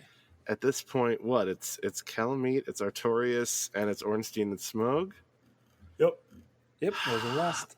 I mean, purely because I think Adam is going to rank Ornstein and Smough higher, I'm going to say Calamite. Calamite. Yeah. Yeah. I had really bad memories of this fight before this playthrough, and it was one I did stream beating him, and it took me a while, but I enjoyed the fight once I learned it, and it was fun doing it. This was like the first playthrough I did where I really was not trying to rely on shield and blocking. So getting through this fight, having to dodge all his attacks and avoid was very fun. It was still a long fight, and I got through it, and it's definitely one of the best dragon fights that I feel like From Software has done. I would say I enjoy Midir and Dark Souls 3 more, but before that point, I think it was the best one they've done. Yeah, I can see that. I think it's a fantastic fight with a lot of with a great diverse moveset that you have to learn. But I think what places it as, I'd probably put it around like 4 or 5. But I think what places it as high as it does for me is that moment. I think I talked about it earlier, but that moment leading up to it when you speak to the blind giant Oh yeah, archer, and he just snipes him. Like that cutscene in and of itself, like sells the boss. Yeah. Top 5, top 3, like cutscene moment. That's probably, I think, the best cutscene. Dragons. I think that's the best cutscene in Dark Souls 1. Yeah, I can totally get behind that. I can get behind best cutscene in Dark Souls 1. They do a great setup, and that's, I think, part of the mystique around the boss. Yeah, the hype around it, because as soon as you get to him, he seems unbeatable. Like, when he's just flying over the thing, like that's how I first encountered him. I just went to that area, and he just flies over and he does that giant breath attack, and it's like, this guy, do they expect me to fight this, or is this some sort of weird environmental hazard? And then you went and did it again and died, and you're like, I feel like maybe I'm not supposed to fight him. And then you went back again, and you're like, I'm really starting to get the feeling I'm not supposed to fight him like this. Then you go back one more time, and you're like, all right, I think something's going on here. Miyazaki, what are you up to? What have you done? But yeah, and then by the time you find the blind archer there, who's so cool, and he's this just giant, just making such a these sad backstory too. Dozens and dozens of carvings and all that, like piles of them around him. And then he strikes him down, but then even when he's down, he's far from a pushover. Like, this guy can wreck you if you're not careful. But it never felt unfair as well, which I really liked. Because I don't know, part of my experience, I know he's not technically a boss, but the Crimson, is he technically a dragon? Drake? The Red Drake? Yeah, on the bridge, like, it's probably only because you run into him at such a low level. Like, he just felt unfair. Like, as soon as he did a breath attack and it would level you, it's like, okay, so this is more an environmental hazard than an enemy. I just have to avoid it. Going in the first time, not knowing what I can or can't do, and not having magic or bows and arrows.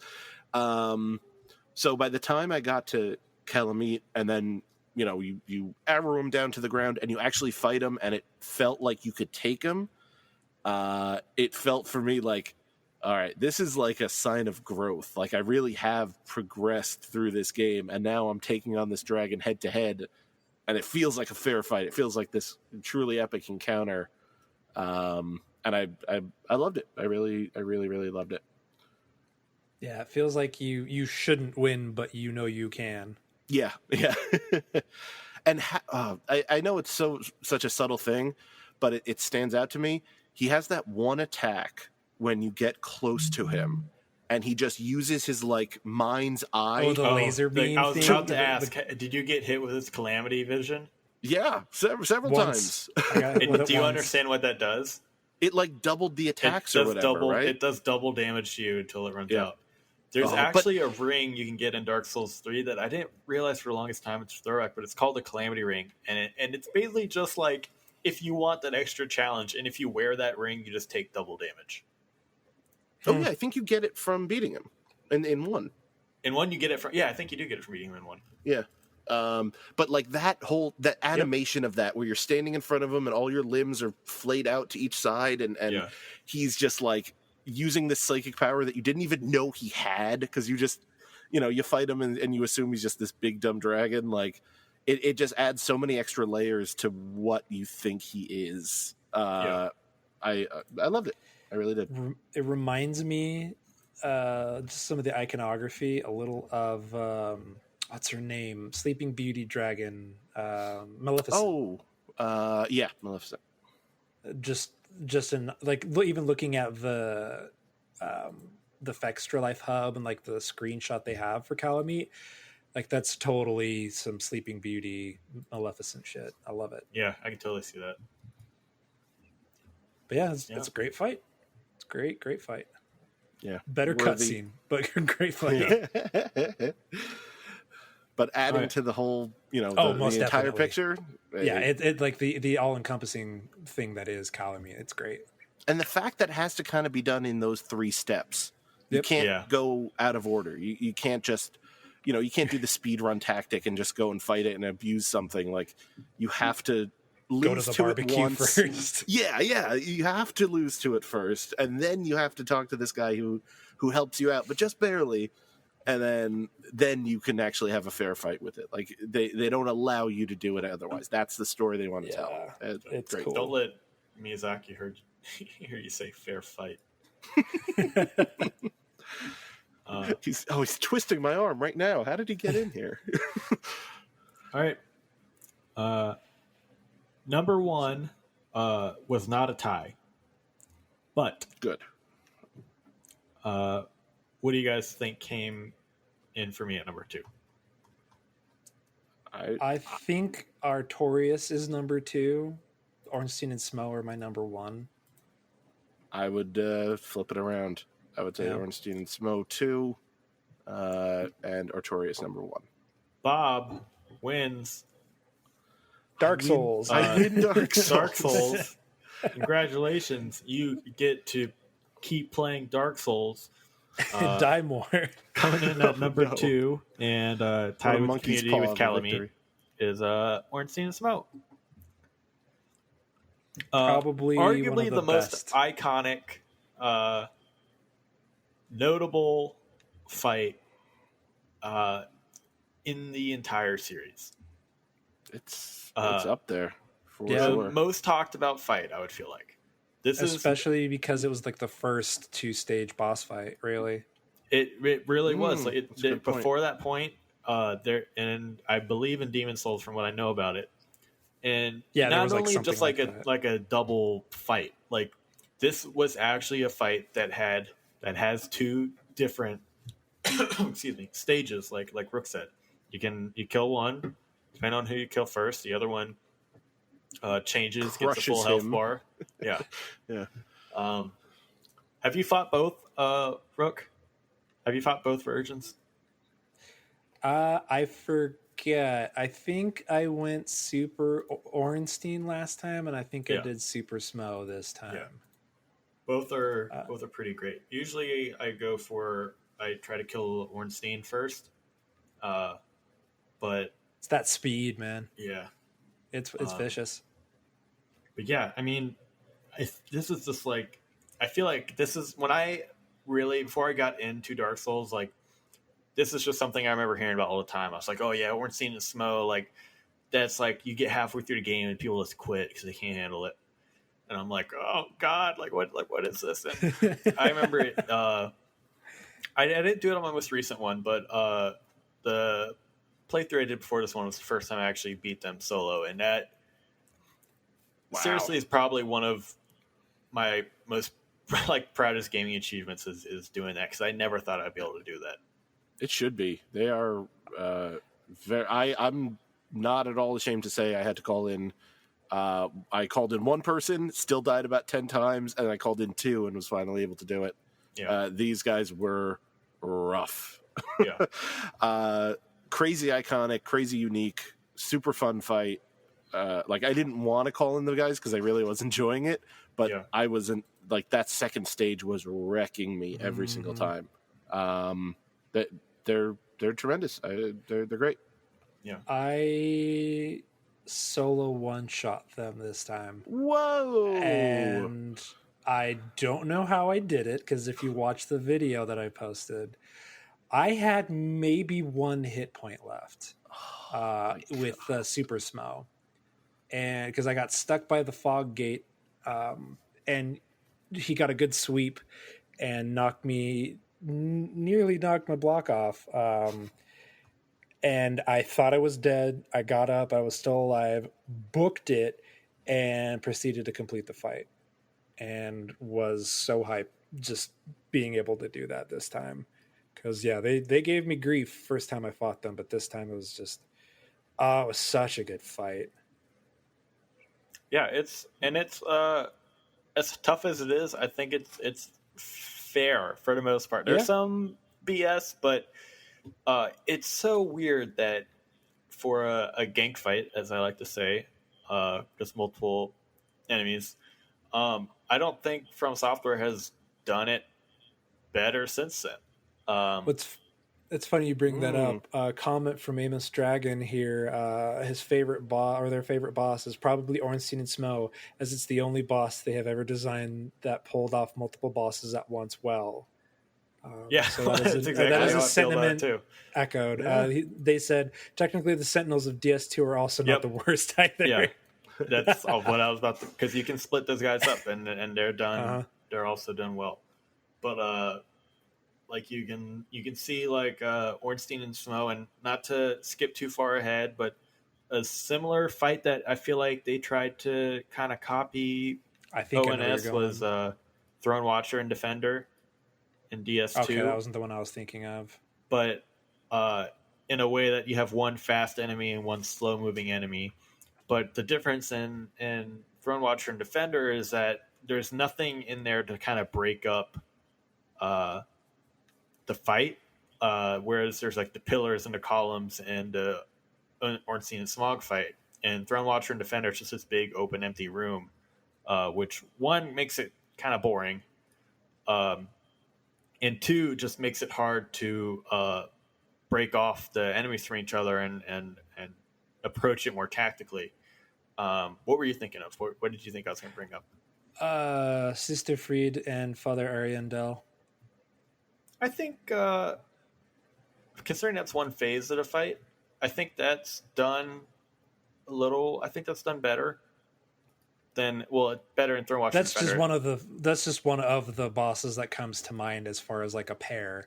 Yeah. With like a lumbering Hulk and Nimble. Yeah. And I also love the weapon Sister Fried uses. Yeah, that's so good. That fight is definitely going to be a discussion when we get to that. Most definitely, I'm looking forward to it because I'm going to be using that weapon for most of the game once I get there. Yeah.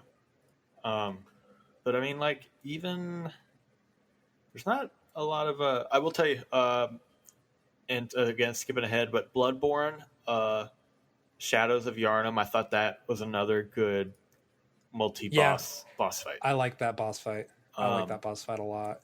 But like they tried it a lot in 2. They kind of overdid it in 2. That's kind of all of what 2 was a lot of multi-enemy boss fights. And I would agree Rune Sentinels isn't bad.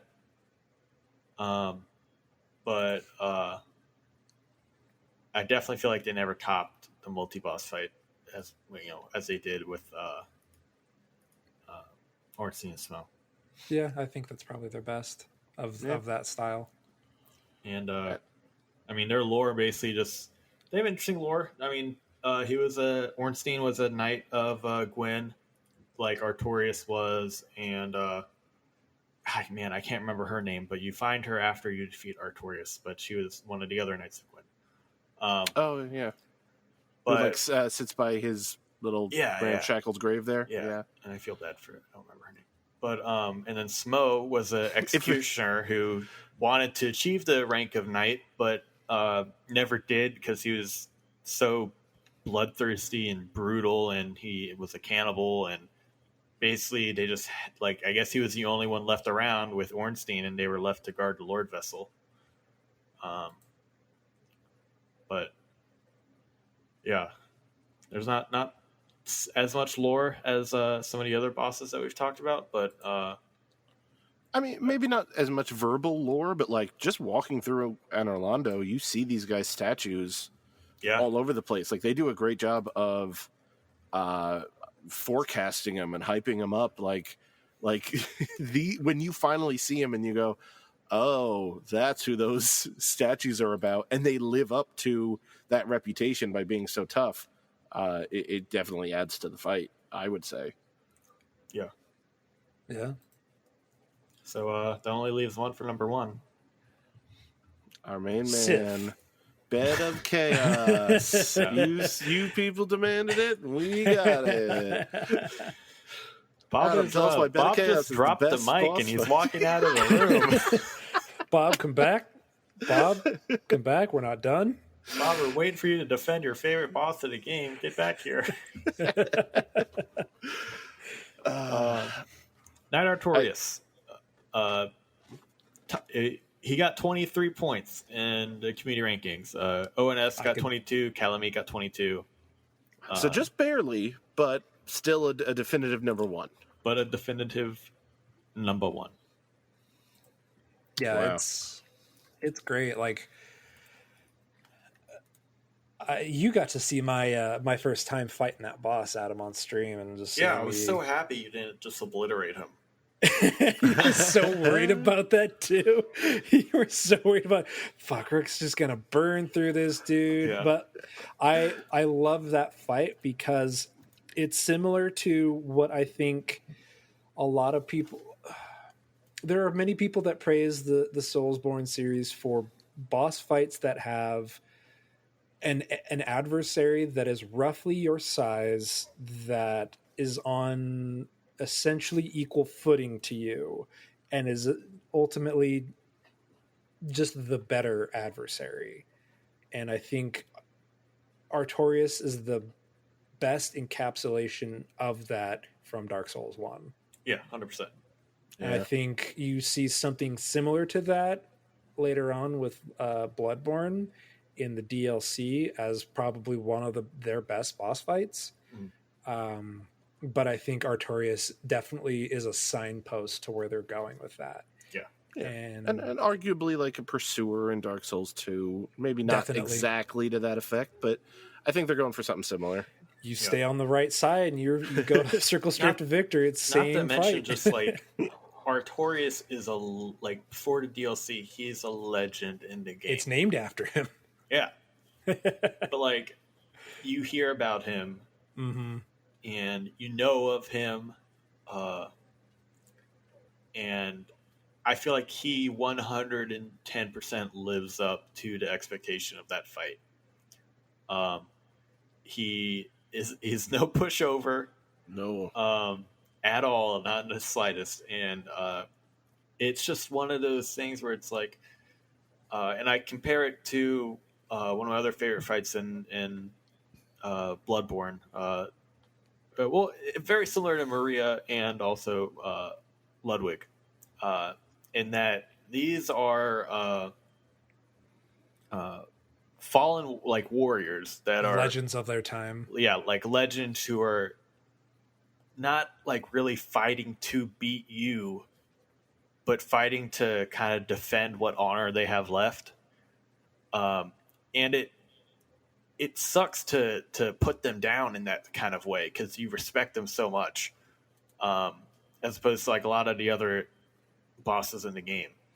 I don't know. Always fighting Artorias really gives me like the feels, and especially with Sif, because I'm like, man, like I love Sif, and I'm putting down Artorias, and like it sucks that Sif is by herself now, and it's just so much that ties into the emotional weight of fighting Artorias and besting him, and what that means to the lore of the game, and like the implications it has.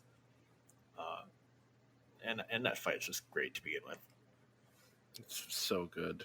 And I have to make a highlight to the moment that like made me a fan before you even fight him is that little cutscene that he has right before you fight him. Yeah. It's one of my favorite things where he just stabs the hollow right through the chest and he like throws his sword over his shoulder in that cool lanky pose that he has. Yeah, he has a like, dead arm. Yeah, it's this weird, and it just it makes him look so incredibly unique as opposed to a lot of the other knights that you're fighting. And he throws him over the shoulder, and the body is still attached to the sword, and then he does a little, like a little flourish, in your direction, and the body just falls to your feet as if to say, like, okay, it doesn't matter how many of these hollows you fought before. I've done the exact same thing. Yeah. Let's go. 1v1. Yeah. Is it even possible to call in assists for this? Because I don't There's no NPC ones, but I've called in. Been lucky enough to, on Switch nonetheless, I've been lucky enough to get people every once in a while. I didn't get one on this playthrough, but I have gotten them before. Because I was looking after I kept losing to him a couple of times. Usually it's right outside the fog gate for people who will put them down. I wasn't finding him. I don't know But you know what? I almost prefer that I didn't, because it forced me to learn his pattern a little more. It forced it to feel like this was a 1v1 battle of champions, battle of legends. This was Snake and Revolver Ocelot punching on top of a giant robot at the end of Metal Gear 4. Like this really just felt big. This felt like a confrontation that is one for the history books, and it was great. It was my number one for sure. He has such a unique design, such a unique look. He's one of those names that you do hear around. And again, as much as I was unplugged from the lore, I knew this guy. Yeah. And when you finally fight him, it felt important. It felt like you're fighting like the legend, like the guy that you've been hearing about. Yeah, this was like Sir Arthur. Like, you've heard the name so many times, and now you actually go one-on-one, and he's clearly not the same as the legend you heard. Like, he is corrupted. He's broken. He's in some fallen, way. Yeah. Which adds to the and you see that progress as you fight him too. Like, he draws more and more. Like, every time he buffs, he is taking that power of the abyss. Oh my god! And not only from the story side, when he buffs, he is corrupting himself further, but he just is relentless when he buffs, and he starts spinning through the air, and boom, down on you again, back swings, front swings. Like, it felt like you have to be on your toes 100% of the time to take him down, and when you do, it's a great feeling. It was my favorite boss fight of the game, for sure, no doubt. Like, that when that ranking, when I was doing the ranking, like, that was an easy slide up to 1. Everything else filled out from there. Yeah. I think going back over how I finally had ranked it, I think I put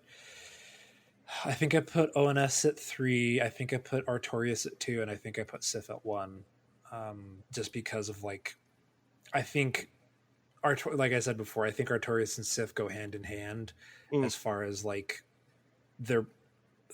how important they are to the story of Dark Souls and the game, and just how well communicated that tragedy is. And part of it for me with Sif is,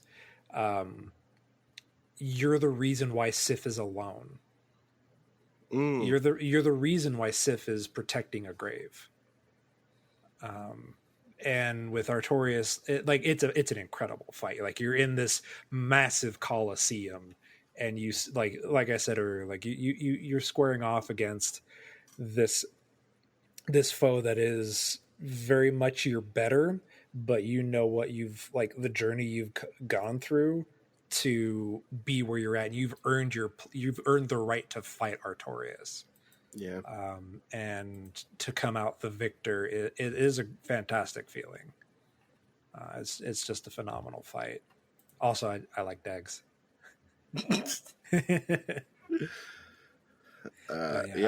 It's up there, man. It totally deserves number 1. Yeah.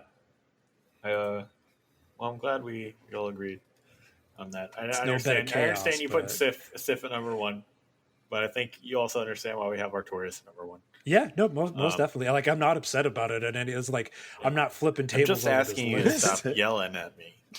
Look, dogs are cool. That dog has a sword. Yeah. So just to run down our basic list, I know we'll just do the top 10. And give David Letterman style. Let's run through top 10. Number 10.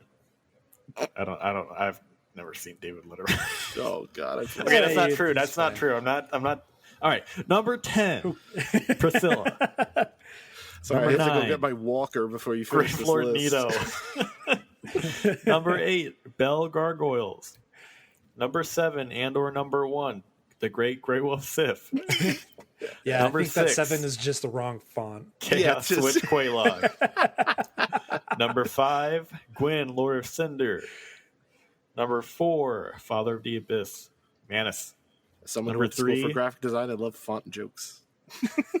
Number 3, Really Black appreciate Dragon Calamite. Number 2, Ornstein and Smo. And number 1, Knight Artorias. Hell yeah. I mean, Great job, community. Yeah, honestly, I think people can, anyone can argue for, this over this and this over this and little nitpicks, but I think overall, that is a strong top 10. I can see people arguing for any of the top 5 being number 1. Yeah. Yeah. Yeah, I can see that. Isn't that what makes it great? Well, I just want more people to speak up so I can tell them how they're wrong. Oh, I can tell you how you're wrong, but that's fine. Yeah. Okay. No, it's a great list, and I think honestly we're all winners here for being able to best these bosses. Yeah. I just love being able to fight them all. Yeah. We all killed a proud knight and his dog together.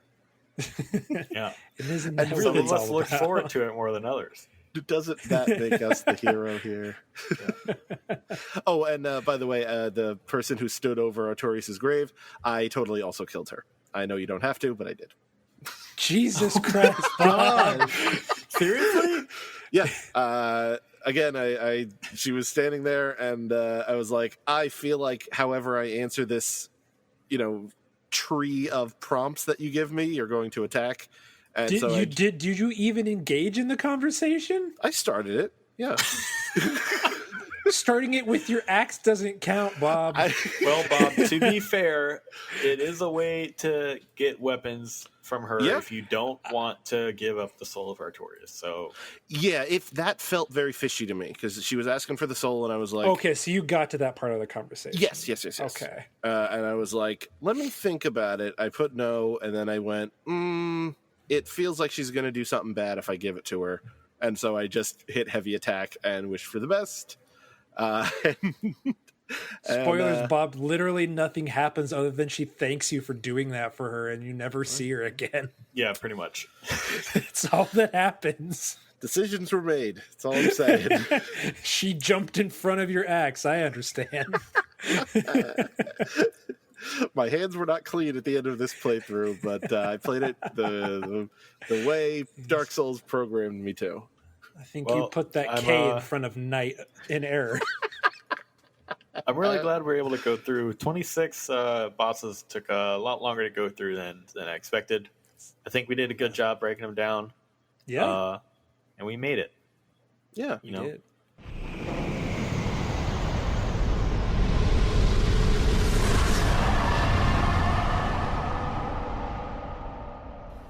So, not only did we go through ranking the bosses of Dark Souls 1, we also ranked the areas of Dark Souls 1 with our fine, wonderfully good-looking, wonderfully opinionated community.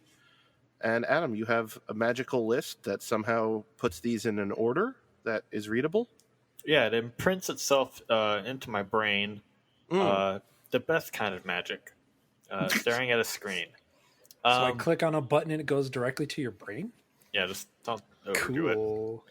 Okay. This is a Black Mirror episode we're writing, I think. So we're gonna try to run through it a little bit quicker than we did our boss rankings, because I think this is something that we probably talked a little bit about. I think most of the areas we went over a little bit, but we're gonna start from the bottom at a heap and work our way to the top. To the Coming top. in last, we listed 24 different areas. There were a couple areas, just for example, the Duke's Archives was bundled with the Crystal Caves. Okay. Which, cool. even though there's like a name that pops up, I kind of see that as one area, personally. I can see that. I can see that argument. But we have 24 total. And coming in at the bottom with the measly chaos again. 2 points. Not what I would expect, Bob. The Demon Ruins. That's what I'd expect. Really? Demon Ruins sucks. Yeah. Demon Ruins sucks. I didn't mind it. Again, it was my grinding spot, so I really didn't mind it. I thought it was a cool way to show like you've gotten stronger to be like, here's all the former bosses you faced, but as normal enemies. Like Pretty go nuts. ironic. As Pretty someone ironic, Bob, 'cause who that's was the on their least cool first place. playthrough of the game, I can totally understand that viewpoint. As someone who has played through the game at least 5 times now, it then it's just sucks. a headache. It's the worst. It's just It sucks. the bosses suck. The enemies. Centipede Dragon's okay. Centipede's fine. Centipede's fine, but it's not like I believe our ranking list put it pretty low at the bottom, Bob. I'm pretty sure all the Demon Ruins bosses were The bottom lowest 5. Yeah. Demon Fire Sage, bad reskin, Ceaseless Discharge. They don't even want you to fight the thing. Yeah. And Centipede Demon. They don't want you to fight the thing either. The best of a bunch of pieces of crap, but yeah. It's the most polished looking turd. All right, fair. It's just bland. There's not much. It's just there. a bunch of lava. It feels it's just here. We'll throw a bunch of enemies at them here, and then here. We'll make them wait to get this lava ring before they can go back and get some of these items, and they'll have to fight. Here, what do we got? Okay, we got the Taurus Demon. We can put like one there. Just copy and paste like I don't know, like 6 more. They'll be fine. We don't need anything else over in this area. What about do we have any enemies like left over from like the early draft stages? We got these worms we never used. Okay, yeah, let's throw a couple of those in there. Demon centipedes. That'll be good. I guess. You got little dragon statues. Don't forget about them. Oh yeah, they're great. I love seeing just dozens of them in a later area on a way which to I'm sure will come up very soon.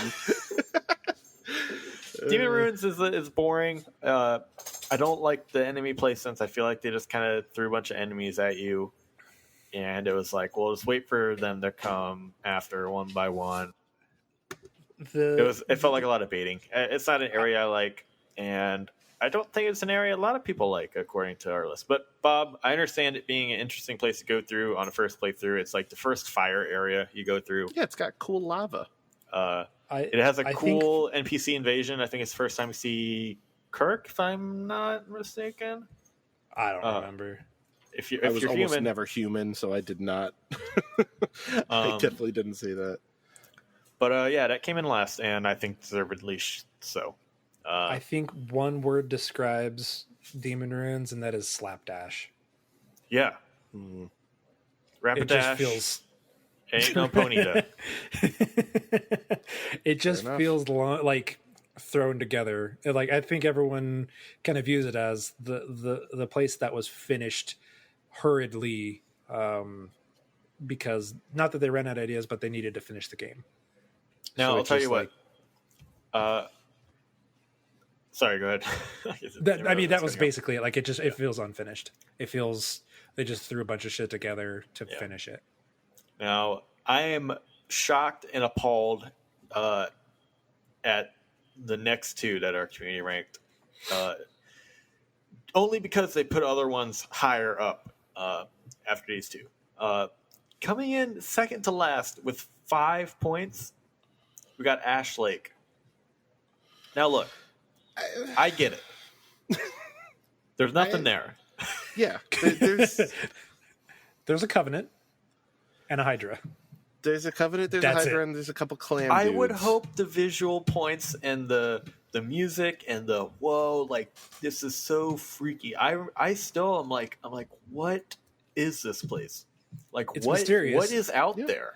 You know, if there was anything to do in it, I would have enjoyed it. I agree. Well, if you hadn't killed your buddy Siegmeyer, you would have been able to witness the end of his quest line.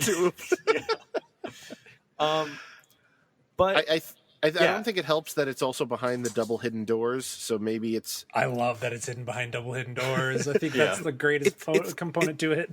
It's cool conceptually, but it's like I didn't know it was there. I would have totally gotten the game without finding it unless someone told me. And so I think found it on accident.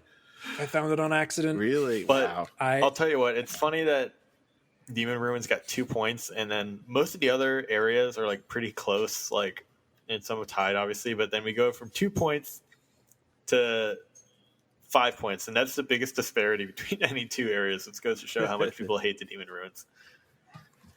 Wow. Yeah, it's pretty bad.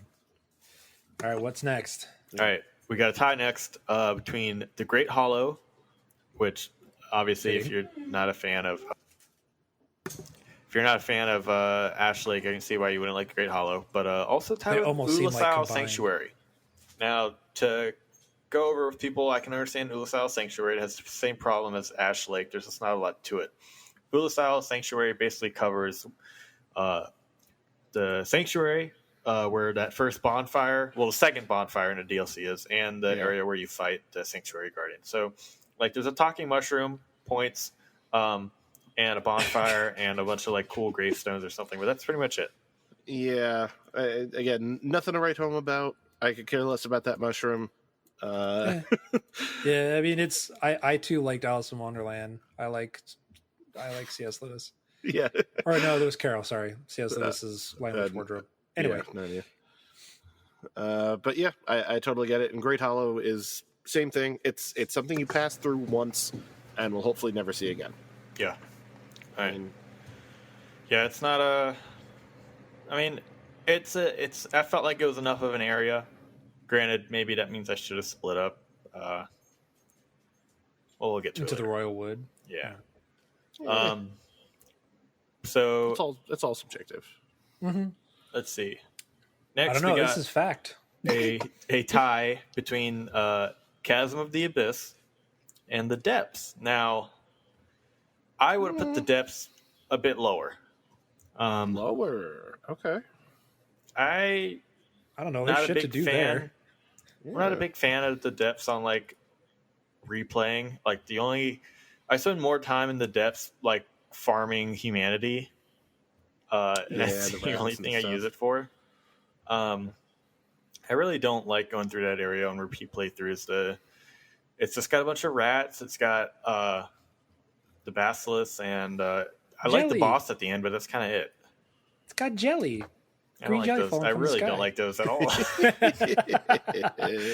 It's not great, but I think it's at least it's got more going on for it. And like you're going through a sewer system, it's not going to be a fun time. No, yeah, you're right. But Chasm of the Abyss, do you guys think that deserves to be this low?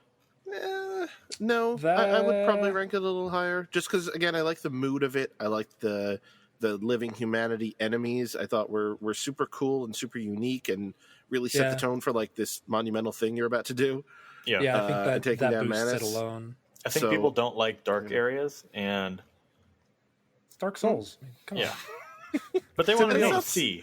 But that area you can totally get through without a lantern. I never once took a lantern out in that area. I mean, you're gonna get wrecked by enemies you can't see that shoot dark magic at you. But they all have red eyes. Any enemy that has those, you can see one way or another. Yeah. There's gems to light your path. There's the red eyes on the mages.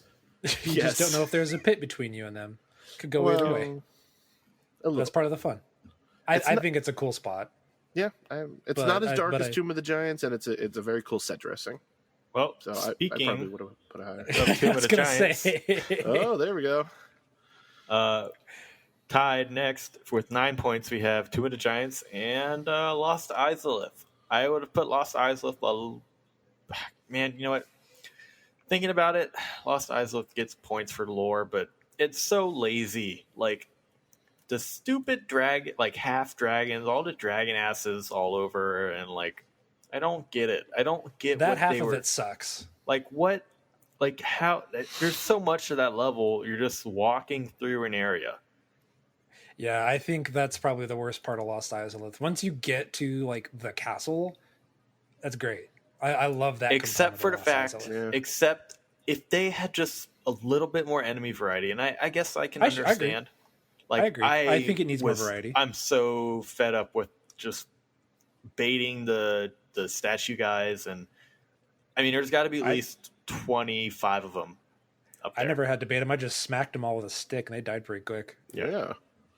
Just get the Gaping Dragon Axe, man. You're good. Go down in like 1 or 2 hits. The Chaos Eater enemies are pretty cool. They're freaky. A total precursor to Bloodborne design. Yeah. Like the I most love those. Lovecrafty thing. I think that's and one of the coolest genuinely enemies in the game. creeped me out when I first saw it. Yeah, absolutely. Oh, when you they're see inside scary. the top of the head. Yeah. And I do like fighting the other daughter of Izalith before you get to the Bed of Chaos. Which is obviously your favorite. Yeah. I don't like the look, I understand the Bed of Chaos. I try not to hate it as much, but I mean, the fight You're allowed sucks. to hate it. It objectively is a bad boss fight. Listen, I killed every NPC that had anything good going about them, so you're allowed to hate Bed of Chaos. I don't want to skew you in any The only direction. the only other points I'll give to Lost Izalith is the shortcut. If you do the by the Chaos Titanite Covenant, dude? Yeah. And the only respawning Titanite demon, it's pretty cool. Oh, is that where it kicks you out? Yeah. Oh. Two-Minute Giants. How do you guys feel about Two-Minute Giants? I feel like I like Two-Minute Giants more than a lot of people. I liked it. Yeah. I like Tomb of the Giants. I think I like Catacombs more. Really? But I think Tomb of the Giants is still like it has that tie to because you can see Ash Lake from the distance, right? And Izalith, I think. And Izalith, yeah. So you can see in the distance, like that's I think the best part of Tomb of the Giants is the skybox essentially. Once you can see a sky. Well, yeah. You have to endure hell with the bone dogs to see the sky. So it was written, but otherwise, like but it's fine. I don't hate it. I don't think it's that bad, but I can see why people don't. I think Catacombs is a more interesting trek, save for the goddamn bone wheels. I like Tomb of the Giants. I thought it was the only area that had that dark mechanic where if they repeated it too many times, I think would have been just super annoying. But it being the only place where it did it, it felt novel. And like the enemy design in that area, I thought was pretty cool with all the various skeletons and whatnot. And like the fact that you can just, barely hear them or barely see them without the lantern touching them. Like that famous GIF that you mentioned before, like, turning the lantern and seeing the skeleton and just turning right back the other way. Like that is what happens. And I thought it was pretty cool. And I like the boss at the end of it. Obviously, Nito is quite neat. Oh, okay, Bob has dropped the mic again.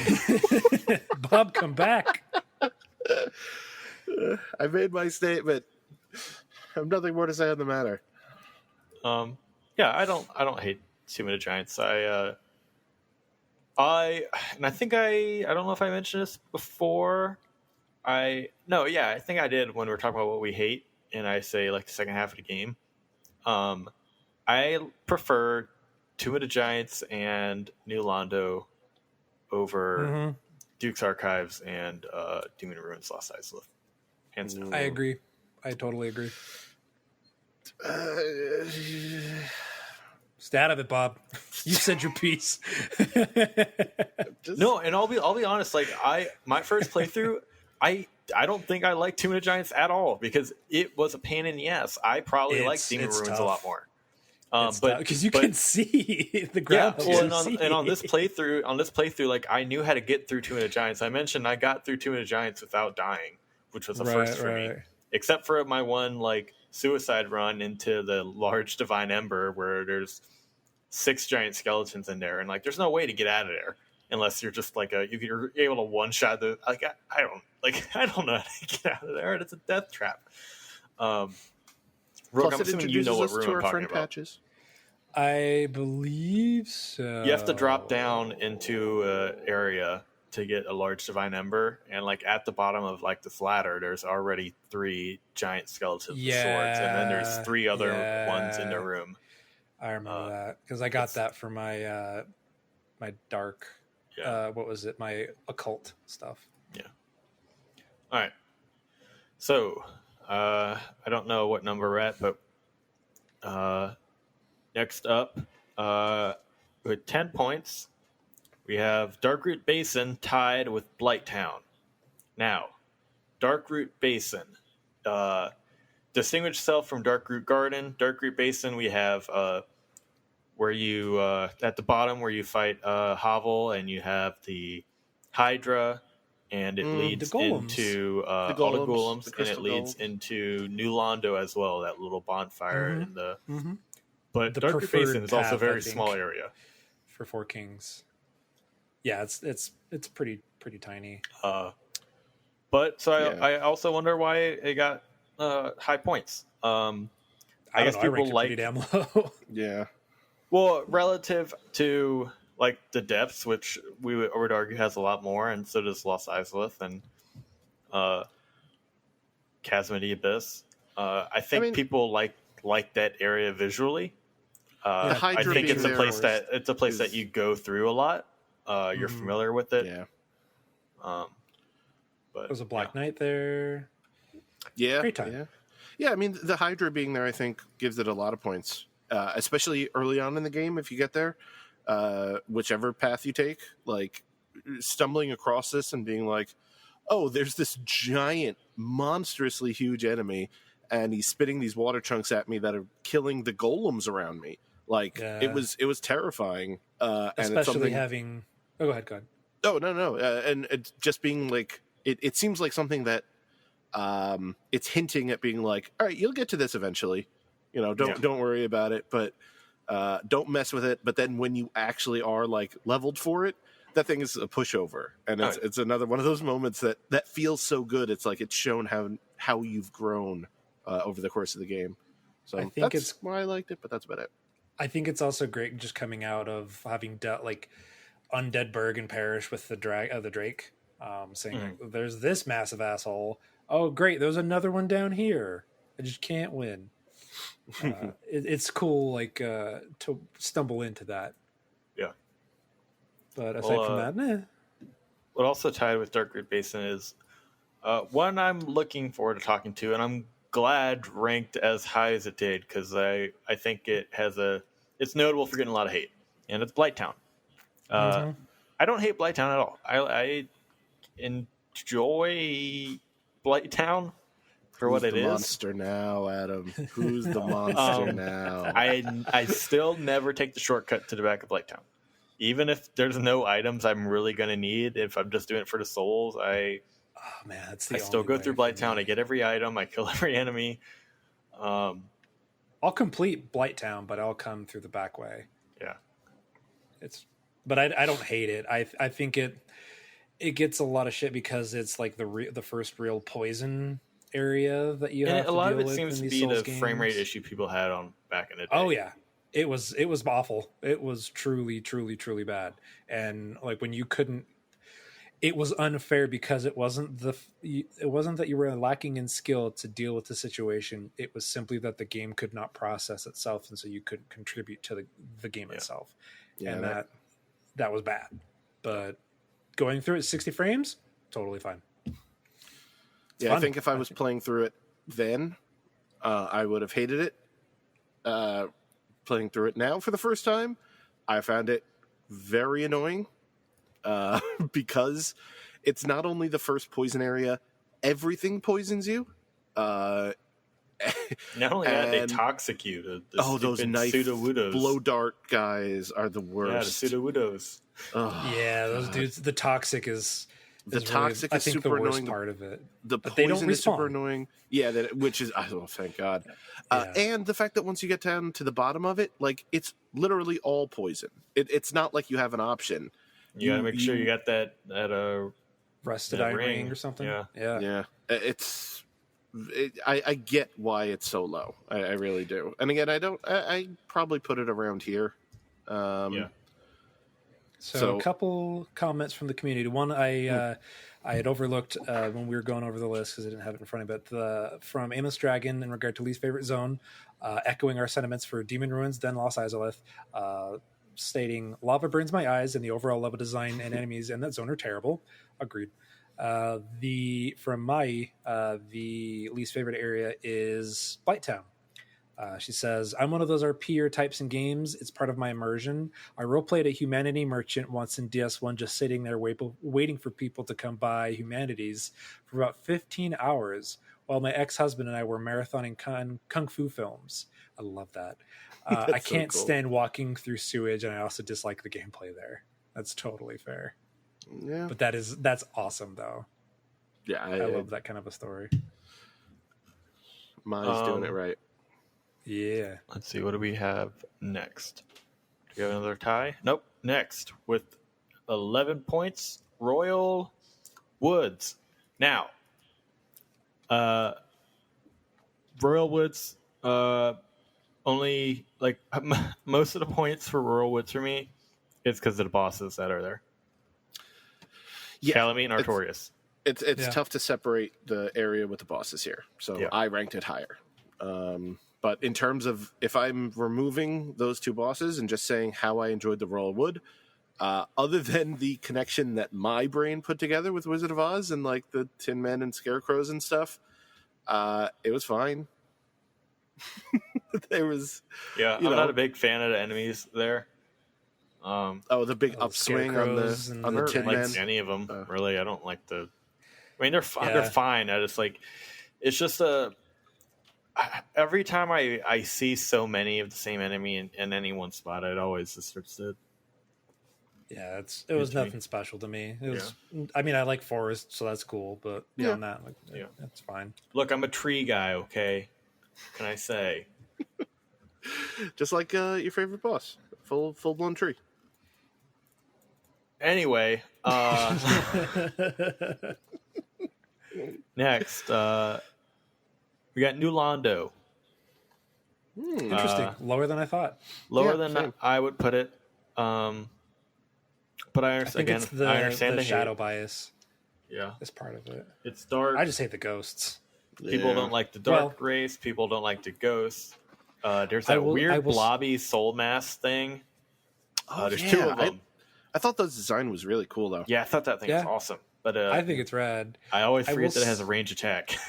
I will say, I think New Londo Ruins and the ghosts are not bad unless you're doing a boss run.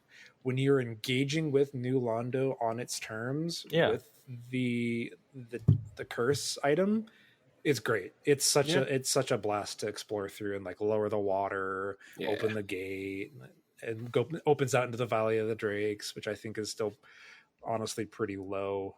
I'd place it lower than a lot of stuff here already, but it's just but we'll get to it. Valley of the Drakes, but but like I think New Londo Ruins is pretty cool.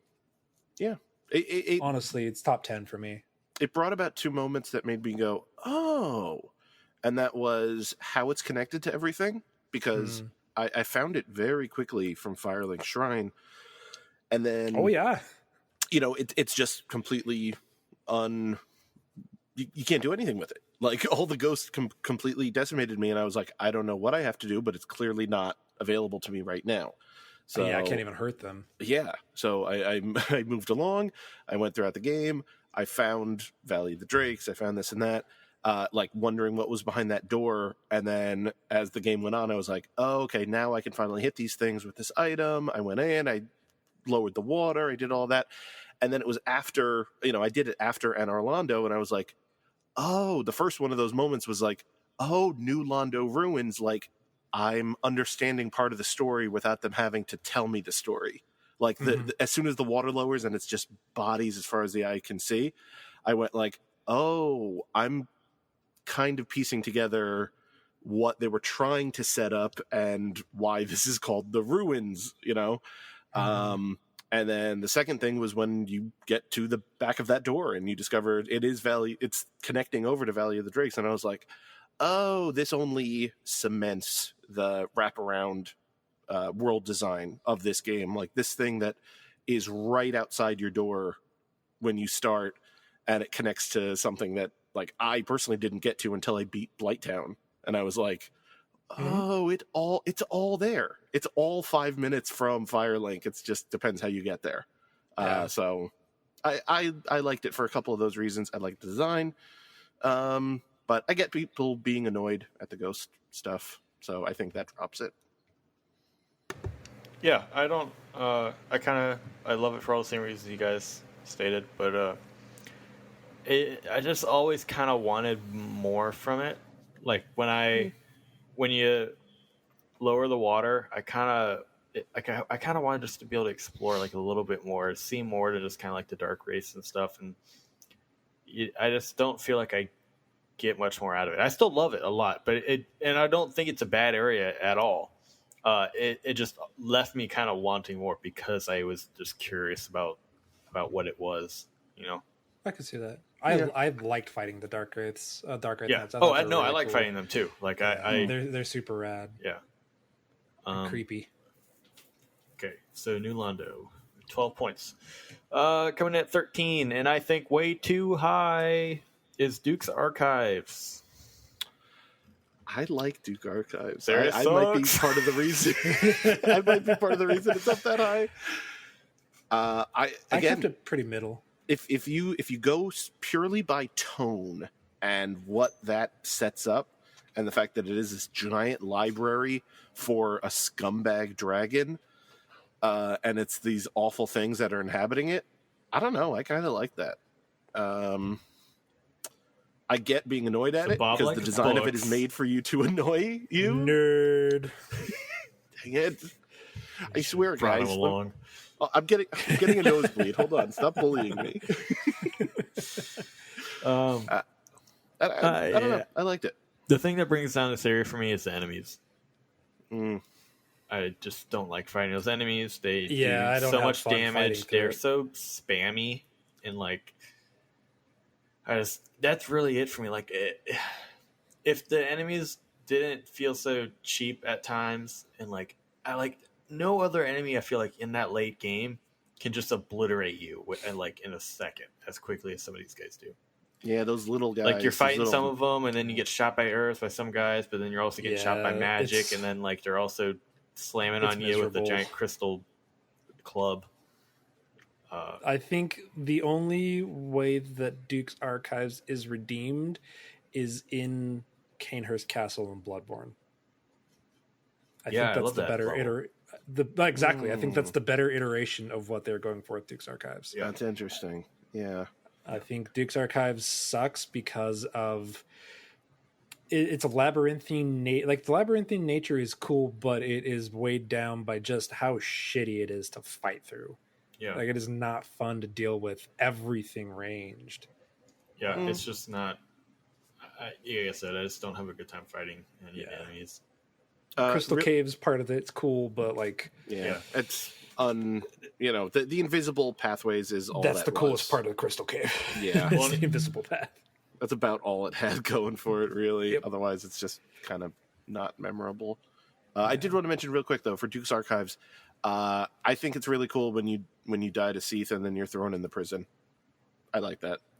I think it's kind of unique. It's a different way of handling bonfires and, finding your escape and going up the spiral staircase and dealing with those weirdos at the bottom that get summoned, the Bloodborne monsters, basically, that get summoned. Like, I enjoyed it. I like that stuff. But maybe that's the Metal Gear fan in me. That's fair.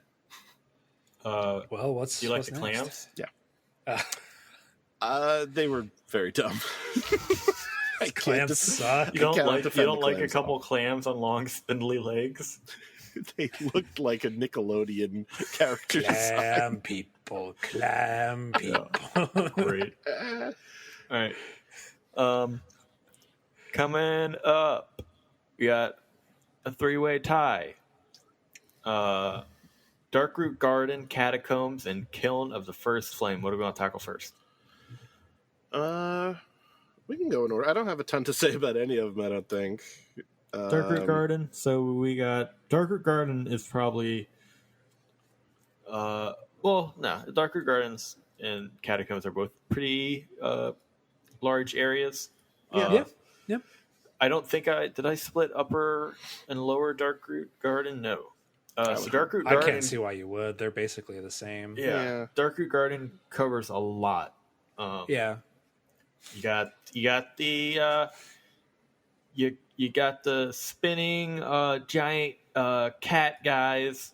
You got Oh yeah, uh, they're unique. you got the big mushrooms that just throw those right hooks at you and just one shot Fisticuff you. mushrooms. You got Sif. You got the Forest Hunters Covenant. You got the Talking Cat Lady. Those cool trees. You got those stupid tree enemies. The shrubs. The shrubs that like Are those like impossible knights that just like do spells and stuff on you? do spells that stop keep you from rolling. I've never defeated a single one of them because I just really? went nope. Yeah, they suck early on. They're for sure. fun. As soon as I saw them do that and stop my roll, I was like, I'm never getting close to another one of you again. Thanks for letting me know what you do. I love how self-aware that is as an enemy that like knows the play style a player might adapt and was like, no, fuck you. Yeah. Not this time. You have the trees that you can kill and then open up pathways to like weird frog, That was kinda cool.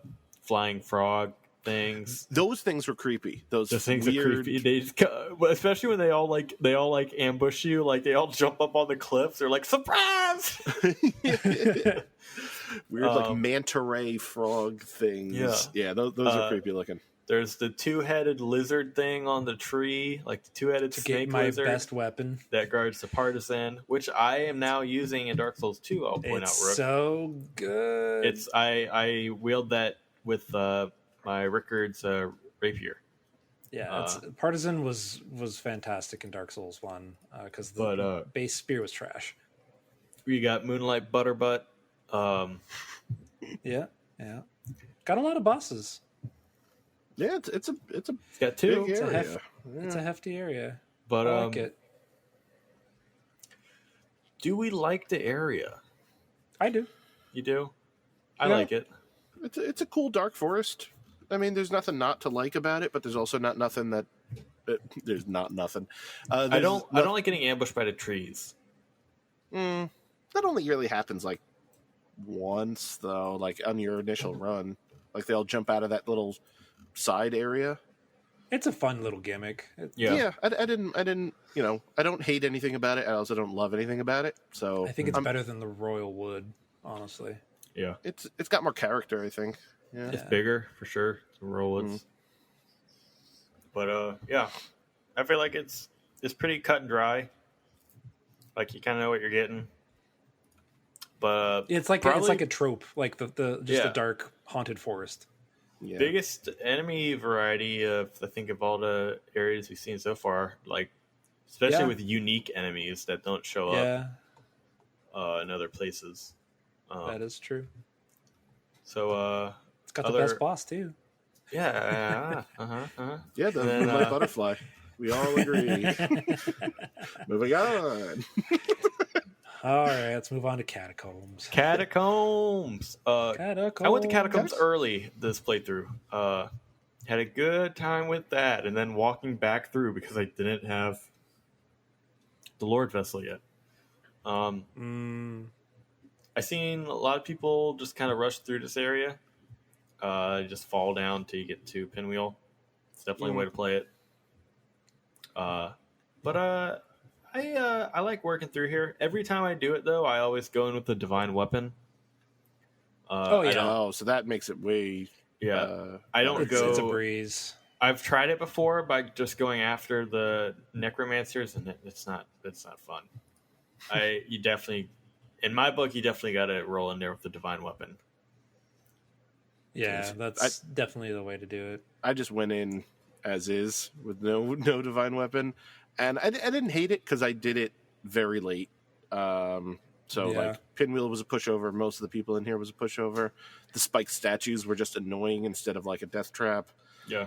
I think Pinwheel's probably a pushover, even if you're soul level 1. Yeah. It's very true. He did kill me, but this was actually like the second Adam pro gamer losing to Pinwheel. This is like the second area I went to, and then I immediately walked down the stairs, saw someone using magic, and was like, I shouldn't be here, and backed out. And then I did it so late in the game that like everything in it was too easy. So I kind of went both sides of the extreme there. But I like the area in general. It didn't rank super high for me just because everything feels samey. Like, but I think that's a It's a bunch catacomb. of skeletons. Yeah, Yeah, but that's like what you get. I do like the one hallway, like where you can get to the Covenant. You like climb into the coffin. I thought that was super cool. For And you have Gravelord to like Covenant. wait. Yeah, Bob, did you know about that? no. you can join Gravelord Nito's Covenant. Yeah, you can like go. It's weird. You can go to Gravelord Nito, like his boss area, and like you don't fight him. Like you join like the Gravelord Servant Covenant. And you get a cool miracle. Idea. Do you remember the hallway where there's a Titanite demon? Oh yes, yeah. Okay, so in that hallway, there's actually like an open like coffin that you can interact with, and you climb into it, and you wait like I don't know, like a decent while, like 20-30 seconds, and eventually you see like skeleton hands like close the coffin on you, and then you get brought into the boss area where Nito is, and you pray to Nito, and you can join the Covenant. It's cool. Wow. Something I never would have thought of, especially just sitting there for 30 seconds. Yeah. But well, it's the same thing where like you go there. back to Undead Asylum, you just have to like kneel like at the nest for like a some amount of time. I suppose. Yeah, they say like go into ball at least, so like it gives you something unique. Yeah. But I don't know. I guess getting look silly. Yeah, that's honestly what I thought it was.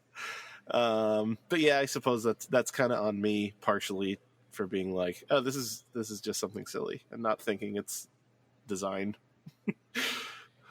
But I liked it. Part of it for me is I'm a sucker for like catacombs and tombs and crypts and stuff like that, and I think it did a great job of delivering like that experience. Yeah. So it ranks. Not like top 10, but it's it definitely holds a fondness in my heart for iconic places in Dark Souls, especially like it's like you said, Bob. A lot of people, that's one of the first places they go to because you're at Firelink Shrine. You're like, where am I supposed to go? Go explore here. Oh, what's this way? Skeletons. Okay, that seems pretty traditional for fantasy. Magic game. Oh, these guys suck. These guys suck. It's like a traditional Dark Souls rite of passage is accidentally going to the catacombs like right out the gates. It's a fun spot for me. But Tomb of Giants is fine, but the catacombs I think is a little better. So I'm happy with where it's at. Yeah. Also tied with the catacombs and Darkroot Garden, we have Kiln of the First Flame. Honestly, pretty low for me. It only has Gwyn. The only thing I care about is it has Gwyn. 100% ditto. I do like to walk up to it. I think that is awesome. It's like, so like I've seen these Black Knights scattered like throughout Lordran, but I've never seen more than one in one area. Yeah. And I'm like, so these are the guys that followed Gwyn to light its first flame, and they've just been hanging here for years and years and years. And it's just such a cool like aesthetic, like when you see like everything's like ashes everywhere, like stuff's just frozen in time, and I don't know, I really like that walk up to it. But yeah, it is really just Gwyn, and I wouldn't give it too many points just for aesthetics, but I do like it a lot. Yeah, it's a cool like last area. I just feel like maybe something a little bit more. Yeah. Like compared to something like Drangleic Castle. Yeah. I feel like that's way more iconic for me. Yeah. Uh-oh. Cool. I missed one. No! But it was also tied with Darkroot Garden, the Catacombs, so we technically didn't miss it. Oof. Ulasau Township. Okay. An area I am pretty fond of. It's very tough, but I think it has a lot of cool hidden secrets. Yeah, yeah.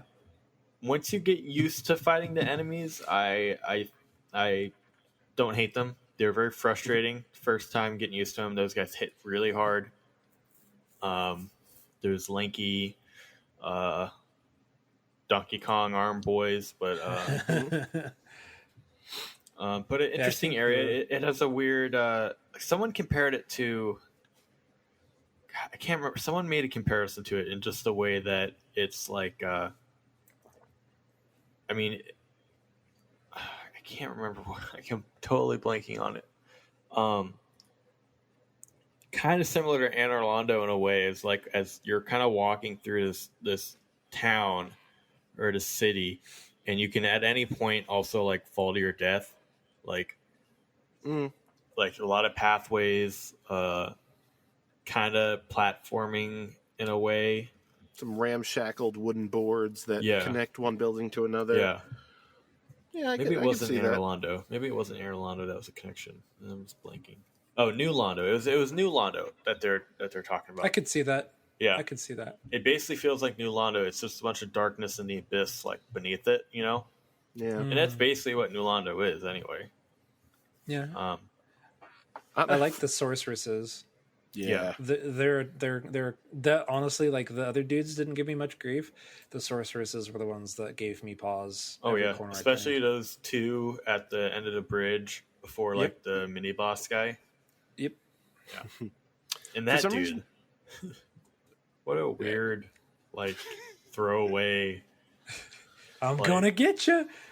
I'm gonna get. No, you're not. Yeah, no, you're not. Literally, the area of just regular enemies right before you is tougher. So no. Yeah.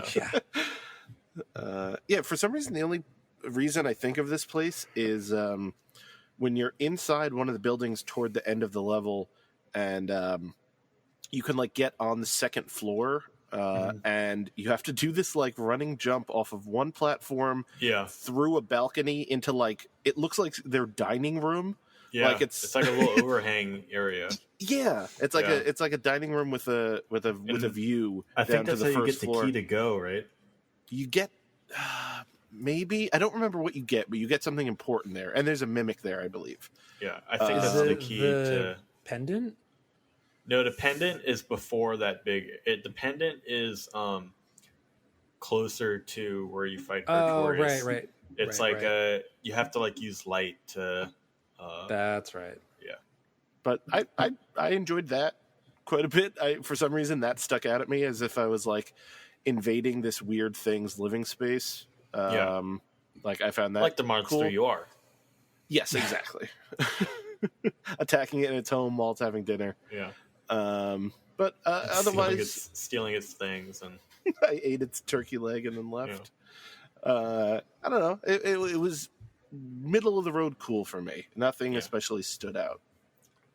It's a good, fine, meaty area, in my opinion. There's a lot to it. Yeah.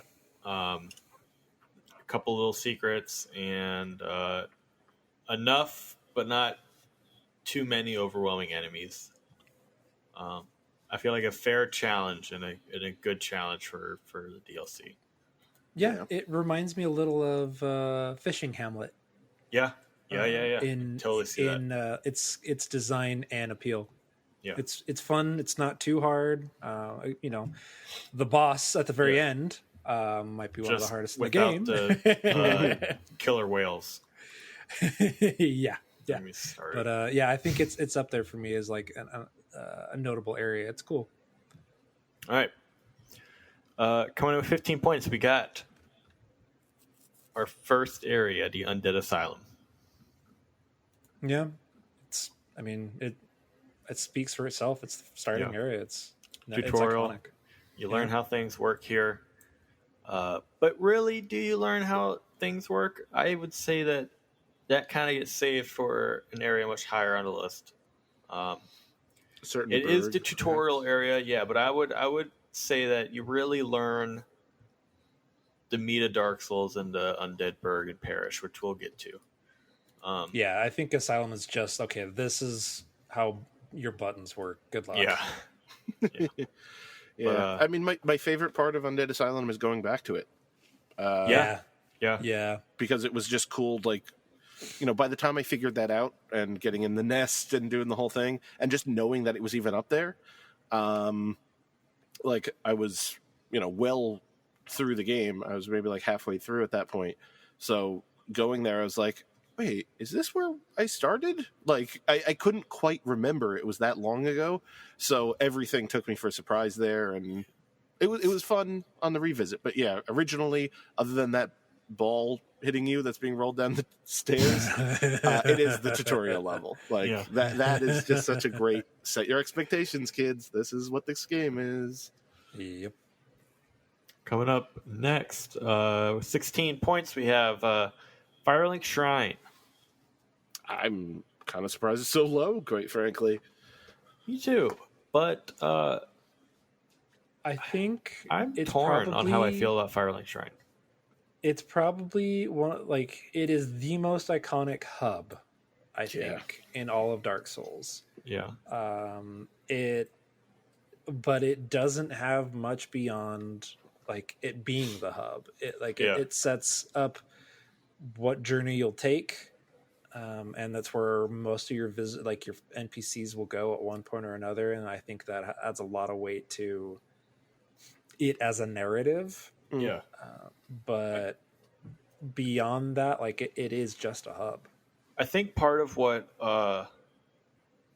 separates like it from other games is like in Dark Souls 2 and 3, they made like Majula and Firelink like the place you go to level up. Well, you don't have to go like in Dark Souls 2, they have other like weaponsmiths, but there's one other one. They make but like it your home. in Dark Souls 1, you can like repair your weapons at any bonfire. You can level up at any bonfire. You don't have to go back to Firelink. Yeah, you don't have you don't go back to Firelink anywhere near as much as you go back to Majula or Firelink Shrine, Dark Souls 3, or the Hunter's Dream in Bloodborne. It's also the only place outside of a boss battle that has music. Yeah. And a great music at that. Oh yeah, it's fantastic. It's got a great music. Quote Bob Buell. known monster. It's got a good music. Hey, you know what? That's got a good music. Music's harder than most musics. I mean, as far as Dark Souls go, it's got a good music. Yeah. But yeah, I think the most we can say about Firelink Shrine is by saying what kind of differentiates it from other hubs in the games and kind of why it doesn't stack up in all the other ways, but it is iconic in being the original. Yeah. And it's the only place of true respite in the game. Yeah. Everywhere else, something can get you. Something can attack you. I mean, you can get invaded. Yeah. Like literally anywhere. There was one point when I was in Undead Burg and I was just taunting that Black Knight that is at the bottom. And so I ran all the way back to the bonfire and I hit it and I respawned everything. And he was still there. He was still following me and he killed me as soon as I got up from the bonfire. And so I was like, great. Okay, there is truly no escape from some of this stuff. Like it was gone after I died, but that taught me a very stern lesson that like the only place if you need to just sit down and not worry about anything other than that big dummy Frampt is Firelink.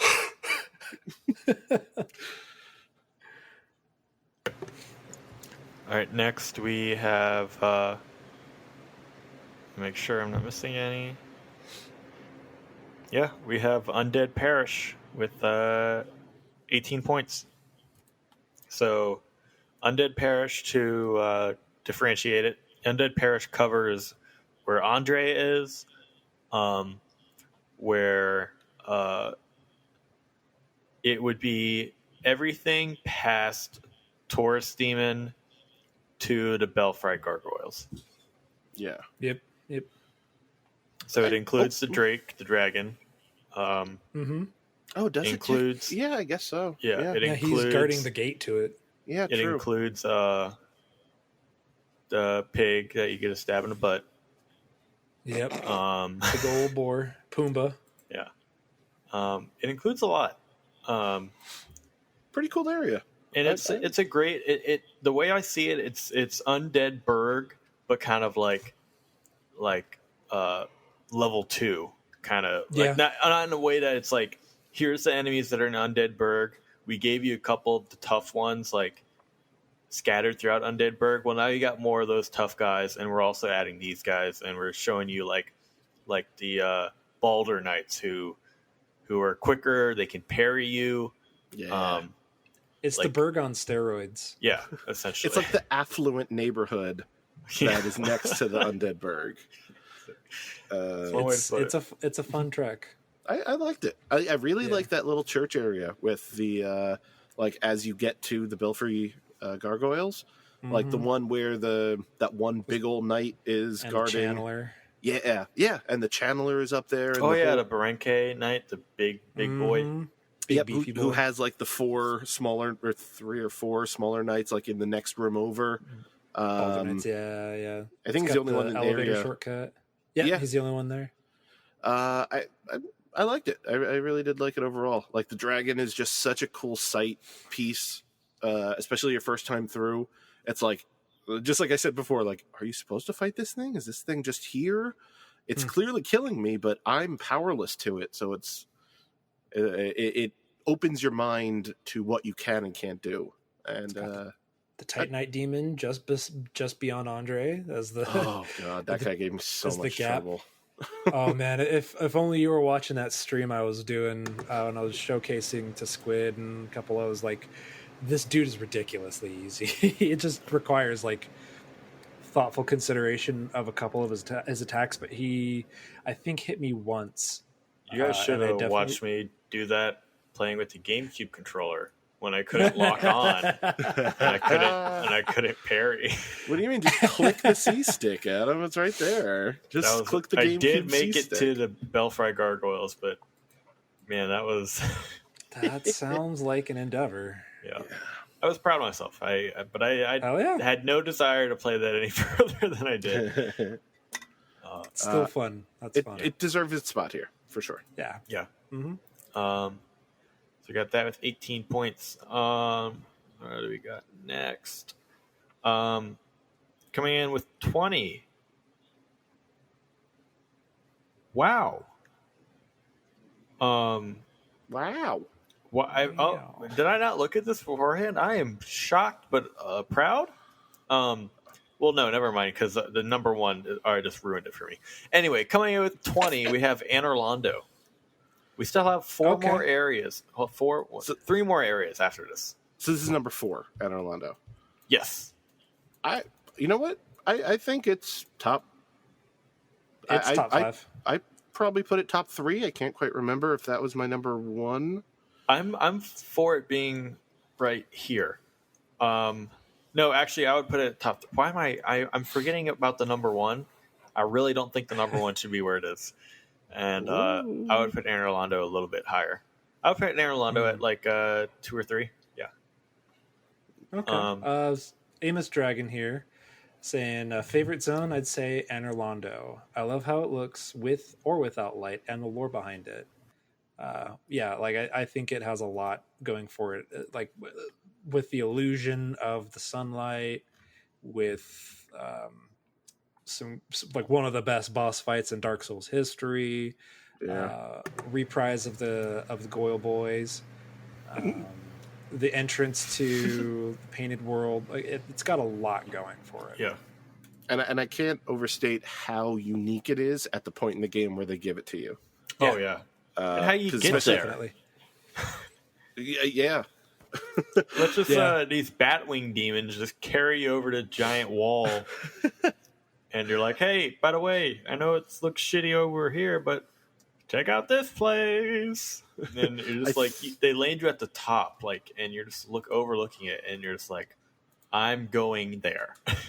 My wallpaper. I had to minimize a couple things, but my wallpaper on my computer right now is from that cutscene where they fly you over, and it's just this big aerial shot of Anor Londo and this the sun like on the horizon. It's gorgeous, and it's so unique and cool.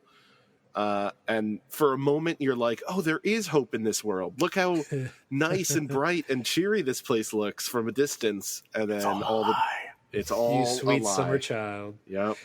Yeah, that's honestly part of where I drew the inspiration for my one of my favorite things about Dark Souls is that like try gorgeous view thing. Is that note that I left there of just right past the Anor Londo bonfire, and just right as you're approaching that elevator, you just look off to the sunset. It's fantastic. It's like one of the best skyboxes in the game. I think it probably is like the best skybox. Yeah, I feel you behind that. It's beautiful. And shout out to Anor Londo archers who have probably killed me more than half the bosses in this game. That's the true rite of passage, I think, in Dark Souls, is getting past the great archers. Yeah, I will say this is probably as good a time as any for this comment from Shazira, who just said geometry with exclamation point and a shaking fist Skeletor emoji. And it does not, it can be used in multiple places in this game, but those thin, narrow rails to get up to the archers are oof. I think Anor Londo is defined by geometry. I'll tell you what, that Bob, did you have a hard time figuring out how to get to that first like area, like the building past the first gargoyle, like where you have to walk up that walkway that isn't obviously a walkway? It took me a couple looks. I noticed the open window honestly first. Yeah. And then every time I walk up there and like get in between like the like there's like a little part of the building on the walkway, and like the camera like just flips out whenever I walk through there, and there's a couple times where it's flipped out so much I've just walked off the edge at that point. Oh no. But that's Dark Souls. You know? True. I had a good time this time when I was walking like in the ceiling, like with the painting guardians, getting through that area. I had the force spell this time, and I just had a good time baiting the painting guardians to me and just using the force spell and just blowing them off and watching them fall to their death. Fusro dying them all. Oh yeah, it was a good time. Yeah, I like walking that catwalk. It's fun. That's fun. And those enemies are just so cool. Anything we don't like about Anor Londo? Too big inside, I think, with the Chamber of the Princess and everything. Like that whole area is just a little too big, I think, and the placement of the blacksmith. It takes a while to walk around there, especially like when I want to get to the giant boy and I have to choose the bonfire. Yeah, that's a little. But I mean, like, what are you gonna do? Like, that's where you fought Ornstein and Smo. Like, you know, it'd be nice if there were stairs instead of an elevator you had to wait for. I just rolled off every time. Oh, really? I didn't wait for an elevator. Who's got the time? No, I just straight up falled off. I didn't care. I took about 3/4 of my health if I felt like not putting on fall control, which is a great spell and got me through a lot. This guy and his spells. All right. Yeah, I know what you're talking about. My Havel's armor did not have spells. We have 2 tied for second place. Oh, but we have a definitive winner again? We have a definitive winner again, and I am not for it. Oh boy. I think I know what I'm really proud of like one of this tie. Sense Fortress and Undead Burg tied. I'm really happy to see Undead Burg that high. I thought Undead Burg was going to be 1. I thought Sense Fortress was going to be 1. Well, now you know what number 1 is, and I'm not happy about it. That's interesting. I partially get it, but let's cover these 2 first, real quick. Yeah. I mean, Undead Burg, I think, is so iconic for this game. Like, it is the real tutorial area. Yeah.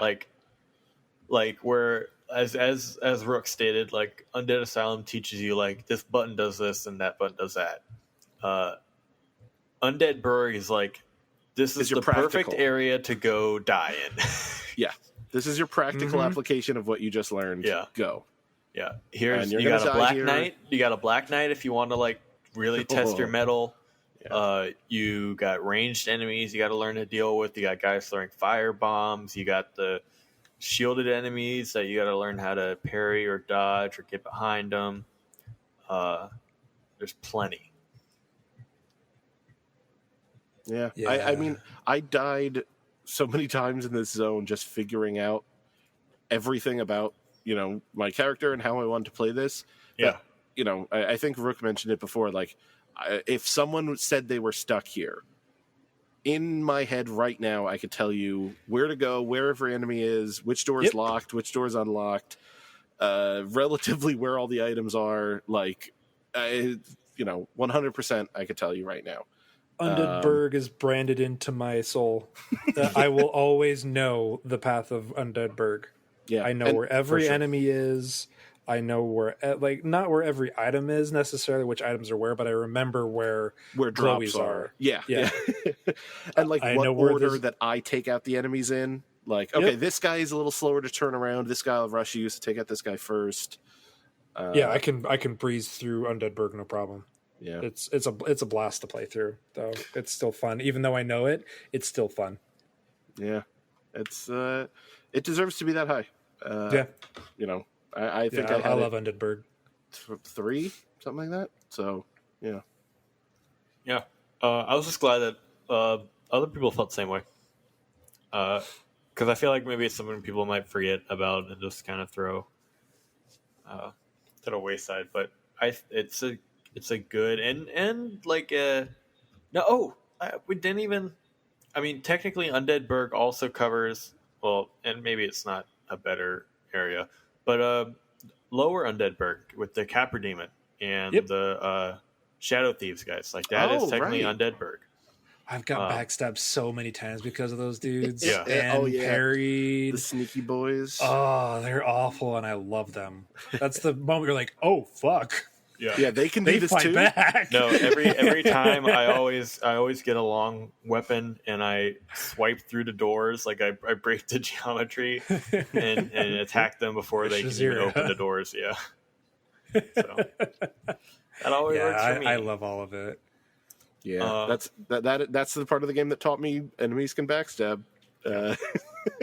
Like it taught me a lot of things about that game. So it's great. It's iconic. It deserves it. Yeah. All right, Sense Fortress. Now here we got some comments. Yeah. Oh yeah. A lot of comments leading to Sense Fortress. Want to start us off with Neuroflares? Yeah. Neuroflare wrote, I think Sense Fortress might be my favorite zone. It's the only zone I wrote a song about that I sing to myself as I roam its perilous halls. Well, I guess I didn't really write the song. Chris Cornell did.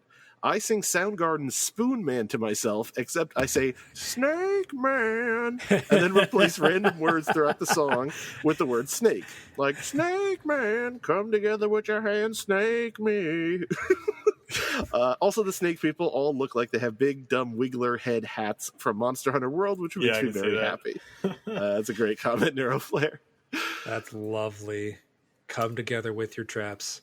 Slay me. That's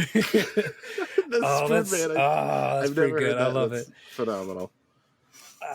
So we got similarly a comment again from Mai is my favorite area in my favorite. Was it my favorite area in my favorite area? Okay. I think I know why I copied that weird. In all from games period, Sen's Fortress. I love an area where the challenge is the traps, not the enemies. Also, I just love traps. Give me more trap dungeons and action RPGs. And I mean, I agree. Yeah, I mean, Rook, you laid out your part of your comment as well with your love for Sen's Fortress. I don't know if you want me to read it or if you just want to state it in your own words here. Go for it, man. So, please build off this however you like. But Rook wrote, my favorite location overall remains Sen's Fortress. It does an excellent job at communicating the verticality of the world and is full of tear-inducing skullduggery. I love that phrasing. That can constantly have me laughing at its wickedness. My only real criticism of that area is its final boss, which we went into with the Iron Golem. I was expecting a dragon or some vile beast to greet me at the ends of Fortress's conclusion, but it was a mere generic golem. If I'd find enough, I just wanted something more captivating to match the endeavor I just endured. Which is true, and we went into that before. But yeah, what do you love about Sen's Fortress?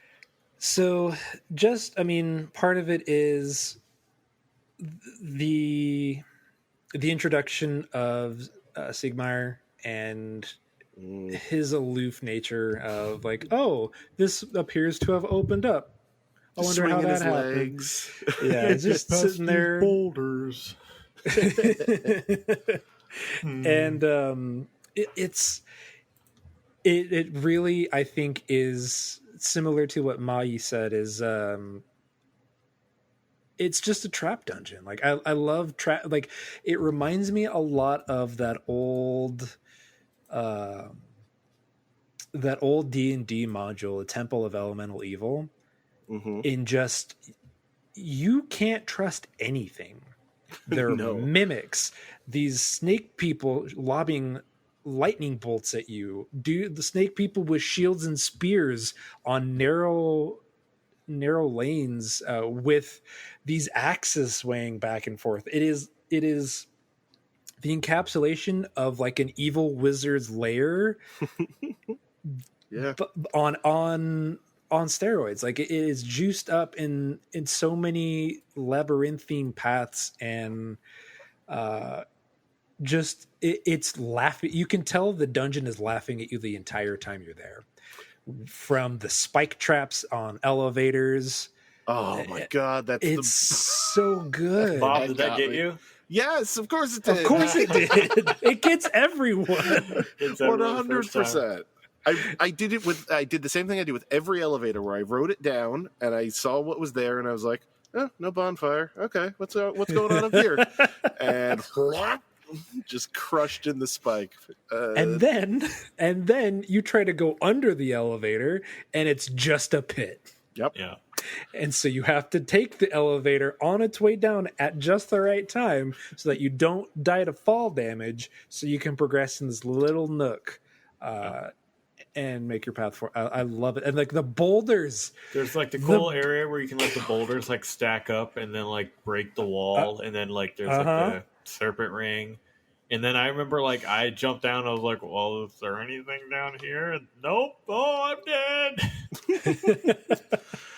And you let Big Hat Logan out of his cage, and it's got so much going for it. Oh, and that one freaking snake guy who's like asleep, and you can let the boulder hit him. Yeah, it's so he's good. He's like on his break. Yeah, he might as well have a cigarette in his hand because he's just chilling. I've had it glitch to a point where like the wall's broken, but he's still leaning against like it. It's so many. There's so many things that can like just happen with that, just because they're like. And I just love that it can just get so screwed up just because FromSoft's trying to throw in this little joke. That's great. It just warmed my heart how evil it is, and it knows it, and it knows you have to get past it. Yeah, it is good humored wickedness. Do you guys brave the waters on the bottom and slay the Titanite demons? Oh God, no, absolutely not. I did my first playthrough. I explored the hell out of Sen's Fortress and spent probably 5 to 10 hours alone there. Whoa. Just because I loved exploring it so much. I mean, there's a lot there from the rooftops to taking that, out and how many times I died. Yeah, yeah. Because as soon as you Bob, did you find the giant you can kill? The giant. There are 2 giants. Yeah, you there's can 2. I took out both of them. Yeah. The one that initially like pulls the chain to lift up the gate. I think he's the one who like drops the boulders and whatnot, right? No, you have to. There's like a illusionary wall. Like you have to drop early, like into the to the bottom.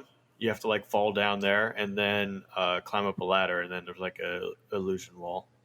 Oh, then I might not have. I killed the 2 that are on the roof, but that was about it. I didn't mess with the bottom. I missed the 3rd one this time. Yeah, I didn't even. I totally forgot about him. But yeah, like even there's so much there. Even the roofs and all that up top, and the most just trolley bonfire that's off the roof that you have to roll off the ceiling to get to, that I would have missed 1,000 times if it weren't for notes. Like I never would have seen it there. I was streaming it. I was looking for that. Neuroflare was helping me explore and signpost me to the bonfire, but I couldn't remember exactly where that troll one was.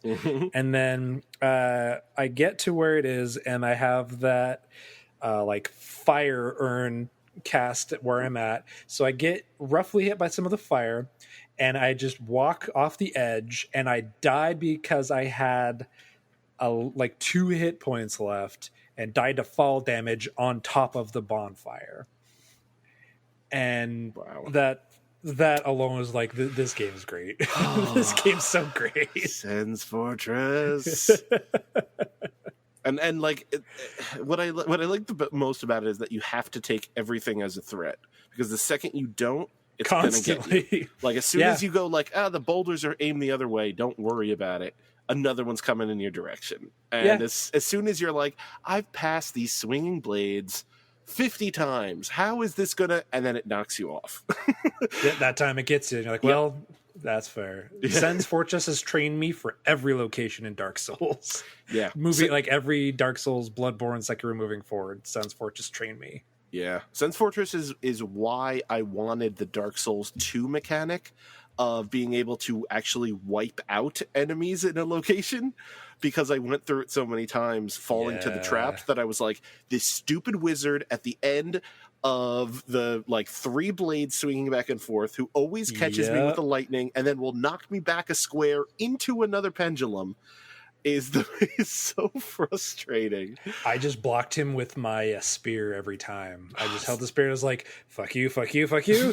He hit me, I took some damage, and I just, after that first blast and timed it with the axes, ran and just stabbed him. And then one time I almost died because I stepped on the trap. I was going to say, a second from him is the trap. They know exactly what you're going to do in that zone, and they plan for every possible scenario. It's so devious. Every corner sucks. I love it. And it's so great that we're all talking about how much we have died to it and how much we hate it, and then we all end the sentence with, "Oh, I love it." I think that speaks volumes to why it's so high on the list. It is definitely my personal favorite, and a lot of others, and I love that about the community, is they recognize the true victor here, Sen's Fortress. I think I put Sen's number, I might have put Inner Londo I put Sen's number 1, I think, then Berg, and then Inner Londo, and then mine was probably and then our number 1, according to the community, is first, I'm pretty sure, Painted World of Ariamis. I get it. It's higher than I thought. I think it's totally overrated. I think I don't want to like judge people who voted for it, but I think a lot of people have it in for snow levels in games, and I think that's a big part of it. But there's nothing innately, other than the actual weather as a backdrop.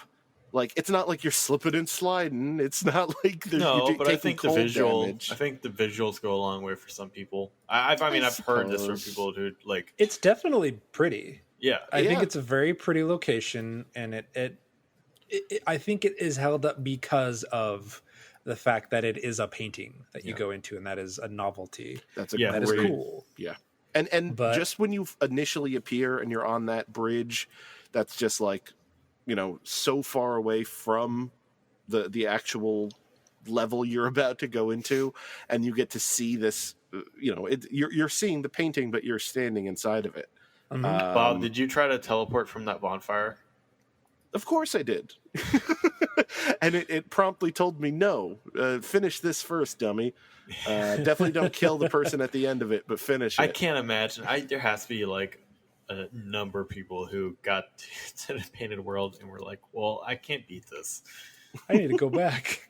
I got to it. I didn't even realize it was there originally, to be honest. Because I went up to the painting, and it just, like, if you don't have whatever item you need to enter, kill your doll from the return. Yeah, it just goes like, oh, this is a cool painting. Like, it just gives you a generic description. So I was like, that's odd, but I didn't think twice about it. And It wasn't until later. And listen, it's not my favorite. I think it probably was somewhere in my top 10, but not in my top 5. Yeah, that's about where I'm at. Like Probably like a 6th. It's pretty. Yeah. I like I don't know. I like the bird enemies that are in the tower toward the end. I like the phalanx or phalanx. I like the phalanx too. Like the bone wheels. I mean, again, conceptually, from a tone level, the going into a well and seeing this creepy underground cavern is kind of cool. The enemies itself are way too annoying and way too strong. I do like the moment the dragon chases you down the bridge. Oh right, I forgot about dragon. that thing. That part's pretty cool. I do like the undead dragon. Yeah. I think the undead dragon is probably the coolest part of Painted World.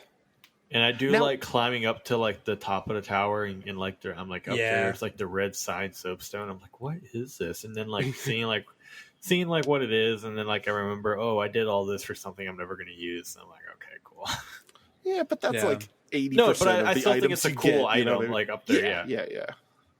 I think the greatest credit that I can pay Painted World is that we would not have, I think, my favorite location in all of FromSoft, which is Canehurst Castle, without Painted World. Yeah, I can see that. It's definitely that same idea blown up. But I think it's perfected with. I also do like some of like the lore, like a lot of lore implications with the goddess Velka, and there's like the dark ember there, and like it's super freaky when you like give it back to Andre. He's like, oh, like this is something different. I'm drawn to it. I must have it. And I was like, oh, Andre, you've never felt this way about anything before. Are you okay? Like, what's going on? He's like, yeah, give it to me. I don't want to anymore. You want this too much. Bad to this. I don't want you to have it. But it also has a boss that you kill. It makes you a monster. Yep. Also, Jeremiah, who I delightfully kicked off the edge. That warmed my heart. Yeah. I think that made my day, and probably part of the entire playthrough this time of Dark Souls. It's just that $5 bet with Adam. Like, I bet you could kick him off. Yeah. Wait, what is this now? I don't know if I know what you're talking about. Would you like to explain, Adam? I was streaming and Rook said, you should kick him off and I'll give you $5. So I did. And then he gave me $5. It's an invader, Bob, if you play human. Okay. And he's like a pyromancer and he's a big asshole. And I kicked him off the world. Off the edge. When does he show up? Like what? You have to be a human, and then from the main bonfire, that off to the right, there's that right path, and then there's what looks essentially like a graveyard, essentially by a cliff. There's a bunch of cages and stuff. It's super freaky. He spawns there, but it's after you basically go toward the end and off to the left. There's an item you can find as you're kind of wrapping back around, and as you're trying to return, it's like invaded by King Jeremiah. You're like, oh shit! And it's this very powerful pyromancer with a notched whip, like a barbed whip. Oh, interesting. It's a cool fight. And also he has he has his Xanthios crown, which is basically like that. Basically does look like the Wiggler helmet. It's a giant thumb. Yeah, it's like a giant like mummy. Like it's hard to explain. Yeah, I've seen like little phantoms and stuff through like memories passing through the game wearing that for sure. Go. Oh, here you go, Bob. Xanthus crown. Yeah, that's real dumb. That's super become weird. A thumb. It's great. Or a big cloth light bulb on top of your head. Yeah. It's well, okay. So Painted World, we're all kinda people like it, obviously, but we're kinda I think it's a cool location on it, but I think it's outdone by some of the other stuff, but I see why it wins. Yeah, I get why people really enjoy it, but on our list of pros and cons, I think both Sen's Fortress and for me personally and Orlando definitely are above it. But I get it, and even Undead Burg in a lot of ways. But Yeah. hey, I'm not arguing it for number one, but I respect it. Bob, Demon Ruins is not going to be number one. No matter how much you fight for it, Bed of Listen, Chaos will not win best We location. get it. You like fire. You know how you like the Taurus Demon? Well, what if I told you there's 8 of them? Thoughts? But wait. No, stop. Where are you going? Remember your other favorite boss, Camper Demon? Well, don't worry. We got 10 something of for them. you too. Everywhere. Well, there you have it. Well, that does it for our locations rankings. 24 areas. We there's a lot to cover, but we did it. We made it through. Now, just wrapping up before we take a well-deserved night of sleep. Yeah. How does this, with maybe as few spoilers as possible, because we're probably going to do this for 2 and 3. For sure. And perhaps further on. I would love to. Yeah. Just depends on schedule. Oh my gosh. Bob, do you know how many bosses there are in Dark Souls 2? Oh, so many. Oh boy. I can't wait. I think there's 15, 16 more than there are in Dark Souls 1. So there's like 41. Especially because there's triple the DLC. Yeah. Yep. Oh boy. It's bananas. If there's this 41 total, enough. and we had like 26 in Dark Souls 1. God. But yeah, in general, overall feelings. Dark Souls 1. It's in the books. It's behind you at least for now. Its impact for games. How does it connect to the series? Anything? Gosh. Any kind of thoughts in that direction? I really feel like I need to finish playing. I like this right now, even though I played all the games like within the last year.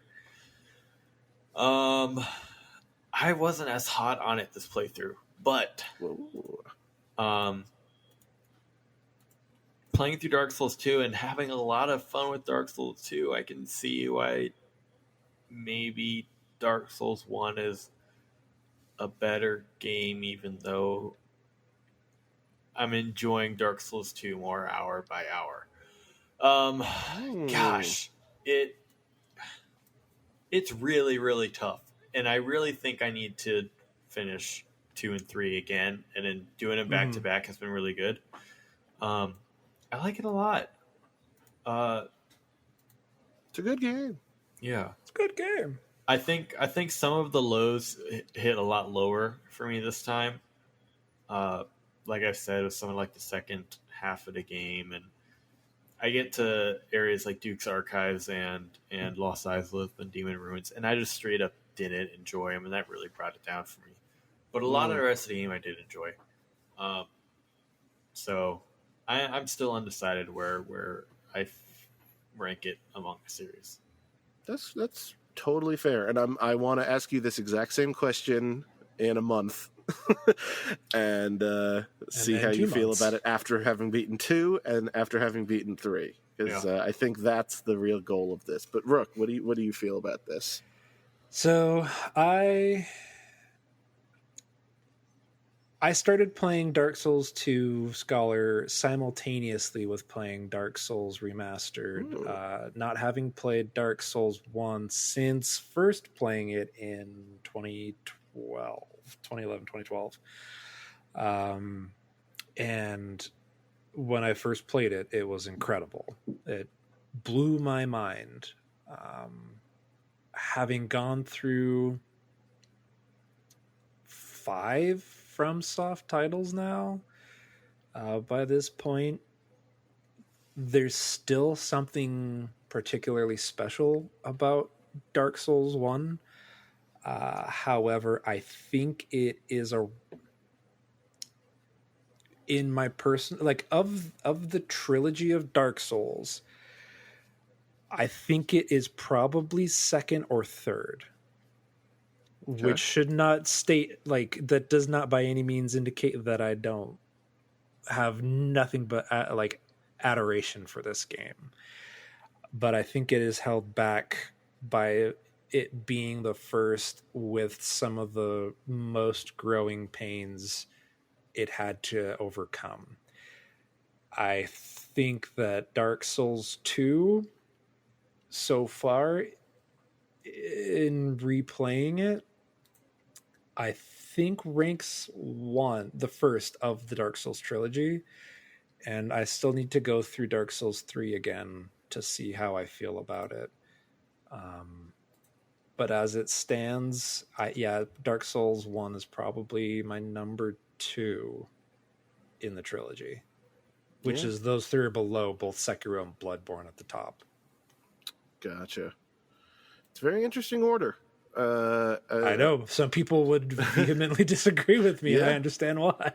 No, but I like it. I respect it. I mean, you got an argument for it, and I want to get into more of that with 2, because I think 2 is the most divisive game, and I find it by far fascinating in how they received feedback from 1 and found what people loved and didn't like about 1, and how they took that in different directions. Yeah, they sure made some interesting decisions. Yeah, some of it I think they nailed when they were like, "Oh, people don't like this. We're going to do this." God, there's so much about 2 that's so cool and great, and then they get the fucking belfry gargoyles. What were they?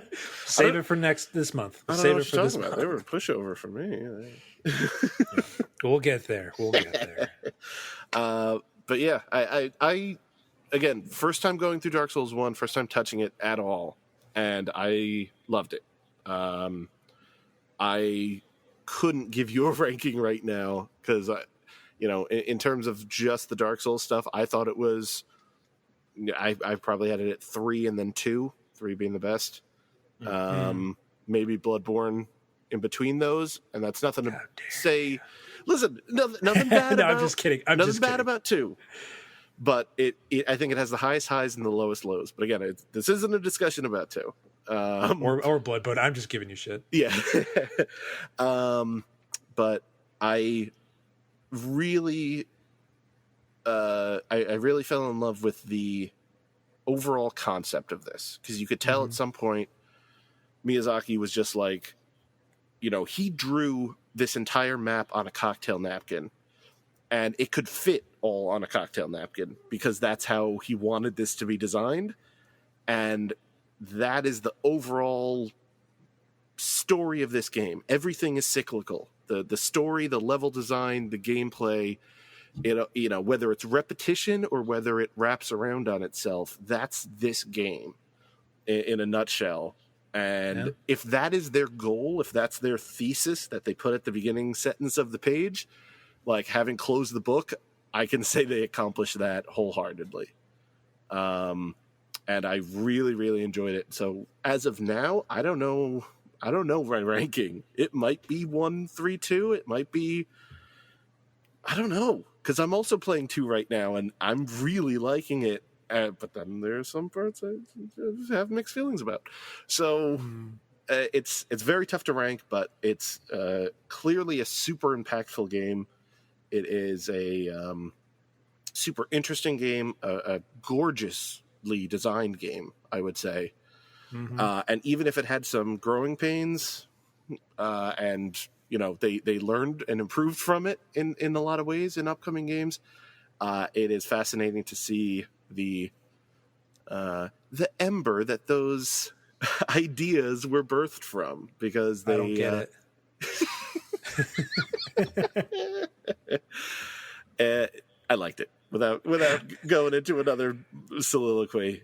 I liked it a whole heck of a lot. Oh, I love to hear it, man. I love to hear people come into it for the first time and their thoughts on it.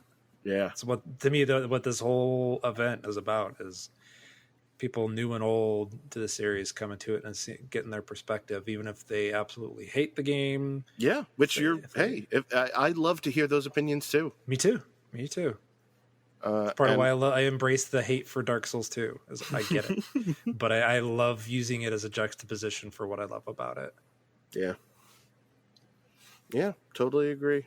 And I do want to send a quick shout out also as we're kind of wrapping it up. anyone and everyone who put in comments, who ranked some bosses, who ranked some areas, who submitted feedback. Who chats with us daily in the Discord channel. Who's just there, exactly. Who's just there being like, oh my God, can someone help me out with this? Or how am I supposed to do this? Or I know I'm as guilty of it as anyone else. I'll just hop in there and be like, I got this item. What is it? It just says it's unknown in origin. Like, what am I supposed to do with this? And then like I'll just see 9 people start typing, and it's like, oh, thank God, someone knows this better than I do. Yeah, and thank you to everyone participating. It means a lot to me. I love it. Yeah, those were the little notes. The glowing notes on the floor of Dark Souls, they were in the Discord as well, and they helped light a lot of people's paths in this game. Absolutely. It's been a good month and a half. Yeah. Seriously. And more to follow. Yeah, I 100% want to keep this going. So me too. I love these conversations. Yeah, this is probably my favorite game series to my favorite modern game series, and any opportunity to chat about it with people is a blessing. So, and I know people guys. I know. Oh, that's very sweet. Yes, I know people are already going to say that this was way too short, so I apologize for that. We'll try to beef up the length of the audio a little bit next time. We'll good pad conversation. It out. Yeah.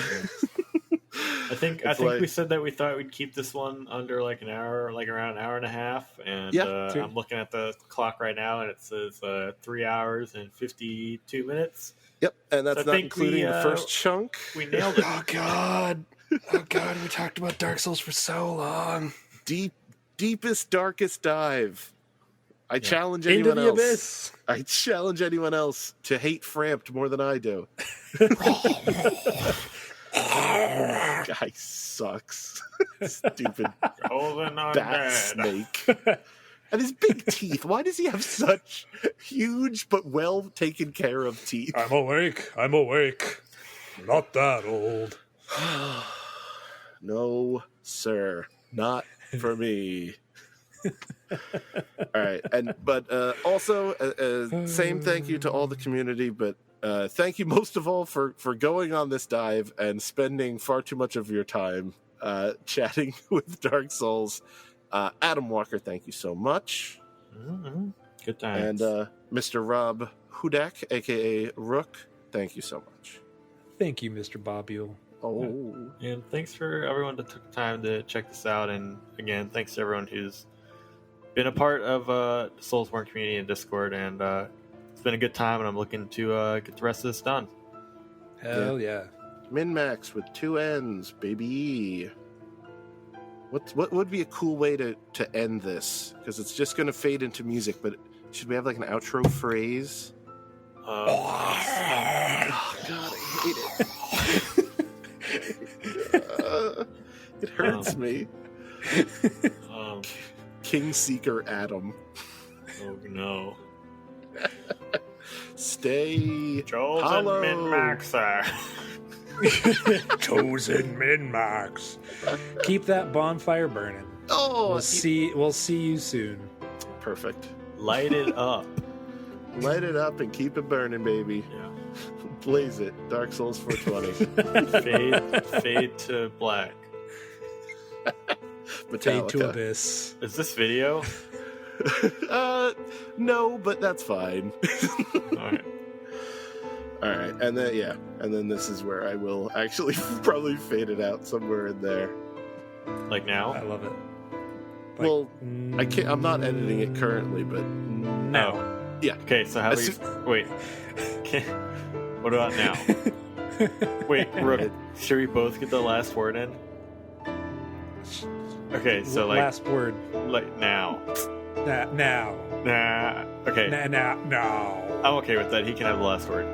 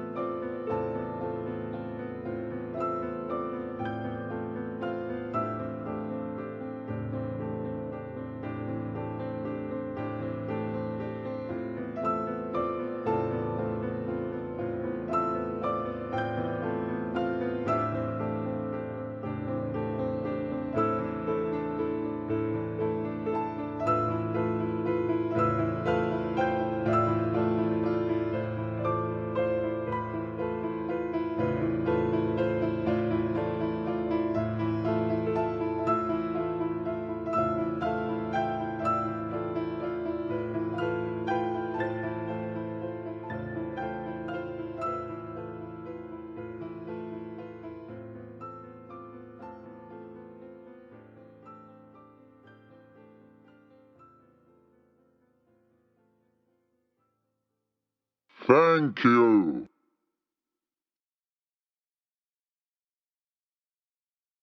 Test beep boop. How do I go? I got robot toes. Oh no, it's robot toes. Adam's robot toes are the final DLC boss of Dark Souls. Spoiler alert. There's 8. Oh, sorry. Wait, we all beat it already. There is no spoiler alert. All right. What is this called? Darkest Dive. Underline that. What's this thing called? What are we here for? What are we talking about? Welcome to 99 questions. That's not it. 99 boss fights. So this is what we're gonna have at the end, like at the very end of the podcast, right? That you clip this at the end as Yeah. like here's the special treat you get for sticking around. Yeah, this is the little Yeah, secret takes- track. Yeah. The Skeletor at the end. Patreon bonuses. Please be a Patreon to our one-off podcast discussions of Dark Souls. Great.